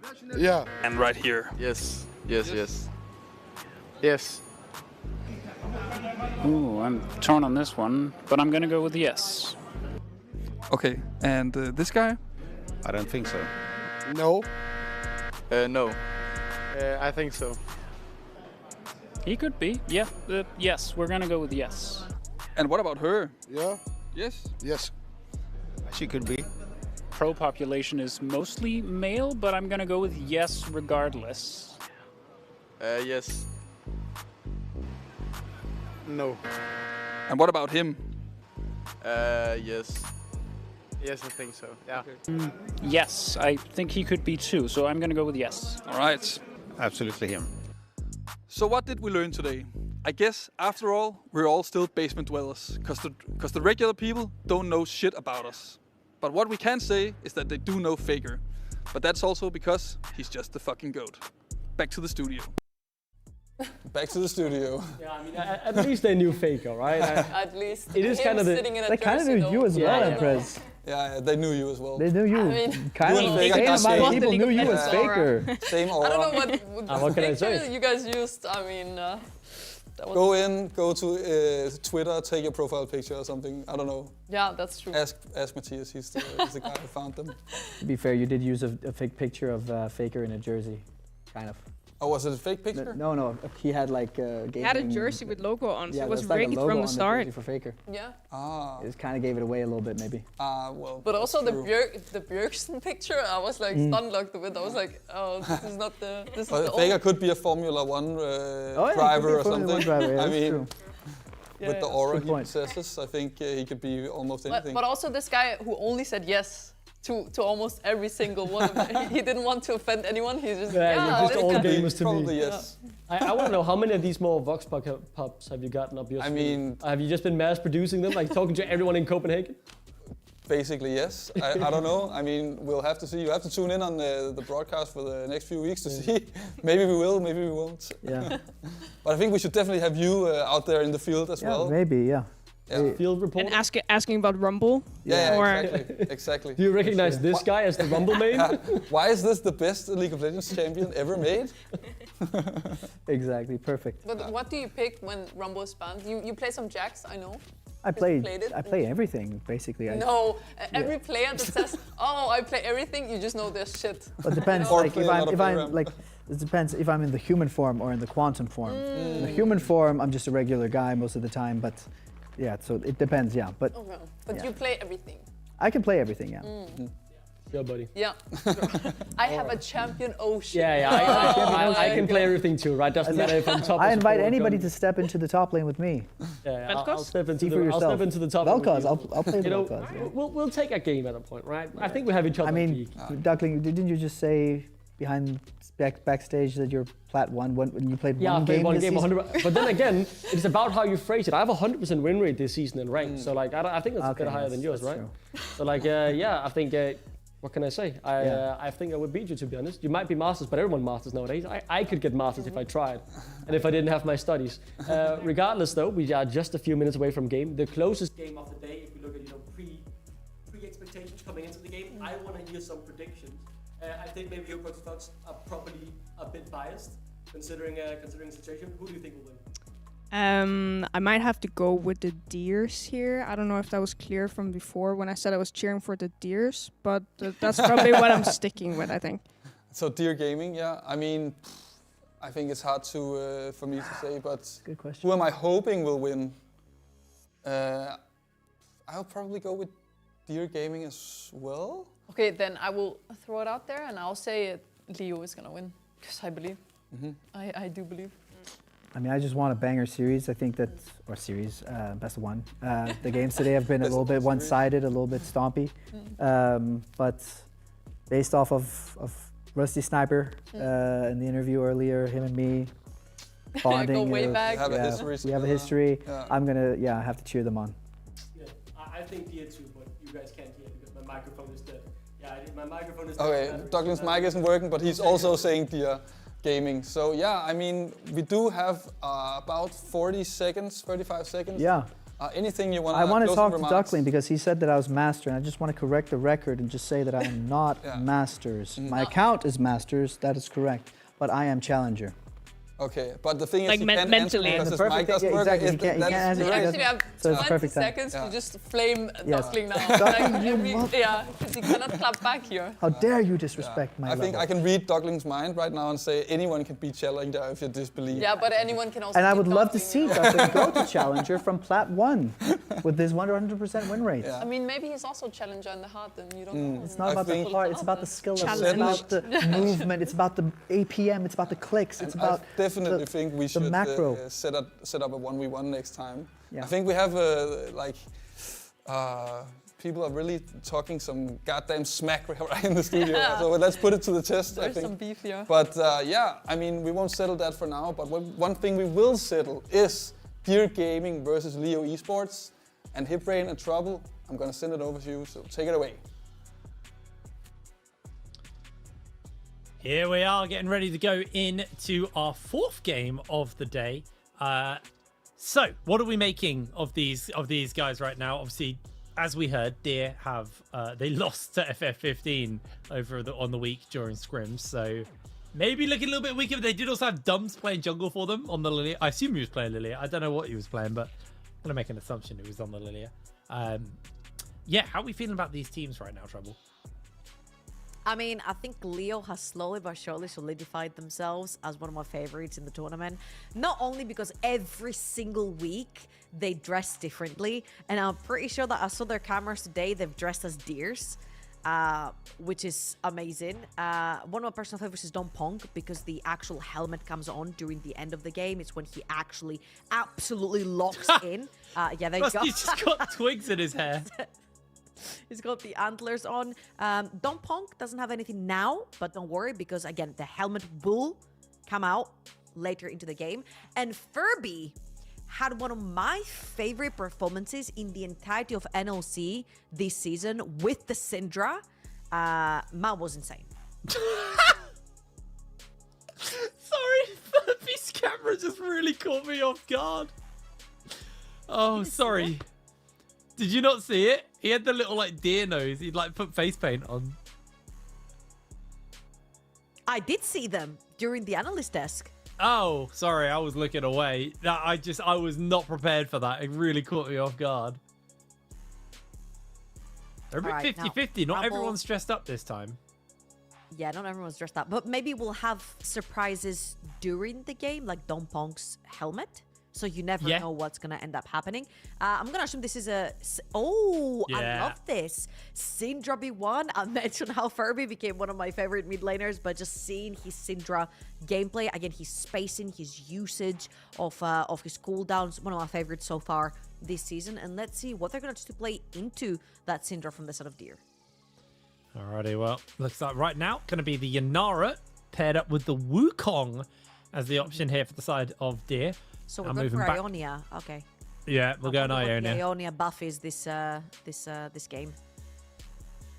Is it plus XP plus damage? Is it plus XP? Like the HP you know what? one. If you're playing TFT, if you know, you know. If you play TFT, you're a knower, okay? And I like you.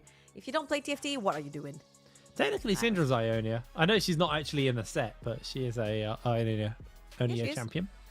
Right, moving over, going Void here. A bit of the Kai'Sa pick up as the ADC answer here to the side of Leo. Deer now looking down the barrel of what they are going to be going. Purple is the theme for the side of Leo, actually, off the back of this one. See what they're going to go for. I assume this is going to be a jungle pickup here. Racking my brain for current jungle picks and things that are available. We can see again that Ambesiflex was quite big. Yeah, I don't mind the Pantheon here, to be fair, into the Spy. Wukong. It's pretty strong. Works really nicely with it. I'm not the biggest fan of Vi in general. However, I'm looking at the type of composition that Leo are trying to put together, which is an all-in composition. Someone gets caught, they die. Vi works fantastically well with Kai'Sa. It enables Kai'Sa to dive into the backline with her. And with Yunara being the target on the side of Deer, Vi plus Syndra plus something like a Nautilus, I would assume, to pair up with your Kai'Sa over on the bot side of the map could really work to get to the backline of Deer. Yeah, absolutely. Also matches the purple theme. Violet. Going to be the champion locked in there. On the other side, Deer, they know that there's going to be a lot of diving. I know. A lot of diving coming in, so they're going to lock in that Braum as their answer to the heavy dive. You want that anti-dive champion on that front. So now moving over to the ban phase. I mean, it's going to be mid laners getting banned from the side of Leo. And then on the side of Deer, I assume, yes, supports the Rakan, like you said in the first game. Very good answer to the Braum. I'd like to see the Nico be taken away right here because Braum does really suffer into mages down the bot lane and enchanters. So the only enchanter that actually conceals the weaknesses of Kai'Sa down the bot lane is the Nico. If they do manage to get Nico right here, it's an absolutely phenomenally winning bot lane. So I would assume right next to Rakan and Nico joins up for the side of Deer, which means that a lot of the top laners are left open for the side of Leo and Deer as well, with Deer, of course, having the last pick right here to be able to get that counter pick. Nico gets taken away. So right now, if you are going to pick a more engagey kind of tool down bot lane, Braum can take care of that in the early game. Okay, so the real question is what is going to be the support pick for the side of Leo now that the Nico and the Rakan are taken away? These are two champs who also follow with that kind of forwards assault that Leo have put together. Are they just going to go for something like maybe a Nautilus, another point and click lockdown option? But obviously Nautilus and Leona suffer into the Braum.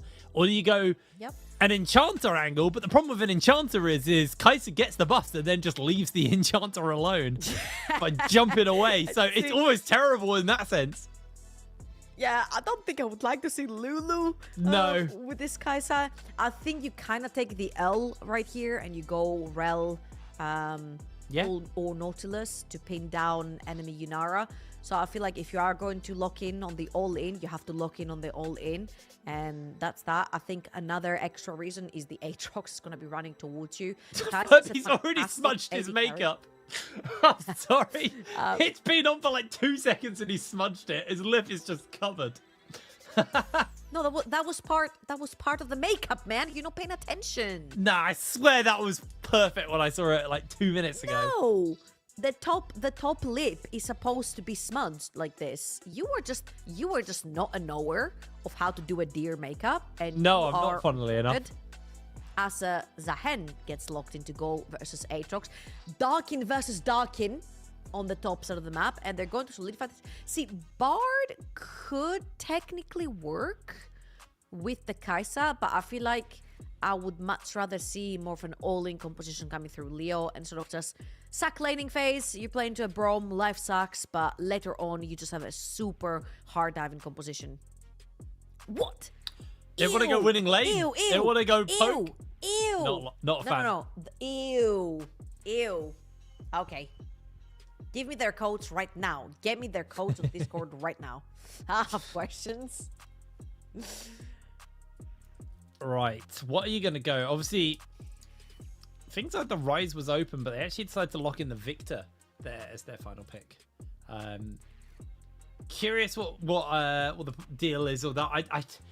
I feel like the side of Leo, the Karma's obviously picked entirely for laning phase, And as soon as teamfights break out, everyone jumps forwards, and it's exactly what I said. Like, this Karma is just going to be left alone while the team just run over the front line. They just all dash away into the back line, and then the front line and a Karma are just going to be going toe-to-toe. I got it for you, okay? It's going to be a flash W from Karma. Then you RE the entire team, and just everyone piles on. So not only do you not get left behind, but you're also the one engaging. I mean, again, mages are the only way you can sort of conceal Kai'Sa's inability to push out wave and being such a short-ranged AD carry. You do suffer into things like the Yunara. If you went for a melee support, you would have been countered by Braum in lane, which gives a lot of freedom to Yunara to get her first item, try and snowball in that mid-game, right? So right now you want to make sure that Yunara plays underneath the tower. Karma's one of the biggest counter picks you can play into Braum. Super damn annoying. And also with the lane priority, you free the Vi on the map as well, which is a big tool for the sort of Leo.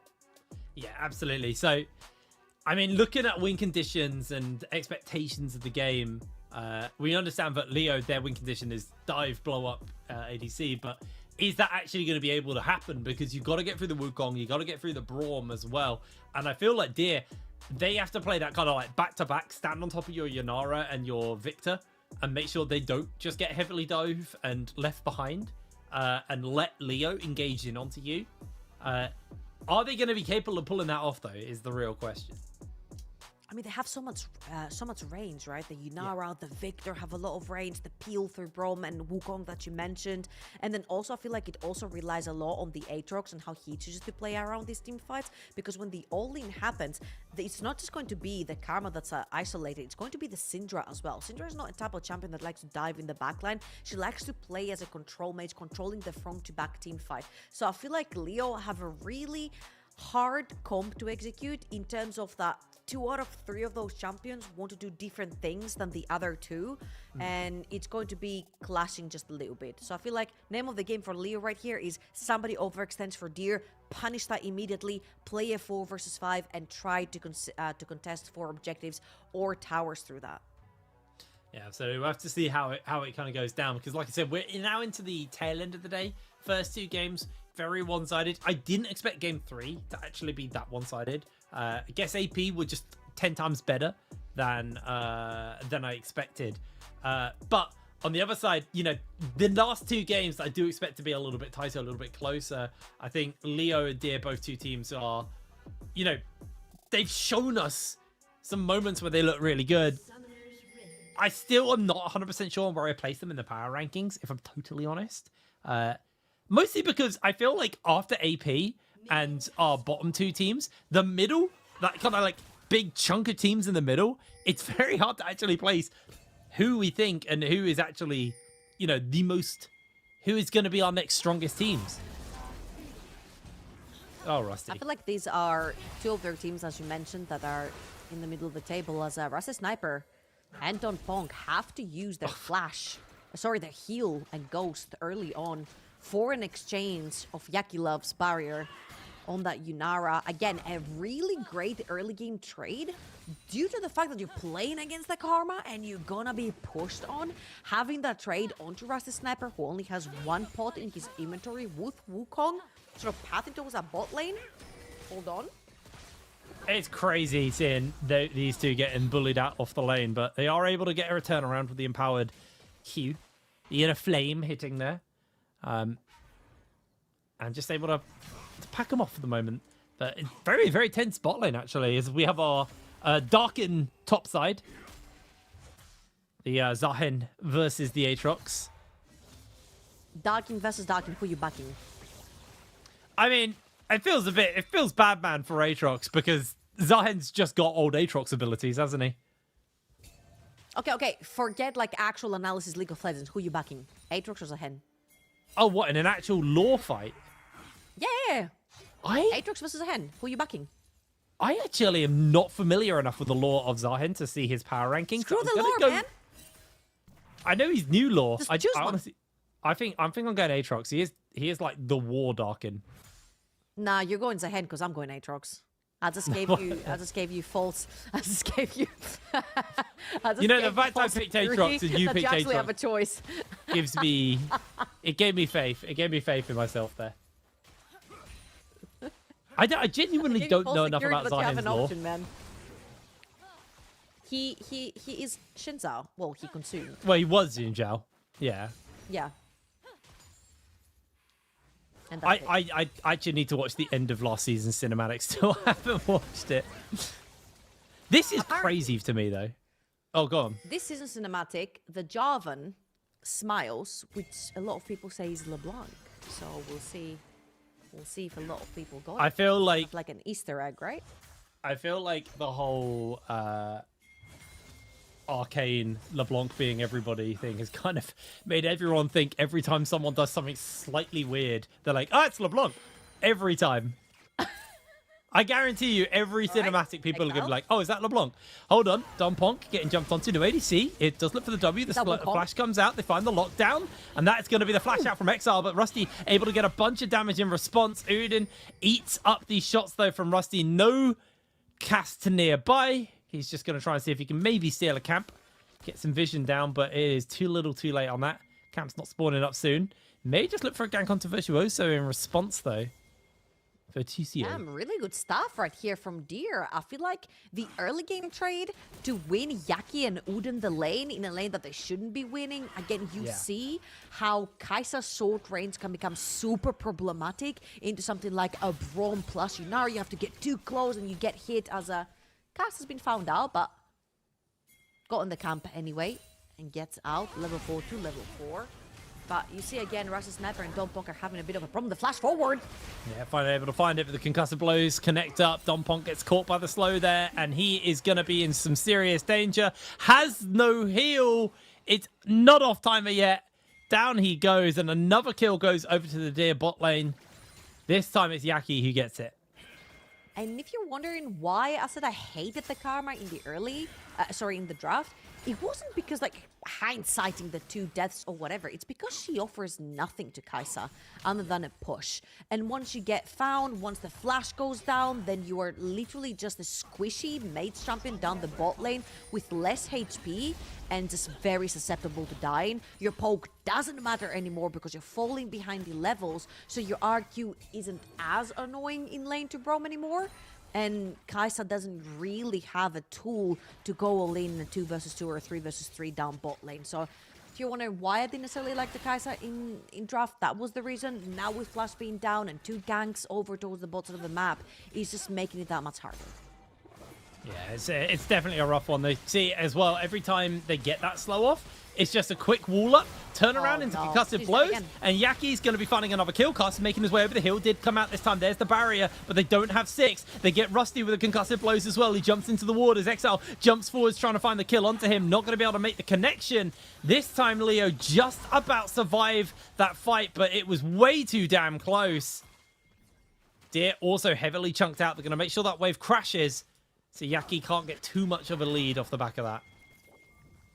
What I really love in terms of how Yaki and Udin play the 2 versus 2, they're waiting until the W from Don Ponk lands, and this is where Yaki throws out his slow, which means that while either Yaki or Udin are rooted, the slow drops on Karma, which means they have the follow-up ability onto the Karma before Don Ponk runs away. So really great stuff right here. They've actually really analyzed very quickly how to play that 2 versus 2 into the Kai'Sa plus Karma. But again, now with the flashes being down and Wukong looking for his level 6 over on the top side of the map, which is going to get most likely after the Krugs that he's about to clear, I feel like the bot lane is very susceptible to getting repeat ganked again.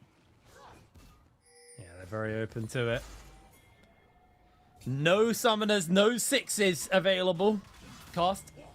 Trying to find Exile here. He's got the Q. He's going to put down the ward. Exile, not got that level 6, but Furby's here. This is going to be nasty. Level 6 has just been hit on both of them. Furby looking for the scatter. They find the knock up into the scatter, into the lockdown. There's the unleashed power. That's one dead monkey. Cast gets the kill.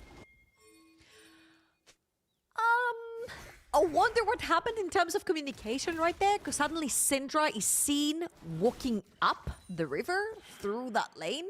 So surely there's some missing pings going on, and Vi being MIA right there. I don't know if they thought that Furby probably reset right there onto the Syndra. Dompong getting caught again. And as you can see, that's exactly what I meant. Once the W connects from Dompong and the root goes down, this is where Yaki throws out the slow onto the Yunara to try and chase up onto the Kama. So again, really great stuff on the 2v2 from Deer. Yeah, they're just absolutely slamming down here. They now do have that 6 onto cast, though. Obviously, just used it on the kill on Exile. But they need to come and stem the bleeding bot side, because this quote-unquote winning bot lane Leo drafted is losing incredibly hard. Out comes the ultimate from Mans versus Virtuoso. Misses the W, and I don't think he's going to be able to stack up that bar quick enough. The sustain's there. He flashes away. Virtuoso flashes after, lands the last Q from the Darkened Blade. Secures himself the kill.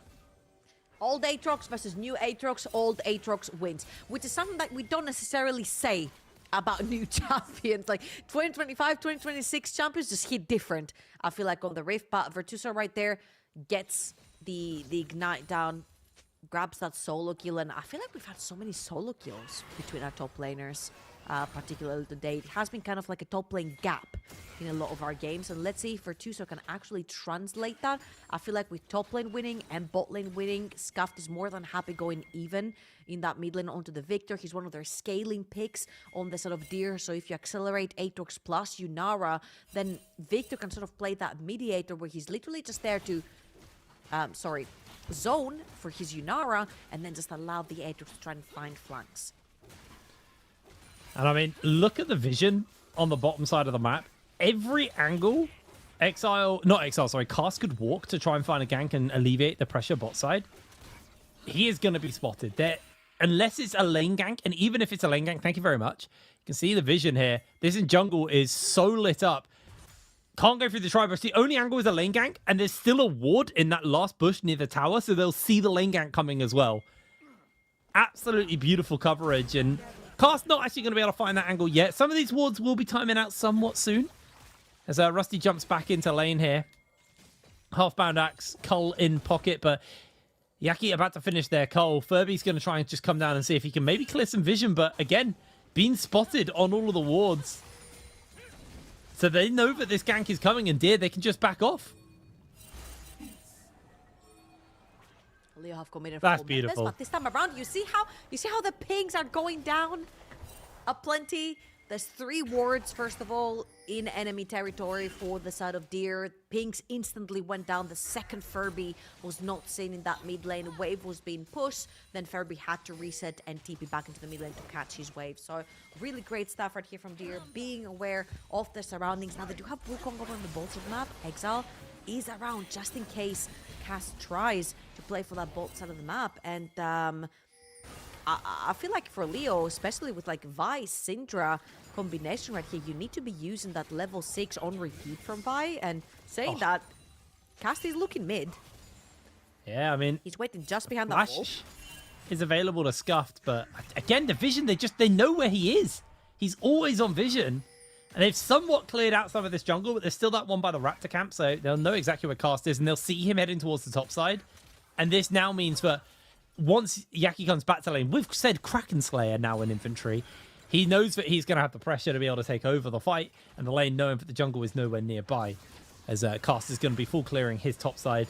Everyone's reset, everyone's on the bot side is just going to come back with some items. Yaki full item those. There's the monkey spin onto Furby. Furby fails the flash. Exile gets the kill. Beautiful pickup. Oof, that hurts. Expending the flash right there, dying, still having that, not having that teleport. It's really gonna hurt Furby right here as Victor gets to push yet another wave, and Exile pretty active on the map, active but calculated, doesn't necessarily have to do much, right? His bot lane's winning, his top lane's winning, mid lane is stabilized. All he has to do is just try to farm as much as he can as Vi is about 30 CS up onto this Wukong, and just try to keep the map state pretty even for the sort of Deer, which is what he has been doing so far. Only about 1,000 gold difference between the two teams, but the gold leads are pretty significant between the top side and the bot side of the map. Yunara getting ahead, having 11 stacks still on the call, being able to cash that one out. Yunara, one of the most overpowered AD carries in the current meta, so the fact that Yaki and Uden have been able to get that ahead over on the both side of the map is very promising for the next objectives to come, as they have managed to secure themselves the first dragon, and the next one's coming up in about 50 seconds. Yeah, very nice. See a reset coming out from Rusty. Doesn't finish up on item, just needed to get that base off. Looks like they may be looking for a gank onto Scuff. They're going to try and go for the Q forwards into the Scout of the Week. That can be the ult, but the flash is immediately followed up. The Unleashed power comes down. Cast flashes away to safety, but Exile flashes after him. Uses the Q for a bit of space. Furby needs to find the scatter. Doesn't make it connect, but it's enough to dissuade Exile. A nice little pick there in the mid lane from the side of Leo. Honestly, from what has been a rough start, they needed that.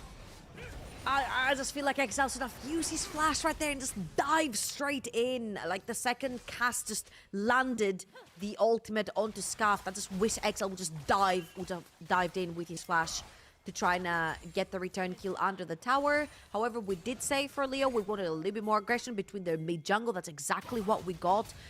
Flash burnt as well from Cast to try and make sure that they pin down Scuffed.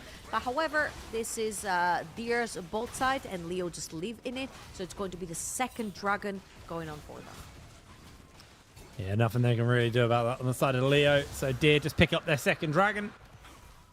Continue to play through the power of that bot lane. 2-0 Yanara.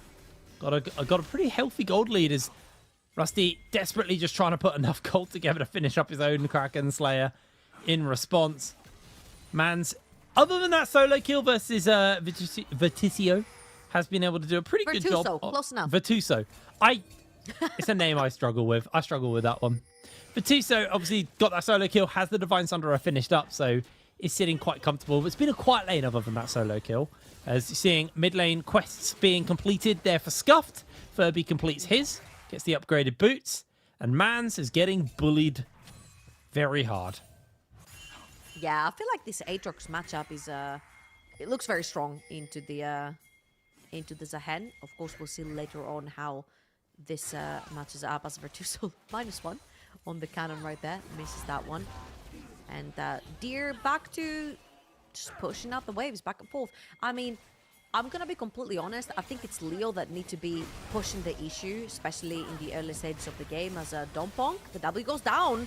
Backline. Yeah, they jump in, but they got the backup. Exile could be in some danger here. Goes for the Q over the wall. Doesn't make the connection. Scuff comes in as well to come and play backup. Furby looks for a scatter. Is able to make that connection onto Uden. Uden going to be A-okay, though. Tanky enough to survive. They threw a lot. They got a heal out. And that's actually it. So not the end of the world for the side of Leo. Only burning that heal. Yeah, I'm pretty sure I saw a teleport come through, but Furby's teleport doesn't seem to be a cooldown. Maybe I was completely tripping right there. I really felt like Furby DTP underneath that tower. Wasn't quite the case. Now they're fighting for the Rift Herald.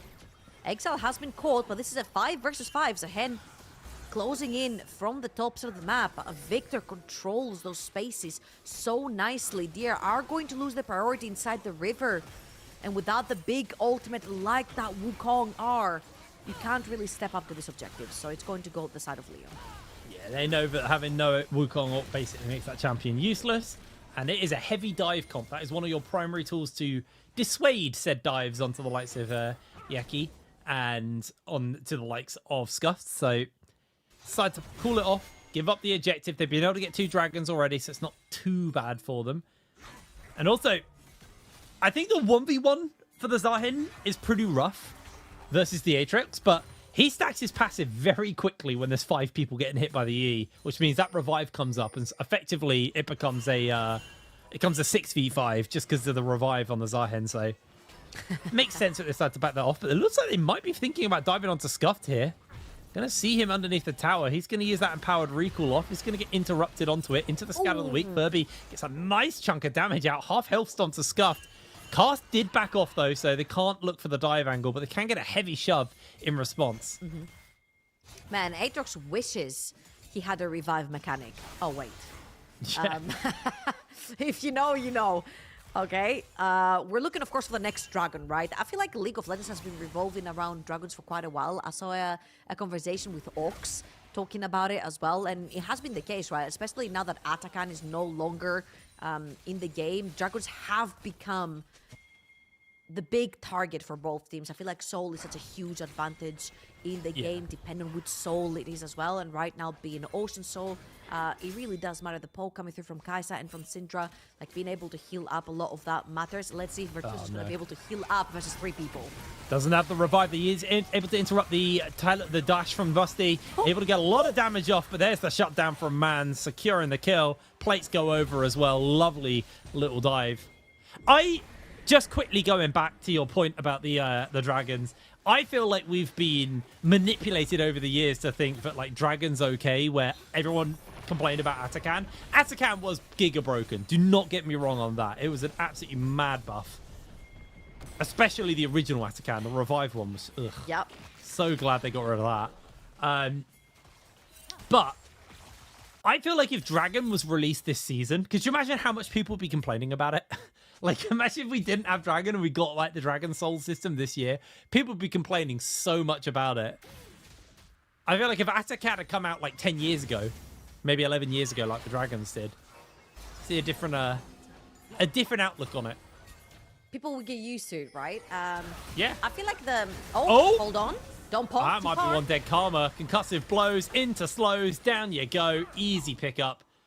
Oh, this Karma is up. giga useless. That's a 4v5. Don't poke walks too far up. No flash. Soul point going over to Deer. Virtuso trying to defend that mid lane. They are looking for a response, right? The only response they can get here is that mid lane tier 1 as they take the first tower plate. Oh! So falling super low. He's down. Easy pickup. Dragon's been started, but with no top laner, this could be an easier fight for them. Scatter goes down. Dragon is secured, but meanwhile, Cast is seeing if an angle is there for him to go for the Q. Jumps in onto Exile, but he's able to blink away with the clone. Connects the ultimate with the R into the Scatter of the Week. It does make the connection onto Exile. He has no escape this time, as Cast is going to be able to secure the kill. Yaki doesn't put out enough damage, and down goes the jungler. Yeah, they lose that mid lane as well. Wait, Kai'Sa... What? What is going on? What happened to Rusty Sniper right there? Did he push too far and get jumped on by Yaki? In which case, he was too greedy. Furby is now too far up. Good scatter from Furby. Doesn't really have the mana. Is going to try and find a little bit more damage onto Yaki. Forces the ultimate out. He has flash. He's really feeling it. You haven't got the mana, buddy. You do not have the mana. He has the mana for Q, but that's about it. Okay, he had QW. QW, that was a little it. bit more than just the Q.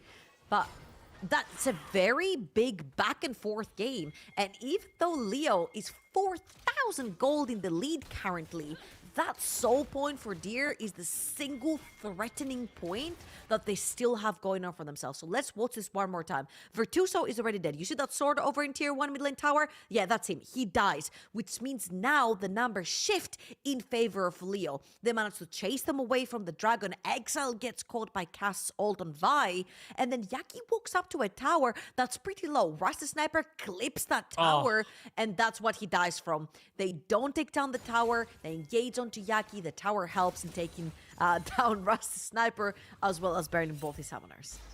Tried to hit the scatter from Furby as well. Little and that greedy. was what baited him. Little Little bit greedy. But it looks like the attention's just straight onto Baron. I mean, you got a Kai'Sa with Kraken and Gwynzeus. Baron does not Exile's last. going base. I don't think they Exile's expect it. going base. He's reset. Udin's going to spot it out. They know it's happening, but it's very low. Furby playing on the defensive here versus Udin. Udin's losing a lot of HP. That Baron is going incredibly low. Vitisio's coming through. Cast is able to get the smite, and Donponk might just find himself going down as the sacrificial lamb. That Karma, I will say it once and I'll say it again, is giga useless. Just constantly getting one shot. Okay, man. Oh, Scuff! Oh, the flash forward! That is the follow-up. That's the dive. Scuff flashed away, but Rusty follows with a killer instinct. It makes it an extended 1-for-1. They've got Baron. Ultimately, great play for the side of Leo. Yeah, and they should run. Somebody should run bot lane because there is a wave right there that they can pressure out and they can get both out their towers. There is no one to defend. Yunara is top. Aatrox is seeing bot lane. Wukong is doing his red buff. They could even pressure for an inhibitor tower if they want to right here. 21 minutes in, but instead it's going to be the 1-for-1 trade as Yaki over on the top side gets another tower for himself. That's a 5-0 Yunara, yes, but that is a 5,000 gold lead. It favor of Leo. 2,000 gold on the Syndra, 2,000 gold onto the 5, 1,000 gold onto the Zahen. That top lane, Dumpong's glasses. Oh my god, I can't be serious. Wait, I missed Dumpong. He's got disco glasses with lights on, man. That's crazy. Wait, when does the helmet come out? Maybe it's the glasses today. It's definitely the most... Just look. Oh, that can't be easy. I mean, I think I understand why he's gone 050. He can't see. He's just got flashing lights in his face. It doesn't matter, man. If he's gonna die anyway, who cares if he sees what he's doing or not? That is crazy. In all seriousness, Leo are using the remainder of their Baron buff to pressure the second to last outer tower defense from Mans the is side going... of D. Okay, he's alright. Alright. Very scary. No, Rusty's got himself the blasting one, so I believe he's close to upgrading W as well, so he'll be getting the reset on the W. But for now, just playing it a little bit chill. Oh, that's Dusk and Dawn he's got. Oh, no. No, Rusty. no, that's right before Rusty Soul. jumps over the wall, tries to see if he can find the escape. Exile just flashes in onto him, and Rusty goes down. Mans has been baited just before Soul. The scatter comes through. There's going to be the ultimate jumping in, though, from Mans. He's caught by the stun, as Karth is able to find the assassination onto Yaki. Suddenly, Udin's being caught by the scatter. Scuffed is low to Mans. Mans has the revive. He flashes in. Rusty's death mattered not, because Deer are melting. Dumpong goes down, but it doesn't matter, because Virtuoso is one of the only members remaining here. Slowly but surely, the sustain is being cut through. Furby can't get close as he's able to jump over the wall to safety. Gets another jump out, but Leo, they're going to get Dragon. Oh my god, Rusty Sniper survived for so long, but so much time for Leo to arrive. And Leo thrives when Deer are split. Remember what we said at the beginning. Yunara, Victor, they're there to play the front to back. There was no front to back. There was no rotation. There was no formation right here. Exile overextend to try and kill Rusty Sniper. And then they all pile up into that tri-brush, which means that Furby's spells hit multiple people over and over again. Yaki has to split towards the top. Scuffed gets caught by Mans. Mans is a hen. And this was pretty much a one fight that just Deer overextended into and ended up in a lost fight. I felt like the second Rusty Sniper died, the game was over, right? You get Soul for the side of Deer, then you can contest for the next Baron coming up, and everything's great. But the Soul has been delayed for at least another 5 minutes, and in 2 minutes' time, you also have a Baron. And with Leo being so decisive onto the map, you have to think that Deer are on the back foot. Yeah, Deer definitely in a rough position here, and it started well again, just like what we saw in our third game, sorry. ADC gets very fed early, but it just falls apart. The Dusk and Dawn now finished up onto Rusty, so all of those on hits, passive included, by the way, be hitting twice. It's unbelievable, and you can apply them with the Q. It's really, really nasty. This item's so broken. I played, might have to hold that. No, I'm okay. So I played Gangplank with Dusk and Dawn. When your Q can apply his passive, it's unreal. You Q someone and you ignite them. It's so stupid. This item needs removing from the game. Okay, Grandpa, let's put you to bed because nobody's playing Gangplank but you, okay? I'm just saying. Leo, I'm just saying the item's Leo broken. went from being 3 dragons down to winning the game pretty heftily right here. A 7,000 gold lead for them, and Baron spawning in 45 seconds, meaning that they're gonna have to face check inside their own jungle. However, I'm just sitting here scratching my head with 40 seconds on the clock for Baron to spawn. I was expecting the entirety of Leo to just speedrun the top side of the map, set down vision, and then force Deer to walk through their control. With Rusty Sniper once again a little bit too far pushed up. I mean, W's down. this is scary stuff, man. Oh, just about to press the E, able to get away to safety. Very, very scary stuff. There's They look for the stun onto Scuffed into the Q as well. Takes a fair chunk of damage. Nothing too major. Shielding will keep him up from his own Q. Mid lane control has been wrestled out by Leo, but bot lane, you can see there's a shove coming in from Mans on the Zahen, able to get a nice wave pushed in. They're going to have to send Aatrox back. Try and play defense versus Mans here. It's Leo. Baron up and available. Now with that Dusk and Dawn in the pocket as well. This Kai'Sa is going to be absolutely melting through these Barons. They're on a ward though, so they need to clear out some of the vision. Furby's so close to his Seekers as well. I wonder if he actually has that in base. Next fight could pretty much decide the entire game. So I feel like if Furby does have that Seeker's Arm Guard in his inventory, which he should do, he already has the 2 amplifying tomes, it would probably be wise to just go back and purchase that one. I feel like he is going to be one of the targets for Deer, both him and the Kai'Sa and the Vi, the squishiest members that you can actually try and take down. Hasn't backed yet. I'm wondering if he actually, because he might have just completed his 3rd item, I wonder if he actually has that Seeker's Arm Guard. Is he taking the Gromp? He is. Yeah, they're trying to get as much items onto him as possible. He's fighting for his life to get that Seekers. I respect that. There you go. Press B. Here it comes. Well, Class jumps forward immediately. They're trying to get some damage off onto him. He's going to be A-OK for the moment. Tries to jump forwards. Damage coming out from Rusty. He's not going to be there because he's just caught by the CC. In they jump, though, as they're going to send Vichysio into the front line. He is melted down, though, by Furby. And Rusty, with the Enchanter support, is just doing so much work. Yeki goes down. It's a double kill for Rusty. 2 members of Deer stand. Leo with a huge team fight right here. Literally a death bowl. That was a very lackluster angle right there from Exile. Seeds Don't Punk, but you can't be bullying Don't Punk the entire game. You actually need to grab the targets that matter. The 0-6 Karma doesn't matter if it goes down because they have 4 members who are all doing insane amounts of damage on the side of Leo. So if Karma goes down, who the hell cares? Again, Furby literally reset, went back with TP, got that Seeker's Arm, got an extra layer of defense right there. Now with the Baron, next Dragon spawning, you can bet that Deer cannot solidify that soul for themselves. And let's watch this one more time. Exile has already gone too far forward, burn his ultimate right here. And it looked promising. I saw Virtuoso in the backline, but again, he's trying to take down the Karma, and he's just way too far in, ends up getting melted by the remaining members of Leo. Also, off the back of that, Rusty has now finished up his Zhonya's Hourglass. 4 items on that Kai'Sa. Last fight, had to use the Ghost, had to use the Flash to get away from Exile.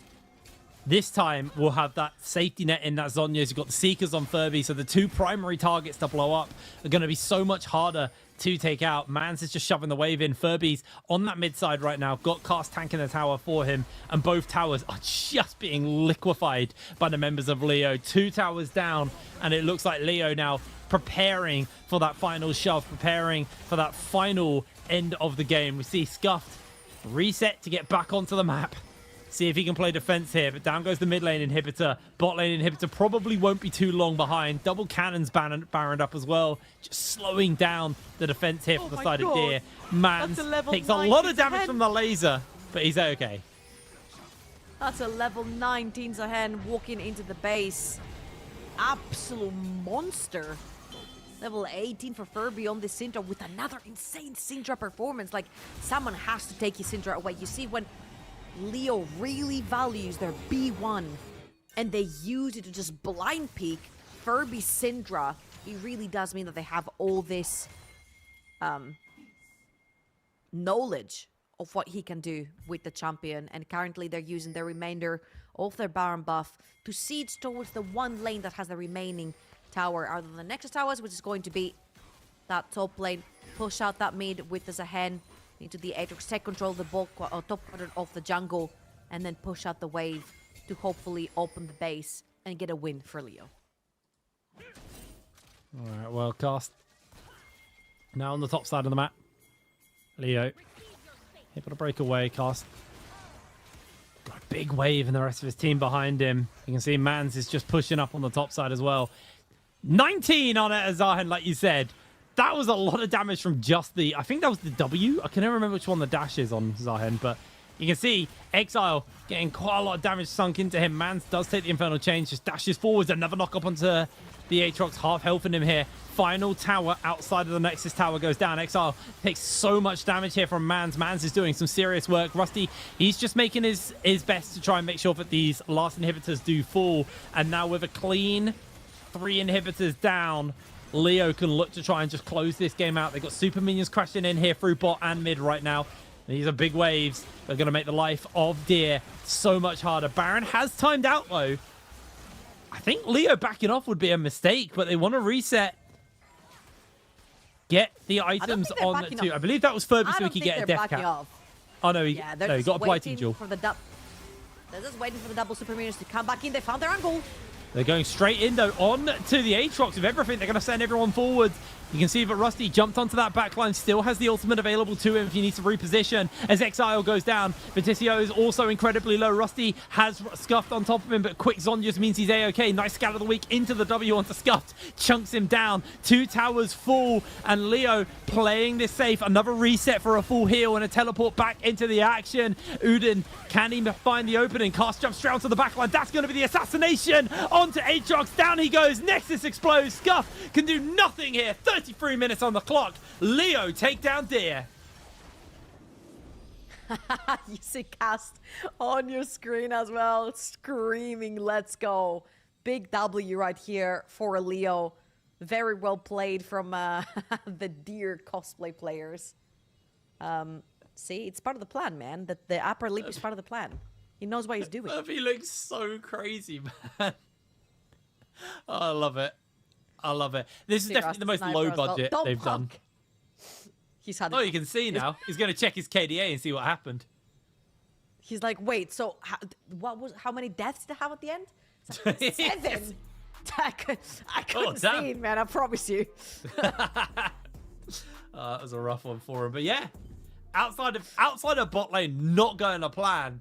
Very, very good game there from the side of Leo. I think you have to once again look at the Furby Syndra. Really, really good. I think it was honestly Cast and Furby, the mid jungle synergy there was incredible in that game. And yeah, caught the members of Deer sleeping a little bit. And we're actually going to have a pretty interesting replay package here because you see how well Deer started this game off. Yeah, and I feel like if there was anything else but the Karma, because in hindsight, the Karma ended up losing lane 2, man. Like, it didn't end up mattering. But all I'm thinking here is that, what if there was a Rel? What if there was a Nautilus? It would have been so much more miserable in terms of the team fights for Deer. I actually thought they were doing fantastic, right? The solo kill from Virtuoso early on, but Zahen outscaled.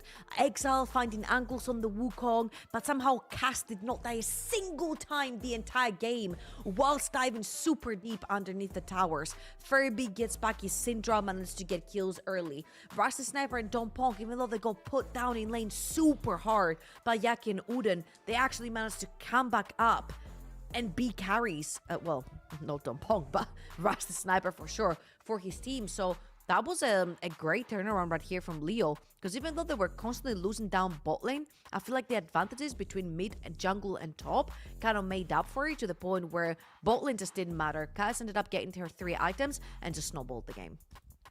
Yeah, really nice. This is just, again, it looked like Mans had, obviously with that solo kill, had kind of messed up the lane, but what a recovery from the guy. Really, really impressive performance on the Zahen. Got a big snowball off the back of this fight here. Started to snowball in XP and just gold. And at this point, it just scattered away. Furby perfectly positioning. I think we experimented, and the experiment on the Karma didn't work. Let's not pick that Karma once again.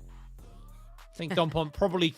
I think something like the Rel or the Leona, even though, yes, it's a losing lane. You lost lane in a winning lane anyway, so you might as well have played something that had a little bit more use. But regardless of those mistakes and, how that bot lane went and Dompong's performance, game's still a win for Leo. See, it was the glasses. Yeah, it was the glasses. He couldn't really see what he was doing. Could you play League with those flashing glasses on? There's absolutely no chance. I can't play League without glasses, so what question is that? I mean, we're both boomers. We got boomer eyes. Let's pass it over to the Desto to break down that game 4, and then we got one more game coming up, so we'll see if that one. See you in a moment.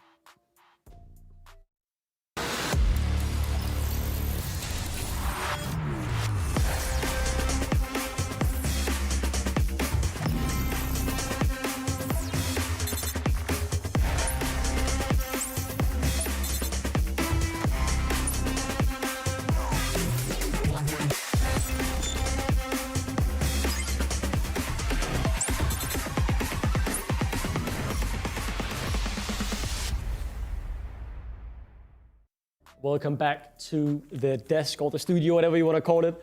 A banger for sure between Leo and Dums, or Dia Gaming rather. Sadly, for my prediction, which you guys couldn't hear, so I can just say I said Leo because my microphone was out of battery.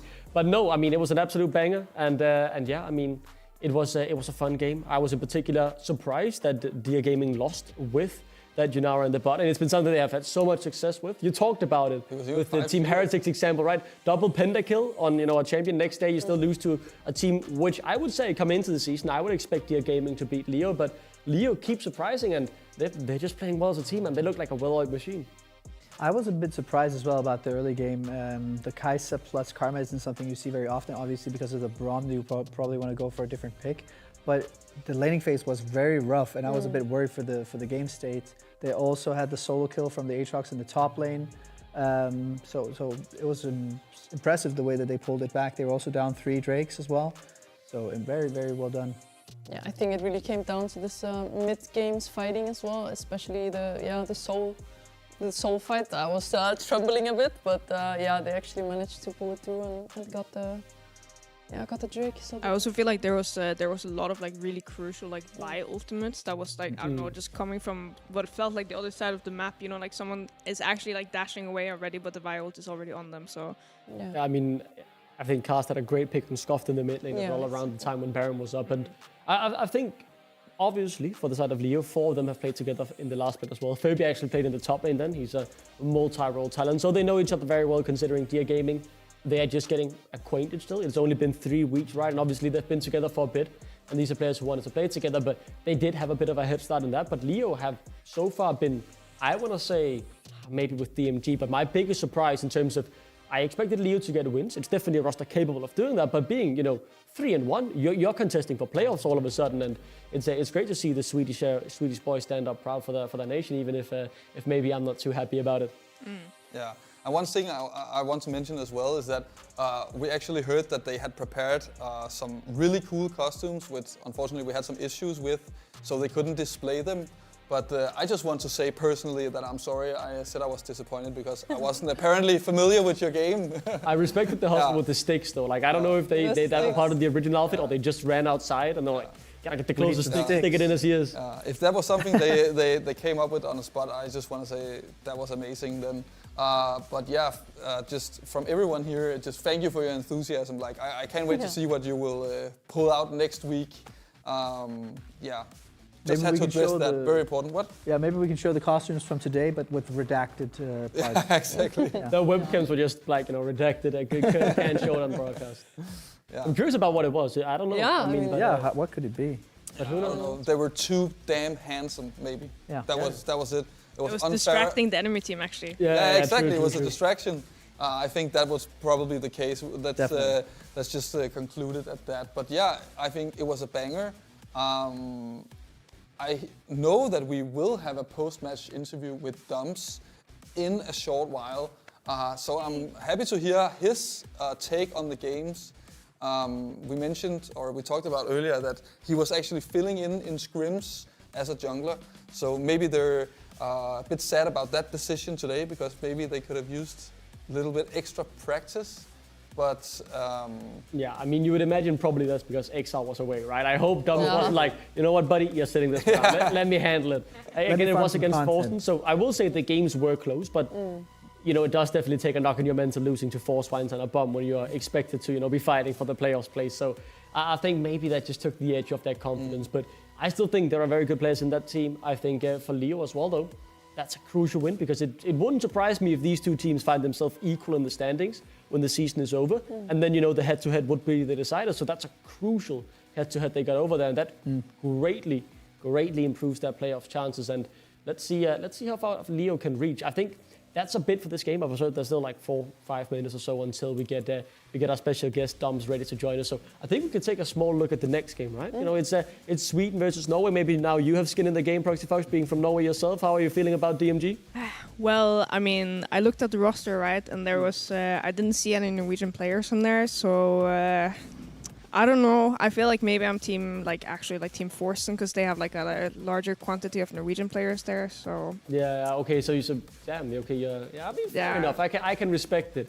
It is a bit something we call the Klassiker here, or at the very least, these are two organizations that have been really like neck and neck. Not in terms of, it's going to sound a bit rude, but success. They've all been a bit, at the lower side of the table. DMG have once made it to EMEA Masters, actually. Probably one of the only Norwegian organizations to have done that. We don't have them. To EMEA Masters. That doesn't happen often, at the very least, if I'm right. But Lundqvist Lightside and DMG have swapped players between them. Someone like Bucci, who has been a big personality in the past. But Lundqvist Lightside, 1 and 2 so far, haven't had the best start in terms of the results. But I want to say, mechanically speaking, they have a lot of bright prospects. I think Mattis V in the mid lane, who's just now on the cam as well, who definitely could pull that down a bit so we could actually see his entire face. But he's a mechanical guard, I want to say. He looks incredible when I watch him. It's not often I get, it turns me on when I see his gameplay. I'm not gonna lie, he's really good. You're like, okay, you might be losing the game, but you're like solo killing left and right, really making the right decisions, and you can just tell he got it. He has that it factor, which I can't remember seeing since EXO thing last year. So do you think it's just coming down to like synergy? Like, do they just need more time, or? I think for Lundqvist Lightside, they need more time. It's a young roster, right? They've gotten, Mattis V, he's 17 years old from Kawa and Corp Blue Stars before. So it's, a very young team as well. Royeg and Soul in the bot lane. They are also relatively young. I think the oldest is Elijah in the top lane, who's, I think, my age. And if someone my age is supposed to lead a team, that kind of shows that it is a young team. But they've got a good coaching staff around them. Lundqvist Lightside is known to be a very nice place to grow before you take the next step in your career, if you look at what they've done historically. The same can be said for DMG, right? I've played like Yike has played for DMG in the past, who now, won, is it 8 LEC titles or something crazy like that? So they've also developed their fair share of talent. And Boltox, actually, we saw earlier for Arctic Panda, has played for DMG Academy in Finland. So that development pipeline certainly in effect. But DMG have kept 4 players from last split, and we've talked about it. It gives them an advantage. They have 3-0. Yeah, and what do you guys think? Are we looking at another banger, a close banger?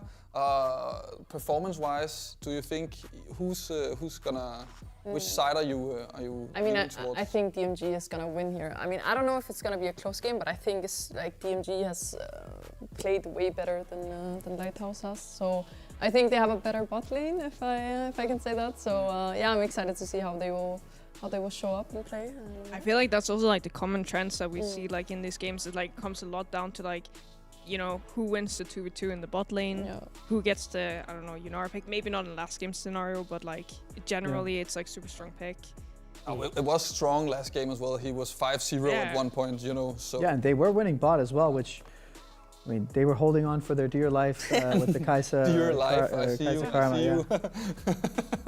I mean, I'll say, I think the first game we've seen this split where I thought, a different part of the map was deciding. That was Arctic Pandas earlier today with Nile, who, really Grand Canyon diffed over there. Yeah. But other than that, I felt like I was repeating myself 10 times last week. When every game we talked about, what am I looking at? Well, it's the bot lane, because it is really the 2v2 that has been deciding so many of these games. And I think, I really think that down there with Fateski and Kormsky, they've been the best 2v2 laners so far. They've played together for an entire year. Getting to do that in the ERLs rarely happens at all. And I want to give a shout out in the mid lane for DMG as well. Phantomisto, I thought he was a decent player last year in the NLC. He looked all right, but he has taken a massive step up in the offseason. He's really been grinding. And I heard French team wanted to buy him out as well from DMG, so they had to fight hard to keep him. And his performances have warranted that success, because he has been phenomenal as well. And that French matchup in the mid lane between him and Mattis V, I'm really looking forward to watch it. But what type of champions do you feel like would have like an impact on such a character? Like I think Phantomista, though, he's not the flashiest player, if that makes sense, right? It's a lot of these mages, control mages actually. Maybe that opens up for the Vilkas, because he does play something like the Hui. That's actually what I think he's best on. But let's go back to the game we just had, because I do believe Doms is ready to join us on the broadcast, and happy to have him back on, considering what we put you to the test to last time. Doms, how you doing, mate? I'm doing good. Thanks. Even though, well, we lost. Yeah, of course, it was a bit of a rough game. I've been backing you guys hard, and sadly today you guys didn't manage to pull out the win in terms of the biases I've been putting out here on the desk. I want to ask you, how do you feel the team is developing, right? I see this is a big development project. Are you guys moving in the right direction? I mean, there are still things to figure out, but the team is like the potential in the team is crazy. Like you can clearly see that. Early game in this game as well was really good, but in the end we just couldn't figure out how to get a good engage or a good fight and get a win of it. But like potential is crazy. I have a big question here. Last week I apparently stumbled onto your stream when you were playing a scrim, and all of a sudden I'm seeing Dumps in the jungle against Forsen. How did that end up happening, and how did it feel losing to the God Gamer? Like, is that something that took a knock on the confidence? Is that why you lost today? Because, you know, they've been experienced to playing with you, or? I mean, like, Forsen's aura was just like crazy. So yeah, we went 0-3 in the scrims. I was in the jungle, so Exile was not there for that game. Yeah, I do think maybe losing to them 3 times did kind of knock off a few points from the, you know, our just overall aura. Yeah, I'll open it up to the floor, see if anyone has anything they want to know from Mr. Dumps here.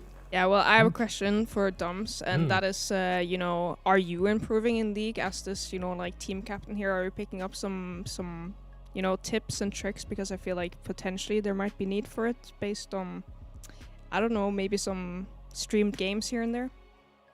Can I get a next question? Okay. What rank are you at the moment? Can I get a next question? Oh, it's gonna be a long night. I have a question.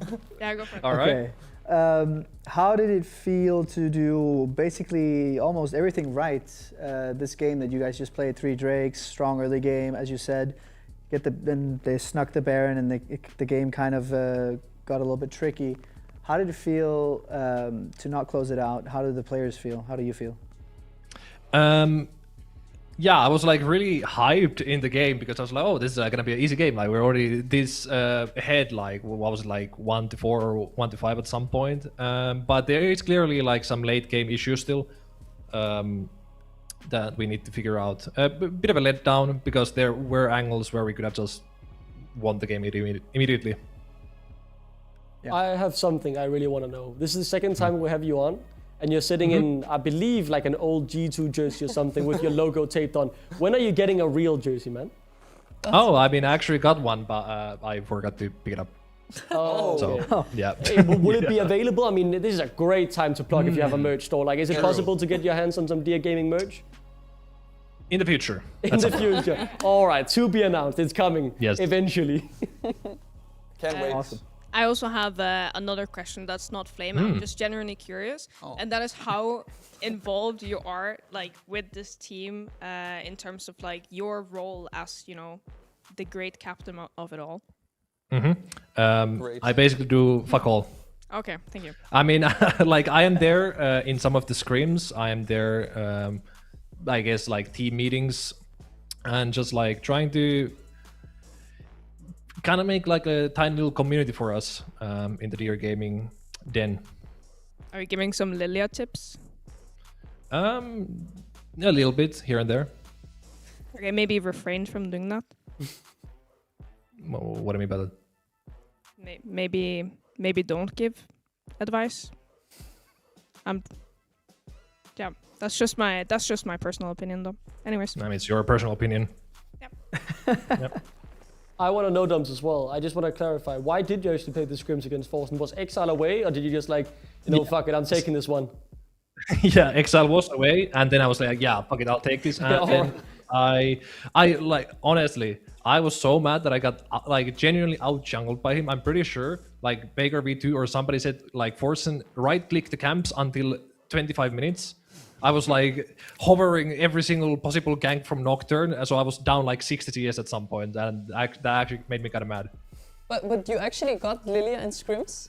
They didn't ban Lilia? Oh, they banned it every game. Oh, okay. As I was about to say. As they should. Yeah. I think, Dumps, that's all the time we have here today. Thank you so much for joining us again, especially considering, you know, your experience here last time. It's a pleasure to see you, mate. And best of luck moving forward with the team. I still believe in the potential of the boys. They look very good in the first 20 minutes. Yes, sir. Next week, we will get a Dubski. For sure, for sure. We Thank you so believe. much for joining us, man. Bye-bye. Thank you for having me. Thank you. Bye-bye. Pleasure as always to have him on. We are just 3.5 minutes away, supposedly, from Der Klassiker. Can I just say that was some banger questions. Yeah, you really put him to the sword. Yeah, that was amazing. I mean, what can I say? We just we go way back, and a little bit of banter doesn't hurt, especially No. when you're not great at League of Legends. Then you deserve to know.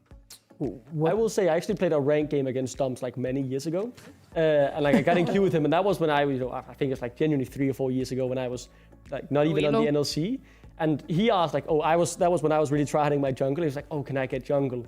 And I was like, all right, yeah. And he actually did kind of giga carry. He ganked top heavily, and we won the game. You played top? Yeah, I played top. He wanted to swap, Always, yeah. and I believe he played Lily. I think I played Shyvana top or something. I don't know why I did that, to be honest. Well, but was this in Plat 1 or what was no, it? that was diamond. That was diamond, like low diamond. I got in lobby with him. I think like I was diamond 4 or something at the time. Compared to his trajectory, I obviously went on to peak high diamond.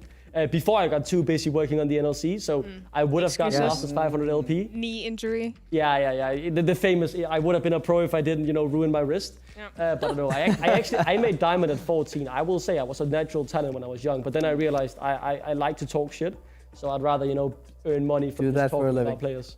Yeah. Yeah. I was a natural talent, just came out of your mouth. Yeah. Are you aware of that? Oh, the ego is just rising up here. Can we mute the mic again, by the way? The ego was warranted, man. I hit like that back when D5 was a thing. I hit like D4 with a mate, and we were like 14 years old. Wow, my God. I remember I went onto Kasing's stream. I have a clip of it still I can find, and asked him like, "Hey mate, I made this," and he told me, when you hit diamond at 14, that's when getting challenger becomes the real deal. Never made it though. Actually, never made it. Maybe and I you think will. So I you actually are the brought- real deal. You know I where actually brought Cass into the was? studio. I didn't show today, but like I brought in a thing I got signed from Kasing down in like Berlin. So I even have the signature. Like this is from like 10 years ago almost. And I never made challenger still, even after he gave me. But you have to. His words didn't actually inspire you. Then, like you just like didn't give a shit. Or? They did, but the thing is, my duo, he started becoming really addicted to real life. And I was like, damn, bro, we were so locked in, and I lost my AD duo. No, yeah. His need got fine, and then he started playing a shit ton of football. And as a support alone, when you're like trying to macro guide your team of bozos, it's really hard. No, it's just a bad excuse. Also, it's for the being bad. teammates that let you down. Yeah. That's why you didn't go pro. No, Anyways, All right, let's go. we're 15 seconds away from We the have game. their Klassiker coming up, Norway versus Sweden, the Battle of Bucci, or whatever you want to call it. Who will take it? I want some predictions. I mean, Team Norway and Team G. Team Obviously. DMG, yeah, fair enough. Fair enough. Yeah. Yeah, I agree. DMG, all the way. Yeah, just based off of skill caliber and performances. Yeah, the same. Okay, well, DMG. I want to see the other Swedish representative here take the win then. So we get a Sweden and Sweden matchup. I think it's very clear. One team has a Dane, the other doesn't. Fadeski will take it. Fadeski has been locked in this split. Yeah. And I think maybe it's because he likes to shitpost on Twitter. But he can only do it after wins. Like last year, he was good against the good teams, bad against the bad teams. But this year, he's good against everyone. I believe we are just, mere seconds away from draft, considering the time is gone. But I'll wait on the final note. But Anything you guys want to add, just with a few seconds to go? I want to say that your shit talking on Twitter, that is kind of part of logging in. I feel like it is a mental part of the mental warfare. I mean, your pride is on the line, dude. You can't just shit talk and then actually be shit.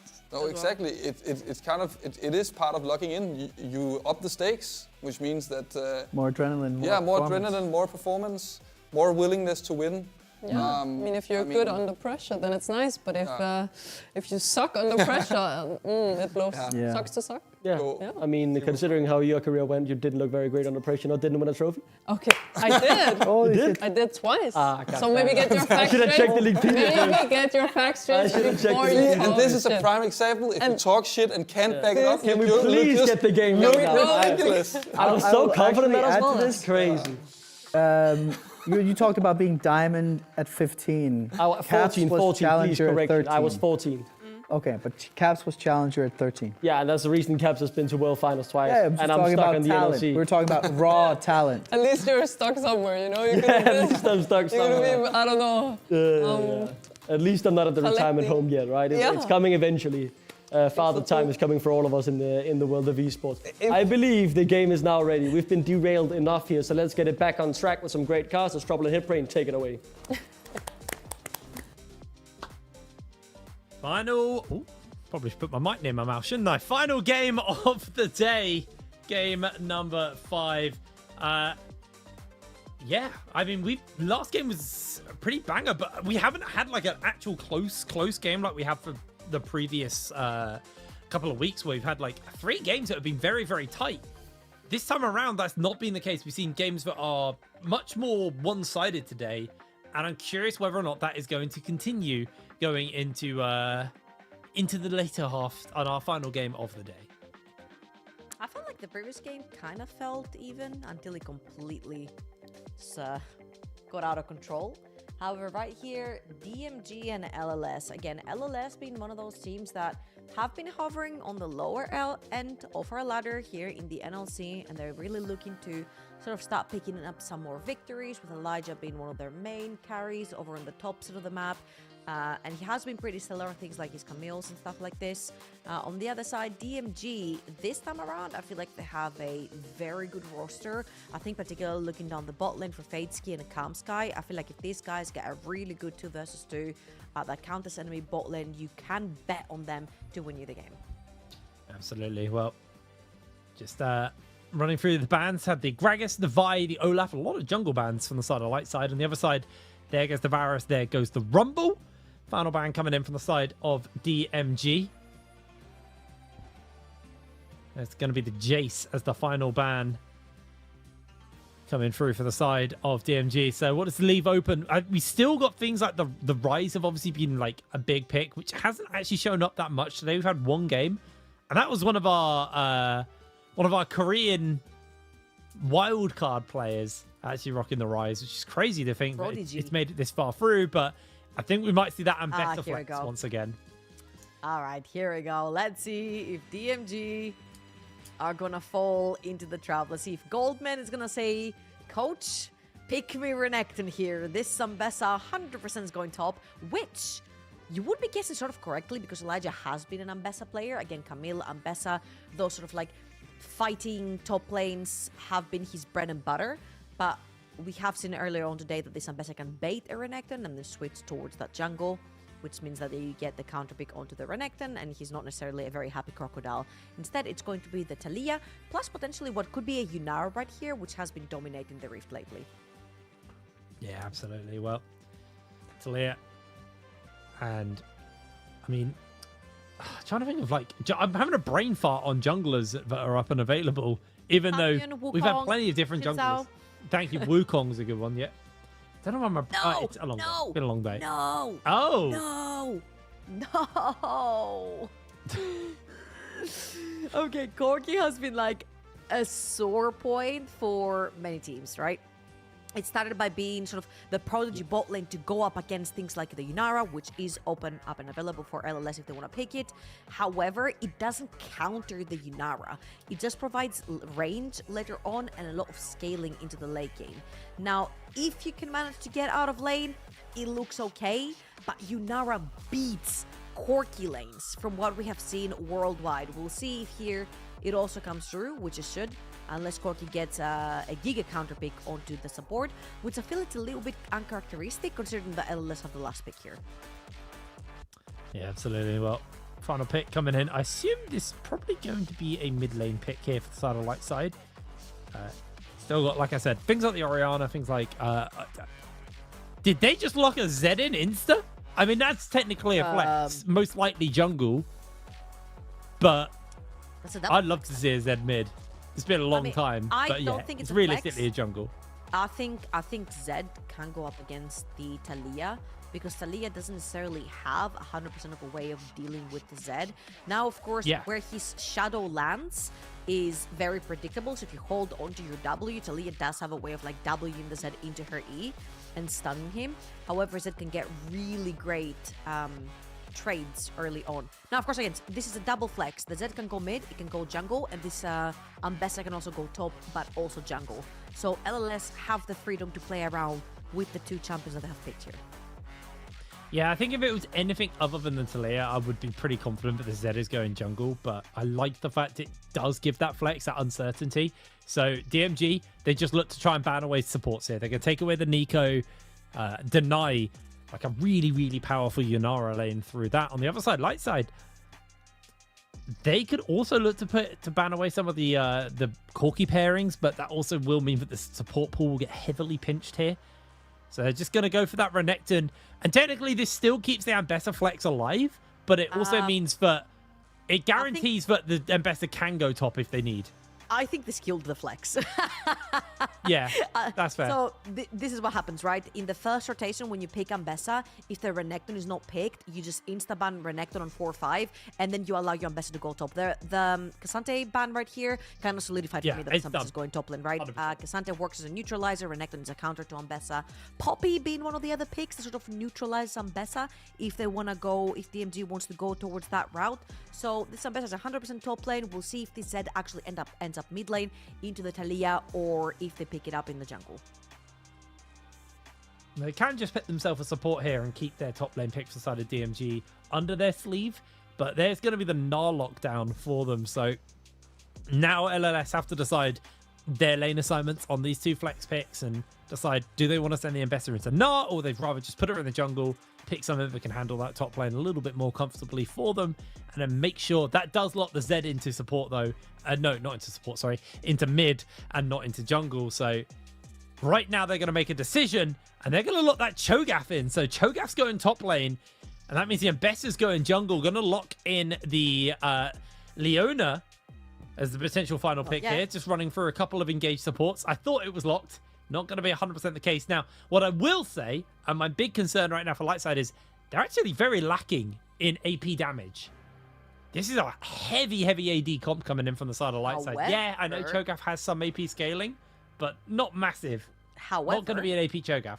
Go. There is not a single tank on the side of DMG. So Very true. The Lioness does not consider herself with anti-armor if no one can build it, you know?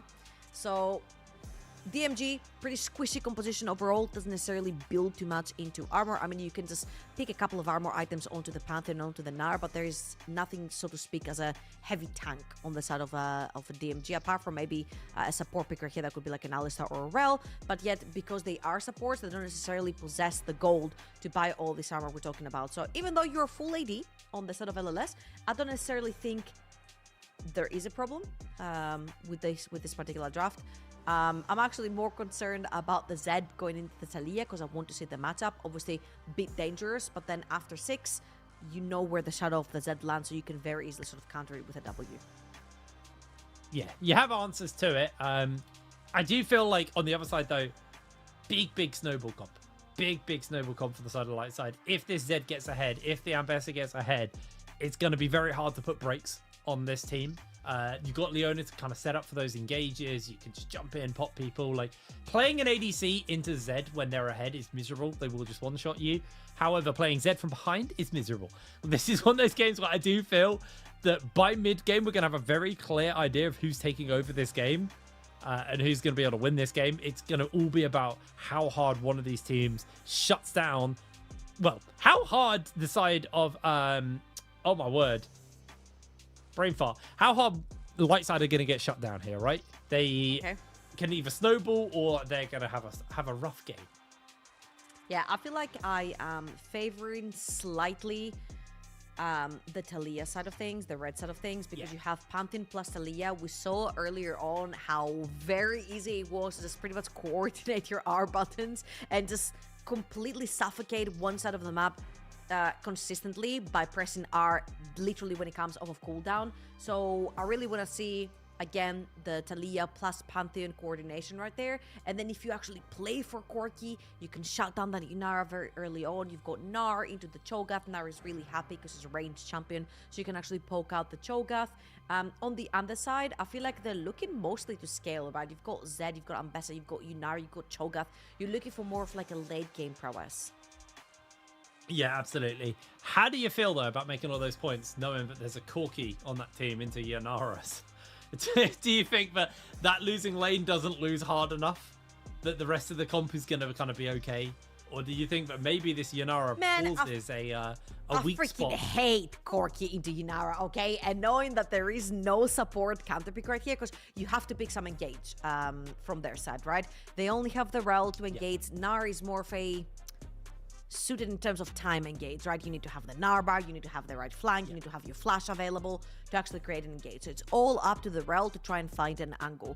And this is what's really annoying. When Corki doesn't have the counter pick, he gets choked out in lane by Yunnar. We have seen this internationally everywhere. You want LEC, you want LCK, you want LPL, like ever Yunnar just straight up wins this matchup. So we'll see again if they can suffocate that bot lane with the Talia plus Pantheon. I'm looking at that level 6 to actually see the utilization of the semi-globals. Yeah, absolutely. Like you said, very situational engage on that character.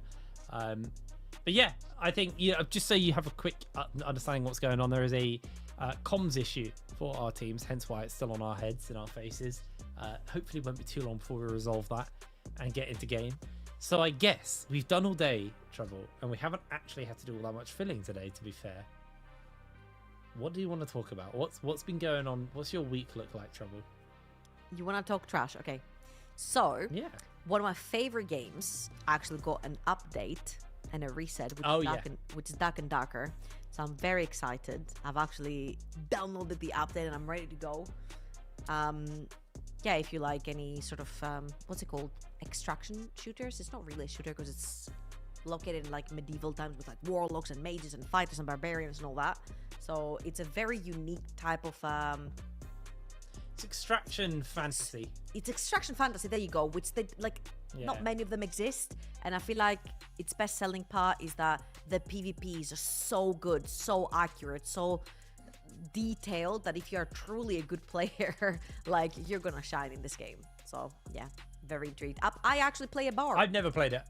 I play 4 instruments. You play a bard? I play the drum, I play the lute, I play the flute, and I play the harp. Well, lyre. There you go. Hell yeah. Right. Hell yeah. Everyone's fighting, sitting there like cling, cling, cling, cling, cling, cling. Yeah, I love bards.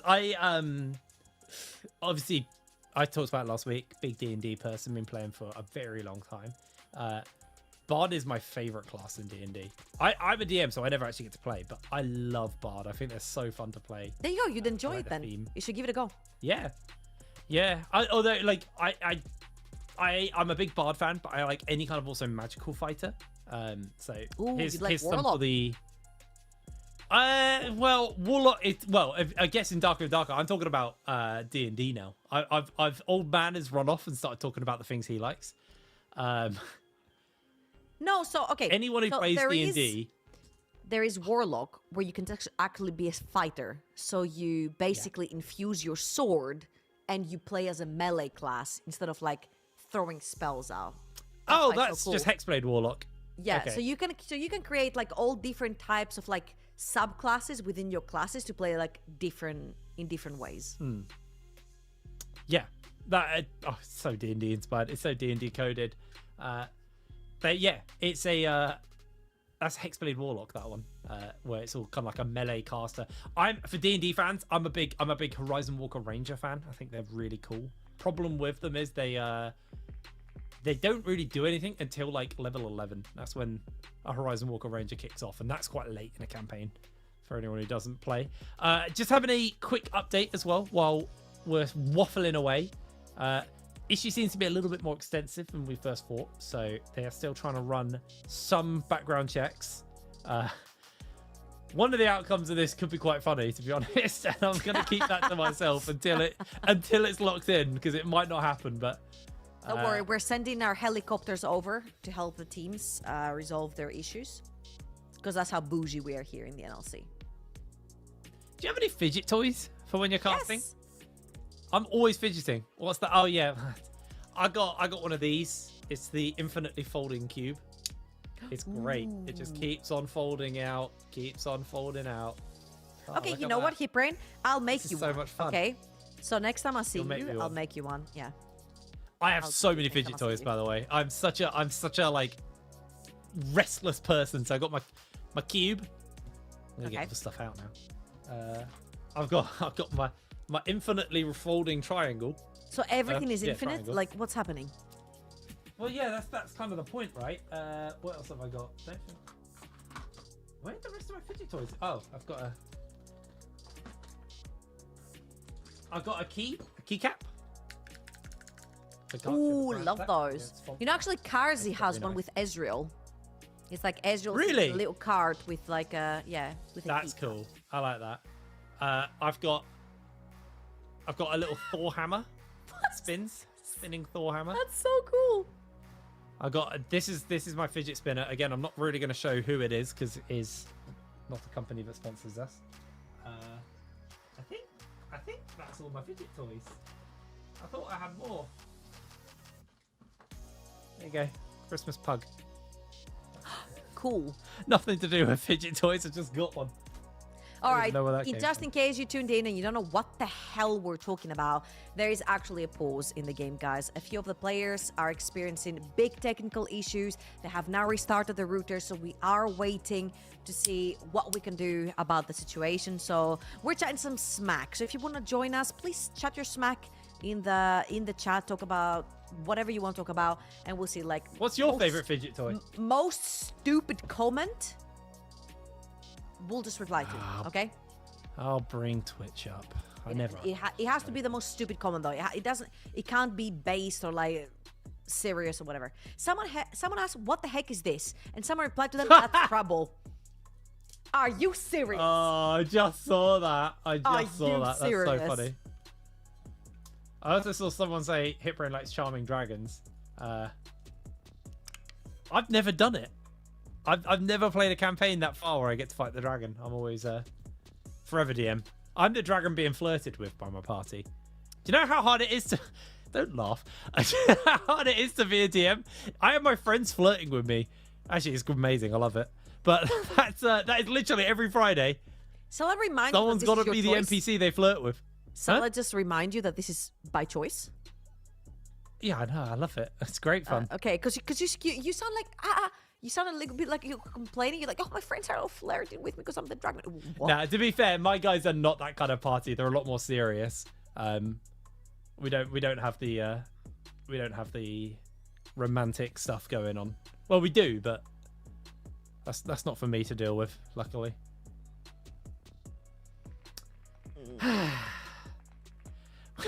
It's just running out of things.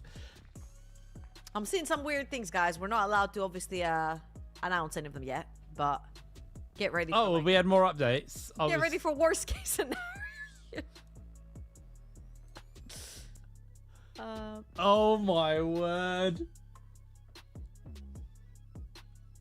Minus aura? Nah, this is plus aura.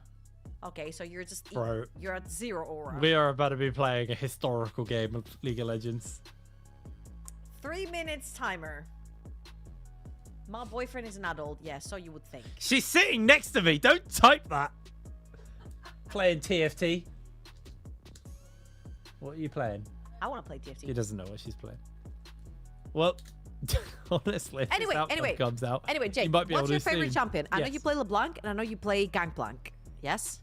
Oh, which favorite champion. Which one would you like on a Worry Stone? Because this one has like the Meep from Bard. LeBlanc and GP are quite hard, aren't they? I wouldn't put an entire LeBlanc here. I would like put something that Are we talking symbolizes her. My two favorite champions to play are LeBlanc and GP. My two favorite champions from like a design point Okay. and like their play style are Jhin and Gwen. Ooh, I could My make you two- one with the Jin yeah. flower. Yeah, that'd be cool. Yeah, I like that. Don't worry, It's guys. funny how my two Game favorite Over's room champions to play are sorted. different from the ones I think are the coolest. Guys, the timer is right below Hitbrain.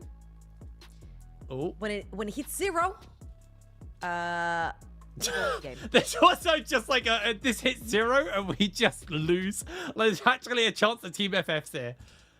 Oh man, it this hits is 0, gonna we be... explode. That's it. No, what's gonna happen is gonna hit 0. We have to wait a second to get our information. So Someone said, what is your fourth least liked champion? Fourth least liked. all right, what is my most disliked champion? I've got mine ready. Who is it? Go. It's Zoe. I cannot fucking stand Zoe. It's Really? annoying. She's so annoying. I don't know. Like the quotes, She's the way so she immobile, jumps though. around. It's like, oh my god. She's like, it's 'cause I play- it's like looking at my ADHD, bro. My ADHD has a form and it's in League of Legends, and I can't stand looking at it. For me, it's because I play GP, so she just bubbles me and I press W and walk away. Like it's such a non-issue. No, it has nothing to do with her abilities. It's just straight up annoying. Oh, you find her annoying. My least favorite, my two least favorite, because it's a tie, is Silas and Akshan. Akshan. Sorry, Atakan there. I think Silas is skillless. You miss every ability and then you just kill with passive. Oh, by the way, you go low, you press W heal. That's easy. And then on the other side, Akshan is like, he's quite obnoxious in lane, but that's not why I don't like him. I think the revive mechanic is very anti-fun, where it's like you win a fight and then he just randomly kills someone and a bunch of people come back and all of that hard work has gone out the window. So... Is that a mushroom on it? No, okay. So, okay. I have a headache, but I'm going to turn the lights on. What? What are you talking They're about? asking if there's a mushroom on my stone. So this is a worry Fuck stone. me. For anyone who doesn't know what these are. They basically indented stones. This is made from polymer clay, yes? And it has a little bard in the middle. What you do is you use this as a fidget, and it's supposed to like ease your anxiety or your stress. So you guys can go to like, there's a bunch of like websites with handmade polymer clay stuff where you can get those. They're like made from many artists. But I made my own because I had a lot of the equipment, so I just made one with a bard meat in it. But yeah, if you're a stressy, if you're an anxiety person like me, use a fidget toy or like a worry stone, and it just calms you down completely. Okay, so little update. We will be hopefully getting into game very soon, everyone. We have both teams have used all of their timers up here. So the pause times have been extended. They were not extended, sorry. The pause times have been completely used. Our players are literally about to get us back into games, so it won't be too long. What this means is basically there was an issue on both sides. They both had to use pause timers to get through. Light side have 2 minutes left on their pause timer. DMG have 0. So if DMG have an issue, like a DC, they're just stuck with that DC. GG. Like there is no pause timer unless Lightside are willing to give them the 2 minutes, which also could shoot Lightside in the foot. Let's say they give them the 2 minutes and then they have an internet flare and suddenly they don't have that 2 minutes to work with it. So yeah, we are looking at a potentially bizarre game. At one point it was almost a 4v4, then it was almost a 4v5. Those issues have been somewhat left by the wayside, but we are going to be getting ourselves into this game very soon. Apologies about the delays, everyone. That is one of those things where this actually isn't a League's opposite issue. This is an internet issue on the player's side, which has caused us an issue. Apparently, oh my word, we're starting with our DMG's jungle. Oh no. All right, how illegal is it? I'm asking production live on air if I play as jungle. I'm horrible, but I think it's better than them starting -1. I can't even remember what they're playing. Okay, let me scroll up. I'll find the draft. Let me scroll up. It's Pantheon versus Zed. Oh, I can't play Zed. Pantheon's easy. Oh, it's Zed's Pantheon. Yeah, I can Zed's play. mid. I can play Pantheon. All good. Yeah. I mean, if Archer can play Panther, anyone can play Panther, right? That was the Teemo one trick. Bro, Archer's just catching strays, bro. What did he do to you? He's not even here to defend himself. Here we go, into game. The Panther's not moving! No! Don't zoom in! Bro. Oh, this is so rough. Are LLS aware of this? Wait, oh, it's Claire's jungle on the Oh my word. Okay, apparently he's back. He'll be coming back any moment. Yeah, but the camp spawned earlier, so is he there in time? We'll see. Well, they're going to cover to make sure Clears doesn't steal, but regardless, he is going to be a lot slower on his first clear, which will impact his ability to first of all contest grubs, maybe look for picks. That is very rough for him. While Clear's just going to start his blue buff.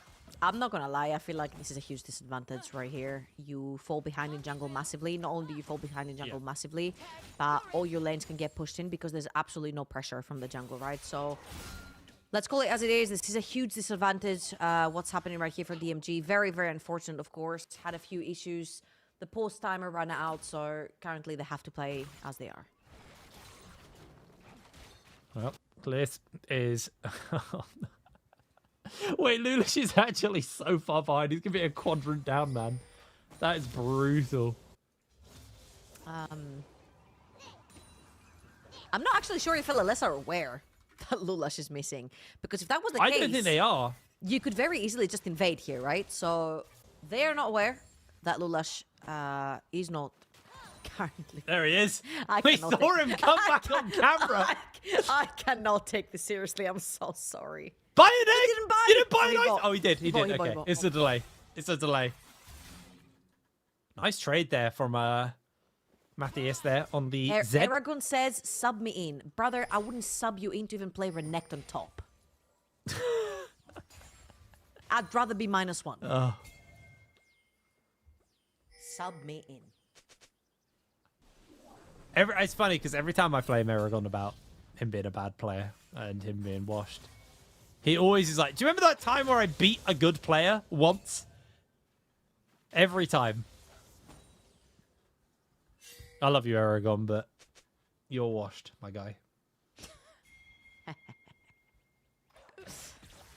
All right, so... What's that to talk about? Jungle is 500 gold down at 2 minutes. Second camp going down for Pantheon as Cho'Gath has finished everything. And he's going for his first Scuttle Crab. Top lane. Yeah, Elijah's going a little low here. Has got some damage, forces Goldman to go in for the flash. Q goes wide from Goldman. He's about to gnar out though, so that fight is going to be pretty impossible now. Yeah, but he has to respect the fact that Cho'Gath could be topside, right? They saw him cross a ward in that river, so they are aware that Cho'Gath was heading towards the top side of the map, probably for the Scuttle Crab, but you can never be too sure, right? So Goldman had to back off on that one, blows his flash, which makes him pretty gankable. And now Clears is wrapping around. Well, I'm talking gankable, but he has to be alive for that. Able to find a little bit of damage there onto Phantomisto. Nothing too major. Seismic shoves Clears just back to send a message. Lulish actually going to be able to get himself a crab, so the information that he wasn't there definitely didn't make it over to the side of light side. I'm not going to lie, he's not that behind currently. I mean, yeah, he's done all right. No, he is not. He's 2 camps when second camps are spawning for clears. Yeah, I mean, he's actually massively behind. It's so cooked. That's what. Oh, the Elijah. Q missed right there from Goldman. So Elijah just straight up took the 1v1 with him. Yeah, nice flash over the W to make sure he got the kill. And yeah, Lulish is finally getting his blue buff while Clears is starting his second clear. Got himself the Fiendish Codex as well, so just gonna expedite that clear for himself. I thought Fateskew was AFK, but his camera's just placed like at an angle where you're basically just watching a ceiling in his forehead. This is the Soju angle. Yeah, it really is. Soju's gonna have a bad back when he's old. His posture. It's fine. He's a millionaire. He'll pay for a new one. Yeah, he just fixed it. Oh, Goldman hit 6. Elijah, he's going to take the fight. I think he's waiting out the Gnar bar, see if he can go for the execution, but he might have to throw that down fairly soon. Onto the Gnar he goes. Goldman. Lovely trade. Gets a massive chunk out there. As now we're going to see Calm Sky getting jumped onto. Roy EQ trying to get the damage off of the Calm Sky. Soul looking for the lockdown onto him as Fatesky jumps over. Roy EQ's got flash, got barrier, but Fatesky has got the mana. They find the lockdown. That's the shield from the barrier coming through. Looking for the rupture. They're able to find the connection with the Calm Sky. Soul 2 gets caught, but he's not underneath the tower. Somehow, nobody dies. Absolute madness as Phantomisto gets all into by the Deathmark Ignite combo, but is able to ult to get some distance away from that last auto attack that could have finished him up. Oh, and look at Lulash. He's actually looking for that bot lane scuttle. He's walking down that river, wrapping around Mattis even. If Lulash gets a kill before clears, I swear. Surely not. He He's used actually his might W. have the He's angle. used his W. W's over. Flashes in. Can't find the kill. The deny. Oh, Lulish. And I guess you get some minions. Man, that was a nice try from sad Mattis death. right there. Trying to think, he had already used his W, right, to poke out Phantomisto, but it didn't work to his favor, so he actually had to take the W or he would die to clears anyway. Decided to give the kill over to Phantomisto and not any assist. Sorry, over to Lulash, not an assist over to Lulash, who's actually going to take that second Skull Crab. He's very little behind currently, which is very mind-blowing in this particular game. There is very little goal discrepancy between the two teams, considering that for an entire jungle clear, Lulash was AFK. It is actually kind of criminal for Gliz. If Gliz was on like a hard clearing jungle, this would have been an absolutely brutal game. But luckily for Lulish, it's the Cho'Gath. So it's still ahead in clear speed, and he has a whole red side spawning up while Lulish is clearing his final camp now. So Gliz is going to be able to continue to extend the gold lead over his opponent here. And I want to see something from Gliz. He's been very, very quiet on the Cho'Gath. I mean, obviously not fully aware that he was playing with an advantage at the start of the game, but even so. I mean, he doesn't necessarily have to do anything in the early game. His Yunara lane is going to take off eventually. He needs his level 6 to have the feast. He starts stacking slowly but surely. So I feel like they're mostly looking to fight around the neutrals where they can actually use their Zed to zone off members of DMG with a threaten of the ultimate. Oh, right here, Goldman misses his ult. That might be a window. No ult. Down. See the Flash is health down. going down onto Goldman. Elijah's got a lot of work. He's got the ultimate available. He's waiting for Goldman to time out. Wait for the hyper procs to wear off and get that move speed. There is a window. No flash available to Elijah. I think he's going to play it safe. This was pretty wise from Elijah right there. Pantheon is clearing towards the top side of the map. That's have the ult up and available. This is the level 6 that we were looking for at the very beginning. We're looking for proactivity between Taliyah and Pantheon. Now, the first ult from Phantomisto was used defensively to get out of the mark from Zed, but the second one can be used towards the bot lane. Well, the Nova light side are here. Rupture goes wide, and that's just going to be the end of that one. May even be able to play Interrupt on that reset, play with the timer, but the Grand Starfall comes through into the Solar Flare. Are they going to find more? Nope, just a little Rupture onto Lulish to play Dissuade. It's Calm Sky. It's going to try and interrupt Lulish clears on the reset. Isn't going to be able to clear away the camp. That bone plating is going to be helping quite a lot versus the Zed burst. And that's the first Pantheon ult burnt without Taliyah alongside it. Now, what makes this Taliyah matchup really difficult is that Zed continuously pressures you. Not only does he pressure you in lane and gets to push out the lane, but also chips your HP bar as he goes. So it's very difficult when your lane is pushed for you to be able to move out of your lane because you could be face checking a Zed. If you face check a Zed that early, you die as Taliyah, or you blow your flash, best case scenario. So it's very difficult for Phantomisto to actually follow Lulash on his ultimate, with his ultimate, because of the danger that Zed possesses inside the jungle, right? First, I cannot believe I'm saying this. First dragon goes over to DMG. I can't believe that either. They are able to answer out with the grubs. What? How? Just how? He was AFK for the whole jungle clear. No way. It does feel a little criminal if they got away with that. I think I'm in an alternate reality in NLC, you know? That's how it feels like. Oh, Elijah, gonna look for some damage. Does have the ultimate here onto Goldman, waiting for the hyperprocs to wear off so he doesn't have the move speed to dodge. Finds the slow, he might not even need it. There's the flash from Elijah into the kill. Goldman goes down. Beautiful solo kill. Two of those topside as well now. As it looks like mid, they're jumping on to Matthias. He is able to break away from the seismic shove. And Calm Sky, he's just going to try and get a little bit more damage out onto Phantomisto. But again, those bone platings just eating the damage that get thrown out. As Soul not going to be able to find any gank angle as Fate Ski gets a solo kill onto Roy EQ. That's what's supposed to happen right there. Nope. Roy EQ dies with flash up as well. So Fateski right here on one of his two most prominent champions, the Ezreal and the Corki, this time around onto the Corki as a Calm Sky is trying to get some deeper vision into enemy jungle, faces both support and the jungle has to actually walk out. I'm hating this Cho'Gath. If I'm honest with you, Trouble, I don't really think it's doing anything. Like, Clear's had a massive start, a massive lead over Lulush, and even though Lulush is 0-0-0, he's at least had presence. I thought Cho'Gath was going top, and I'm like, okay, you're gonna take the L. It's fine. Yeah. Take the L, play into the Gnar, you'll scale into the late game. At least you get Ambessa in the jungle, super strong. We've seen the LEC as well. We've seen the 1v1 between the two AD carries. Oh, misses the Q right there. A W, sorry, yeah. That is rough. That is very rough, actually.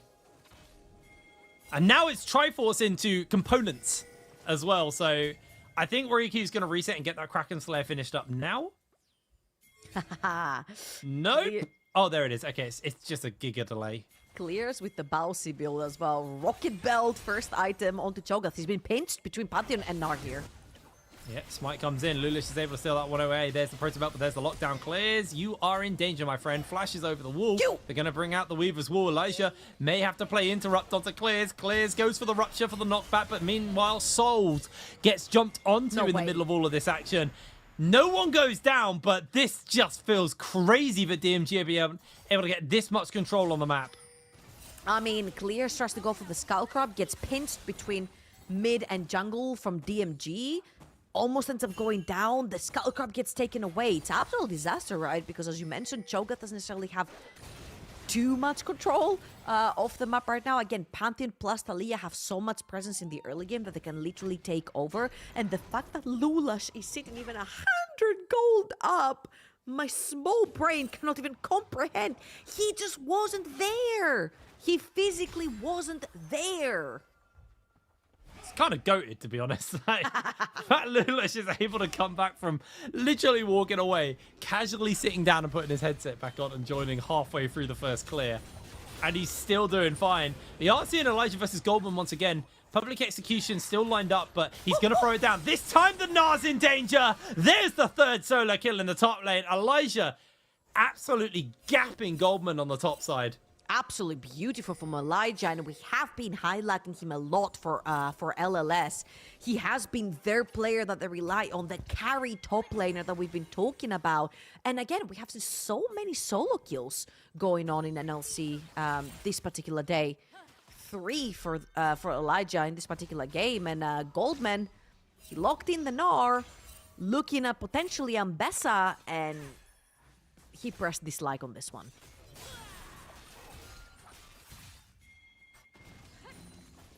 Well, we're going to see again.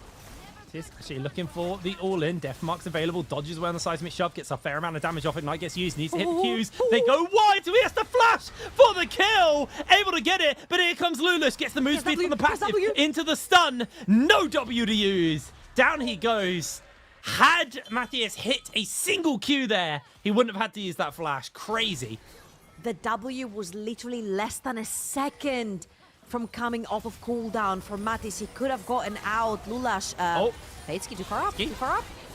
Way too low. W hits this time. They're going to find the exhaust though onto Ryuku. He has to flash away. Calm Sky. He's playing on mobile data and he's able to kill the ADC. That is crazy. What a mad game we got. The TP is also being pulled down, as you can see, from the side of DMG. It's going to be the Thalia. They found clears again. I hate this Cho'Gath. It's not any good. Protobelt Jungle Cho'Gath gets a half a timer start over his opponent and is down gold. That's crazy. All right, a 2,000 gold lead for DMG. Apparently, they don't actually need a jungler. 4 versus 5 is the trick. You just trick everyone into thinking the game is too easy when you play 4 versus 5, and they turn it on its head. A 2.3 thousand gold lead individually for Fadeski over his counterpart.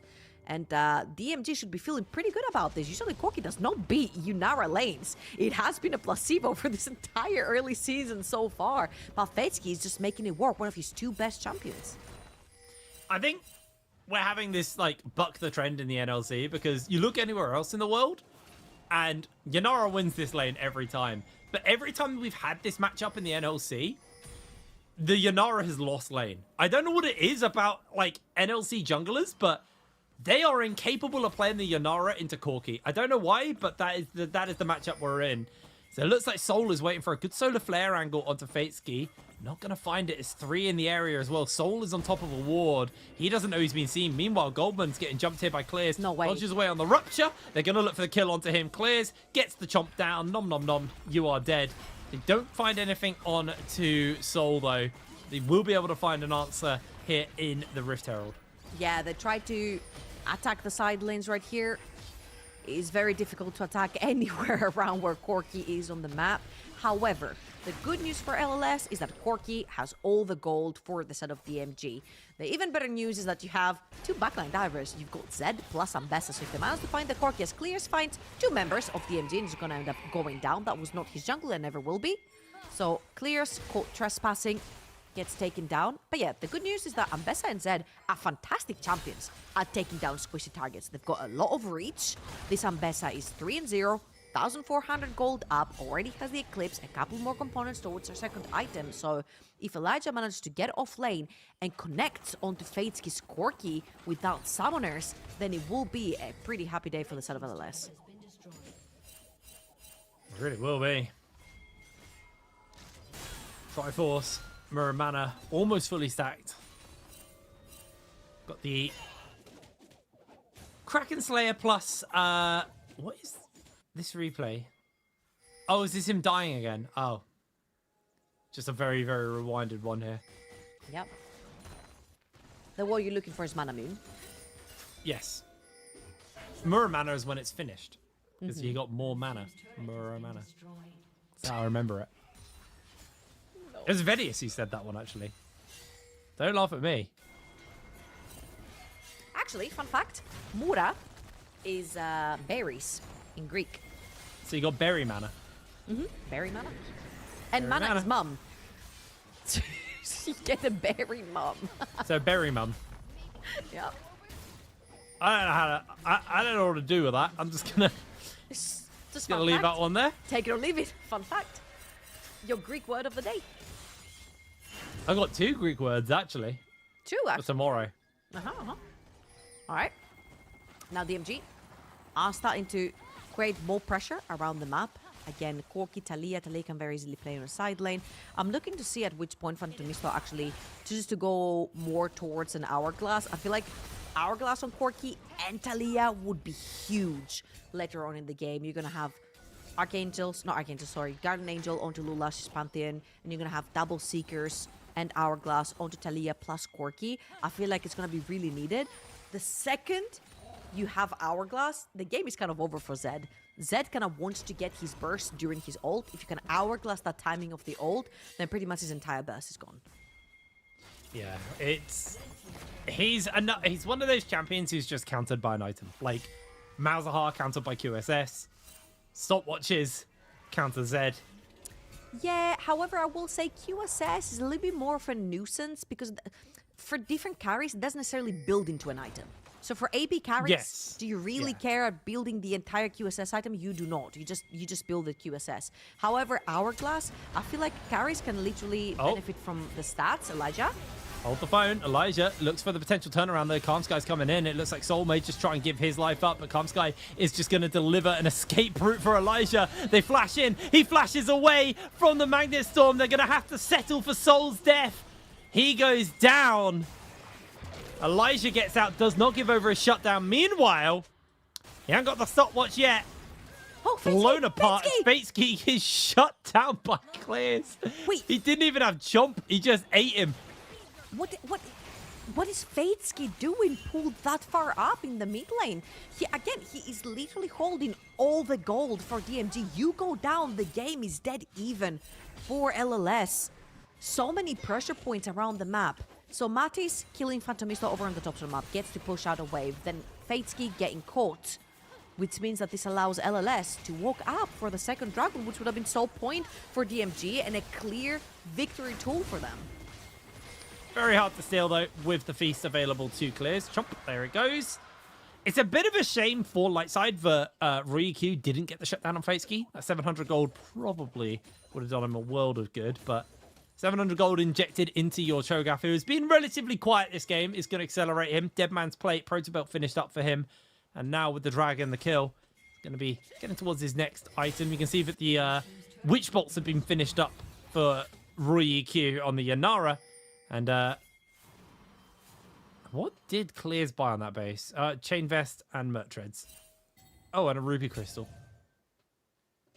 Couple more components. Actually, not a bad base for your Cho'Gath. For the Cho'Gath, yeah. You've got the movement speed, you've got the displacement with the rocket belt as well. He's actually a very fast Cho'Gath on the map right now, so Clears has been able to get a couple of stacks as well. He's getting pretty big right here, and he's going to be primarily the only front line in front of the Inara plus the Leona, who's not necessarily as tanky as a Cho'Gath can be right here, going on to his third item. They are looking to play around towards the tops of the map. They do know that Nara has fallen about 1,000 gold behind, so controlling mainly the tops of the map. A mid lane wave is pushed. That's a flash. He'll use his W for now, just being threatened. Nothing crazy. Yeah, they're able to get a plate. Not two, though. Just a single plate off the back of that one. I mean, the Baron threat is there. Smite Feast will melt through the Baron. You got a Kraken Slayer Yanara. And as that's going to be doing a lot of damage. Oh, Goldman needs to be careful.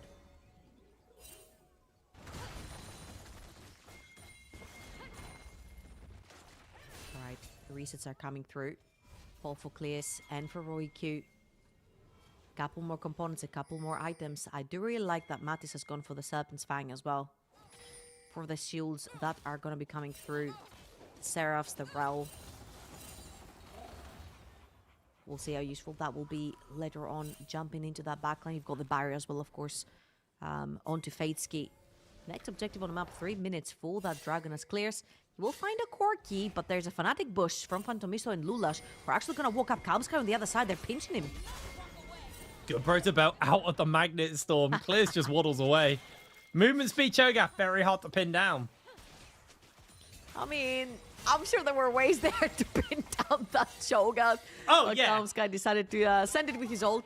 It's going to be a miss, but that is a huge tool down for the side of DMG. Goldman also has a mini Gnar.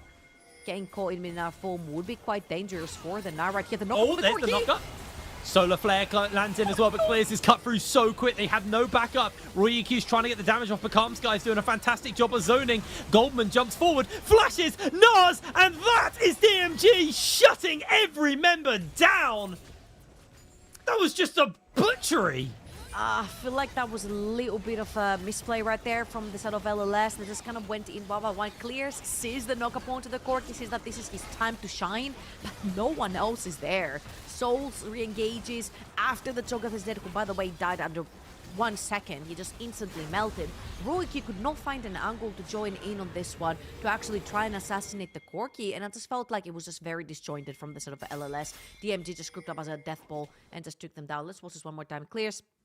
Gets the knock-up at this point. It's Yunara over in the mid lane and Leona inside the second bush, right? So the second that Clears walks up, gets the knock-up, Roiki tries to walk up, gets instantly zoned by a Rel. The Cho'Gath dies in the meantime. Elijah can join. Zed is over in the top lane, and it's just DMG with the numbers advantage the whole time.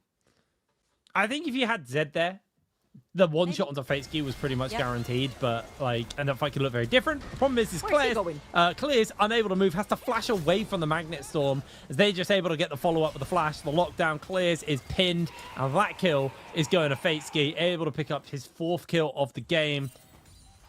3.5 items now. DMG, even with the fat Lulash, started so delayed. Nah, I think that Lulash is is my MVP. 2-0. 205, 600 gold up, absolutely my MVP. 2 levels up. That is straight up illegal. Bro casually just went off for a glass of milk at the start of the game, comes back halfway through clear. Got his milkies, came back. Yep. Yeah, that's crazy. Zero care. Absolutely zero care. 2 levels up on clears, by the way. Yep. Oh my You know what word. fascinates me, Heatbrain? We've been working together for so many years. You never listen to me, man. Like, ever. No. No. Gotta say something of value. I did! You just repeated it. I don't know what I didn't hear you, so obviously you didn't. It's fake. Obviously, I didn't say it if you didn't hear me. You're Yeah. Do you know what I'm happy about? Go on then. The fact that AP Corky's dead. Because could you imagine Corky with Dusk and Dawn? I mean, Ludens is back. Just saying. That was a fun build. Yeah, it's the same build as it was before. It's just got the old icon and name back. But I mean, do you remember, like, could you imagine, like, how bad Corki would be applying on hits with rockets? Luden's Dusk and Dawn. Ooh, that sounds juicy. Yeah. Pure glass cannon. I mean, AP Corki's dead, though, right? Yeah, that's a shame. It's dead. If Everything AP fun Corki has still to die, existed, man. that'd be great. AP Yi died. AP Corki died. AP Cyan died. Like, why? Do you know what's back? APGP. It's Okay, back. that was never a thing. Listen, Grandpa, just Nah, bad, man. you have no idea. Dusk and Dawn is so broken on him. Although you actually don't go AP, you go crit, but you just build Dusk and Dawn first. All right, Grandpa. I now promise. Let's finish this game. I promise. Applying a true damage burn with a Q is so silly. All right, chat. If you heard this, try it at your own discretion. If you lose LP, you know who to DM.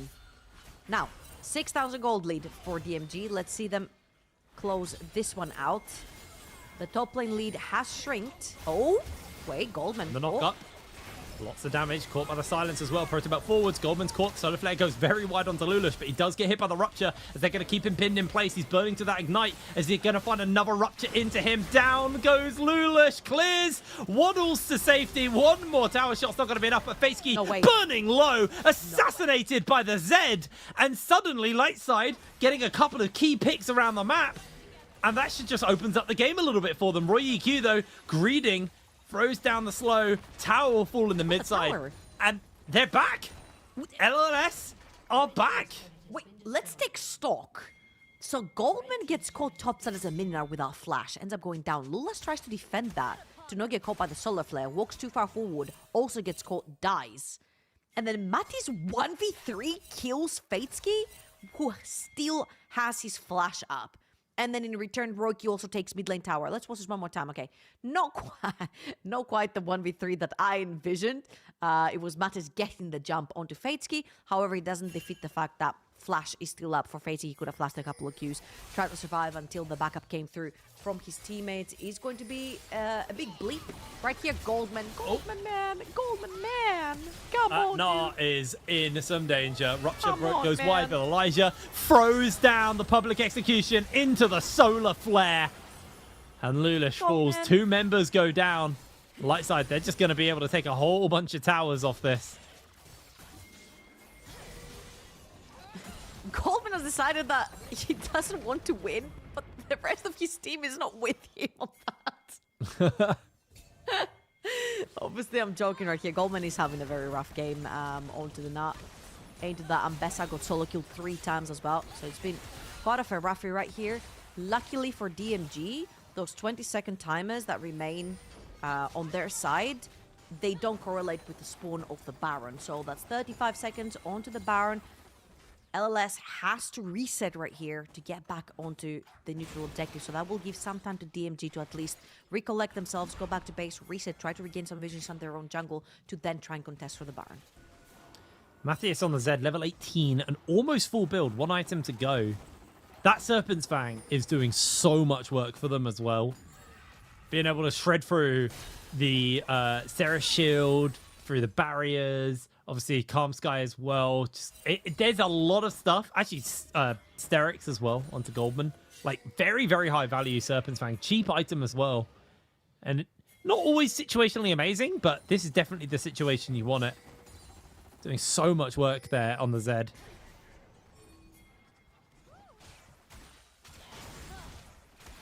see now DMG moving all together as a unit. Goldman all the way to the top side. Does have the TP to join.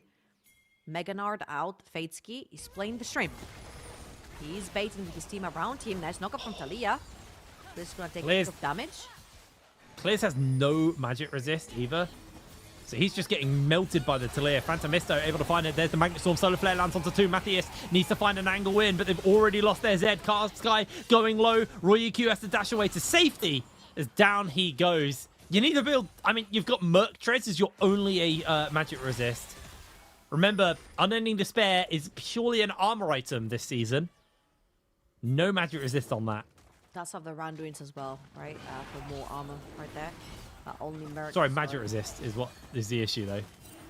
Yeah, only Mercs right there remaining. Versus knockouts for Rel and Talia, so not much you can do versus that. He's going to be Soul for the side of DMG. Goldman is looking right here. He's caught Mattis. Oh, going in on a Fatesky. Fatesky just jumps away to safety. Matthias jumping away as much as possible, but he is going down, goes for the reposition. Fatesky's chunked, but he's not going to find himself the kill. Soul, meanwhile, getting jumped here by Lulish as Elijah's looking for an angle in. Spotted on the ward. Does have that public execution. Immediately gets caught out, though, by the Unraveled Earth. Fatesky could be the target, but no, he turns it around, and Phantomisto uses it as an opportunity to break away. Roy EQ looking for the slow. Rupture goes wide, and that's going to be Goldman able to find the kill. He's finally found his angle. The Magnet Storm's here. Clears comes in with a silence, but he is now going to be pinned in place. Everyone on the side of Lightside will fall. Phantomisto's stopwatch saved his life from the dinosaur, and that could just be game. This is game. They do have mid lane. They have vault lane waves as well. They can just push in that mid lane wave and end. 18 seconds until Zed is up, 10 seconds until Leona is up, and 5 members of DMG. I cannot believe this. They had no jungler for an entire clear. They turned it around. AFK doesn't matter. DMG pick up the victory here versus Lightside. 32 minutes on the clock. Honestly, a bit of a banger. Really, really great game from DMG, and a back and forth roller coaster of a game, Trouble. You know what? Yeah? This game taught me one thing. Junglers are useless. There is no jungle diff. He's laughing, man. Lula, she's laughing. He's like, haha, wasn't here for an entire clear, boys. GG's. I'm gonna be real with you. What is that camera angle, man? You can see his eyebrows and then his ceiling. It's Soju cam. Yeah, it's so Soju bad. Cam. All I'm saying is, I think if Clears was on a jungler and not Cho'Gath, that game might have actually been playable. Like, that Cho'Gath was just so goddamn shit. Like, it didn't offer anything. I don't know, man. To me, jungle is rubbish. Okay? It doesn't exist. Yeah, dead roll. It has 0 impact, apparently. Like, I don't know. Like, suddenly Lulash is 2 levels up onto clears. He is 205. He's got a GA. He's making all the plays on the map. And I don't necessarily want to pinpoint this onto clears, because I feel like there's no... I don't know if you had any opportunity. This is not the replay package. Just keep sitting down and be like, okay, guys, I'm back. How much of the game have I missed? 6 minutes? Okay, doesn't matter. Absolutely crazy. Elijah was honestly a glimmering hope. Same from Matthias as well, actually. Both these two played really, really well this game, but unfortunately, your jungler was getting caught waddling around and just getting blown up. And Roy EQ fell so far behind to the Corki lane and was unable to really do any significant damage this game. Real shame for the side of Lightside, because I feel like Matthias and Elijah played their hearts out here and deserved a win, but was not on the cards. So, I just want to say, DMG won a game where their jungler was AFK for the first 5 minutes and their top laner went 0-4. Yep. DMG win worlds. That's the verdict. I mean, I'm trying to digest the game, man. I'm trying to, like, honestly, I don't know if we'll have interviews after this, but someone has to interview Lulash. Like, what in the world? Do you want my professional opinion? No, but you're going to give it to me anyway. It's criminal. It's actually criminal that Lightside lost this game. Like, this feels so illegal. Lock them up, man. This is not okay. Right. And, like, this was such a good series of picks from Lightside. Like, they got this kill in the top side, then immediately on the bottom side, they find another kill. Then they get these series of picks as well. Like, this isn't DMG snowballing even despite what happened. This was a game where DMG went relatively even, and then late and mid-game made some pretty disastrous plays, which gave the game to Lightside, and then Lightside still found the loss. DMG, beautiful play. Lulish, MVP, man. Guy can AFK and still win a game. Lulash sitting down and laughing after being AFK for half the game is like literally my favorite replay of the whole game. Like, I don't need to know anything else about this game. No jungle for 5 minutes, who cares? 0-4 Gnar in the top lane, who gives a shit? You know, like, it's all about the Corki. Corki gets ahead, we win the game, boys. GG's. Next time AD carries moan about the season, show them this one. ADC, good roll, jungle bad roll. Let's go to desk. Over to you guys.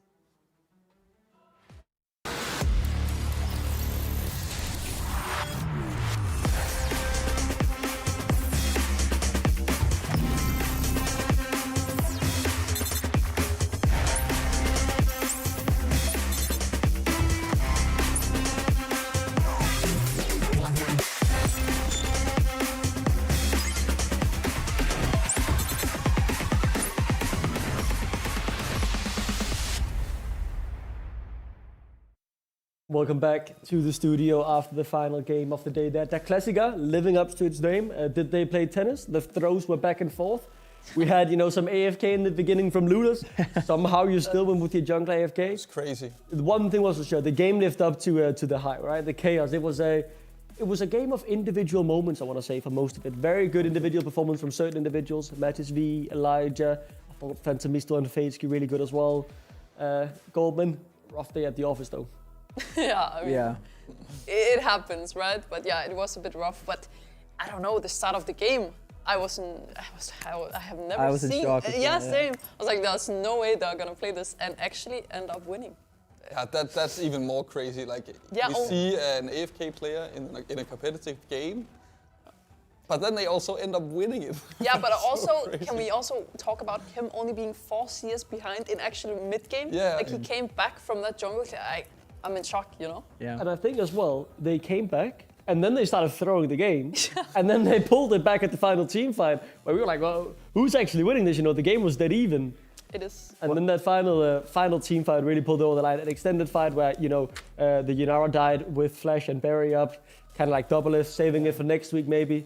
But yeah, brilliant game in terms of content at the very least. It was entertaining, Der Klassiker living up to its name. And let's talk with someone from the winning side here, as we will be joined by Devils, a good friend of mine, I want to say, in terms of the NLC scene. Devils, how you doing, mate? It's a pleasure seeing you. Pleasure seeing you as always, Duckling. I really hope you still have our jersey. I've heard some rumors that you threw it away. No. I can promise you the jersey is nice and it is in my closet at home. And trust me, I do wear it on some days and some occasions when I pull it out because it has a Danish flag on it and I like representing my country. So I might bring it to the studio next week. Who knows, Devils? Maybe you could be so kind and send me an updated one and I'll definitely pull it in the studio. But we'll talk about the logistics of that. Talk to me about this game though. How did you feel watching, your jungler be AFK for a few minutes, then come back to the game, then throw the game, then still win the game? Like your nerves must have been all over the place. I think honestly the boys were trying to give me a heart attack. They've been sitting way too comfortably with the wins they've had so far, and I think it might have been a way to get back at me, our coach Pavlov, our manager Leo, and what can I say? I guess the only way we can handle it going forward is just that I'll have to take away their lunch money. Yeah. It seems like a good idea. Yeah, it will discipline them at least to get here on time. I want to know. Oh, go on. Sorry, Devils. Yeah, no, I just think that this could be a good wake-up call at least. I think that's so we can't take it too easy. It's good that's the way you see it, because I did say in the green room, I think that's the worst game we've seen from you this split in terms of level. It was fun, probably one of the funniest games I've seen you guys play, but in terms of, we want to put in a good performance, we want to make playoffs, it's not a performance that breeds that confidence though. But if you look at the standings, you're at the top, 4-0 alongside Arctic Pandas. You've run DMG from a long time, right? And DMG, I think the proudest achievement you guys probably have is making that EMEA Masters in a few years ago where you finished 4th in the regular season. But I don't believe you guys have ever had such a strong start to an NLC split. Does it feel weird? Or how exciting is it to find yourself all of a sudden, at the top? I mean, that split we went to EMEA Masters. Actually, the first half, 3/4 of the split, we were at the top of the table. We just kind of fell off. So that's what you're trying to make happen, or not make happen this time, rather. Trying to keep. Well, hopefully. Is there any team out there that you are fearing, or you've played against Verdun, you've played against Bulldog, you've beat many of the big ones, which I just mentioned to the other guys. That's obviously huge for head-to-head, right? If you're even in the standings at the end of the split with only 9 games, that will give you the heads up. Is there any team left that you're really fearing? Is it Arctic Pandas maybe? I mean, before today, we didn't really fear anybody. Even Arctic Pandas, we were like, yeah, they could be a contestant, but we weren't actually afraid of them or fearing how we might match up against them. But after today, personally at least, I fear that we might be our biggest enemy. Do you have any idea or clue as to, without spoiling too much or maybe like revealing your tactics or strategies, do you have anything that you definitely will work on coming out of this game when you say that you might be your own worst enemy? I don't think there is like a big secret to it. If you look, it's quite transparent how we want to operate, right?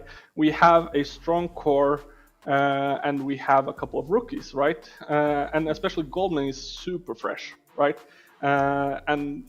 With that stable core that we have from the last split, we can hopefully give him an environment where he can grow and even have bad days like today and still have the support of the team to actually pull it through. Yeah, that's a good mindset. Seems like a very good mindset, yes. Sounds good as always. I think you speak out of sense, Devil. It's been a pleasure having you on. I'm gonna let you go.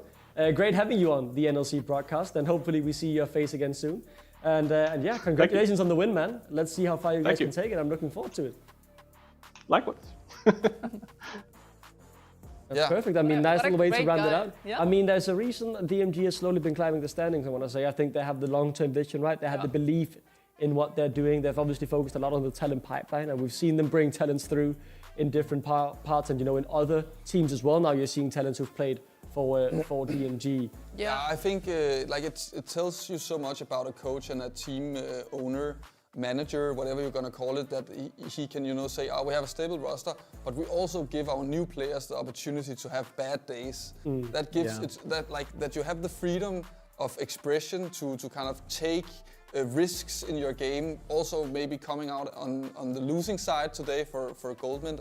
I think it proves such a good talent development mentality. Yeah, I agree, and I think that also is what brings a really good team on the long run. Like having your teammates back is really important in pro play, because you're 5 people and you have to make it work, right? So it's like if one is having a bad day, it happens, and then you just say, fuck it, we go again. Right? And I think you think about the fact that 4 of these players played together last split and they didn't achieve anything sensational, right? Yeah. They had their moments, but sticking with that roster I thought was bold, and it's obviously paying off now. The long-term vision and faith. Having your teams back, even as an owner, your players back really means a lot. But I'm being told we have some tweets to show exactly which. I'm excited to see. Let's take a look. Why am I playing a minigame called Guess What Champion's Nipple this is during NLC Champ Select from Dear Gaming? The Tuso says Rakan. Yeah, I would probably guess Rakan as well. Why would you know that, man? Regardless. Hey, I can't say my secrets, but... I'll be honest, that lineup graphic thing, I've been bugging the guys about it. Don't worry, we will get it fixed. Hopefully you will be seeing the players in the right order and not seeing nipples in the future. I hope at the very least I wasn't we could do with a little bit more nipple. Or is it just me? No more nipple. Okay, it's too late. That's just you, buddy. 2026, free the nipple hashtag. I would also like the overlay to be. Yeah. Then we have, that's kind of the charm of the NLC as well, right? Seeing nipples. Yeah. No, not seeing that. No, but we're already. Let's take a look at the next. We're already on to the next one. Did not expect to see Loki. That's the surprise NLC has in store for you this split. I think it's great. Yeah, I think it's so cool. I love to talk about the wildcards. I think just the possibilities that you can swap in a legend of the game into a competitive match. I think it made the even though it was a crazy, huge stomp, it still made the game between Bulldog and Roddy that much more interesting. And I cannot wait to see what else. We don't even know. It's only the production who knows which players can be swapped in or which are in the wildcard pool, but I think it's amazing. You have a 10 out of 10 hype game, and all of a sudden you throw, LCS finalist into the roster and all of that. I was already hyped, but now I'm all in, A Korean versus Korean battle in the mid lane was certainly exciting to see, and there are still more teams to pull out the wildcard, hopefully, throughout the rest of the split. But let's take a look at the rest. NLC production cares more about zoo animals than who's playing their game or Megalod. If that's a comment about the overlay and the fact that who spelled Ian wrong on the graphic, by the way? Why are we calling him Land? Who put Loki jungle? It's probably you, buddy. No. Can I just say, I mean, people who play League of Legends are also their own kind of animals. So, I mean, we do care about all animal species here, but also including League of Legends players. I want to say that. Let's take a look at the last one too. I mean, I think that's a fair point. That's just from Arctic Pandas. 4-0 in the NLC, quick and clean. See you next week when we take on Bulldog Esports. That's a game that I think everyone needs to be looking forward to. Yeah. Two teams at the top of the standings. Bulldog obviously a slight bit behind, but it's going to be a banger. Yeah. Yes. It is. I mean, that's what you call an esports tweet. Simple and to the point. And then the hashtag as well. Yeah, exactly. Do they have their wildcard left? Arctic Panda have not used their wildcard. Yeah. Bulldog, of course, so they had. Yeah, they did. Yeah. But then again, I mean, if you're Arctic Panda, you're 4-0. Who do you want to swap out, mate? You've got probably the best team in the league, or one of the best teams in the league. But we'll see if they decide to use it. Obviously, more weeks to go. Maybe when they play Ruddy, they'll feel like they. It's just such an interesting dynamic because, like, it could be a negative thing for you. It could be a positive thing for you because you don't know which role, right? As I understand you don't know which role. You don't know which player. It's just complete craziness. Just a flip. Yeah, exactly. I think you can definitely strategize, but for Arctic Panda specifically, I think since their comms are in Finnish, I mean, and they're in the team house. Imagine just shake the whichever player. Yeah, we're moving you out, buddy. We're getting someone else in today. Fly him in from Korea. No, but I'm being told we have a look at the standings today, and let's take a look at how the NLC is shaping up. That is rather the results, my mistake there. As results, I think predictable a long way. Maybe my biggest surprise. Leo beating Dear Gaming, but that was also the closest game of the day, so no real surprises. The favorites are living up to the expectations as they start getting more acquainted with each other, and some bangers laid on with Leo, Dear Gaming, and LLS DMG. Yeah, I mean, I don't know. I'm too surprised with the last game we just had. You didn't expect it to be such a fiesta, right? I'm still in shock of the AFK. Of the AFK. I couldn't believe it. Yeah. It is quite unbelievable. If we have a highlight for today, I think it would be that performance, being 3 minutes AFK and still being able to come back. That was crazy.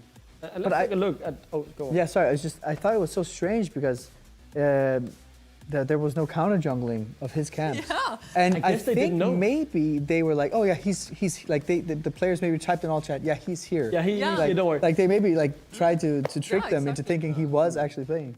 And let's take a look at how that affected the standings. DMG, despite having an AFK jungler for the first 3 minutes, they are still top of the standings alongside Arctic Panda. Chasing behind them, you have Leo Esports and Bulldog with a 3-1 record, and Dear Gaming and Verdant outsiders right now to the playoffs, but they could still make their way up into it with the 2-2 record. And then you've got the chasing pack. You could call it 2 teams still without a win. I can't wait for Ruddy Esports versus 4 Swines and a Bum, because then that 0 will change for one of those 2 teams. Yeah.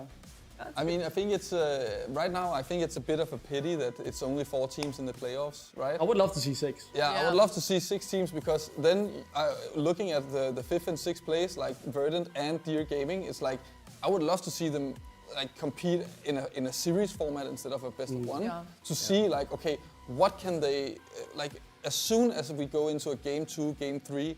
Like the champion pools, they have to whip out these crazy picks, and we will really see like all these players being tested like in more than just a best of 1 format.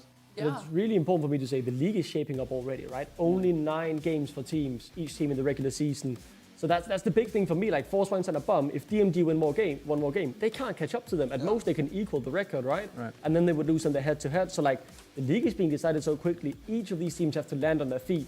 And someone like Verdant who lost 0-2, yeah, they can still make playoffs, but they can't afford many more mistakes compared to someone like DMG because Verdant, they've used their lives up already, you could say.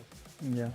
No, I agree. Definitely 6 to 7 teams in the playoffs will be better. All right, buddy. All right. I'm happy we've been told we've been able to end it, but I want to have some final words from you guys. What are your final words? Will it be a 6-7 joke, or do you have something? No. I have something of value. Buff Rumble.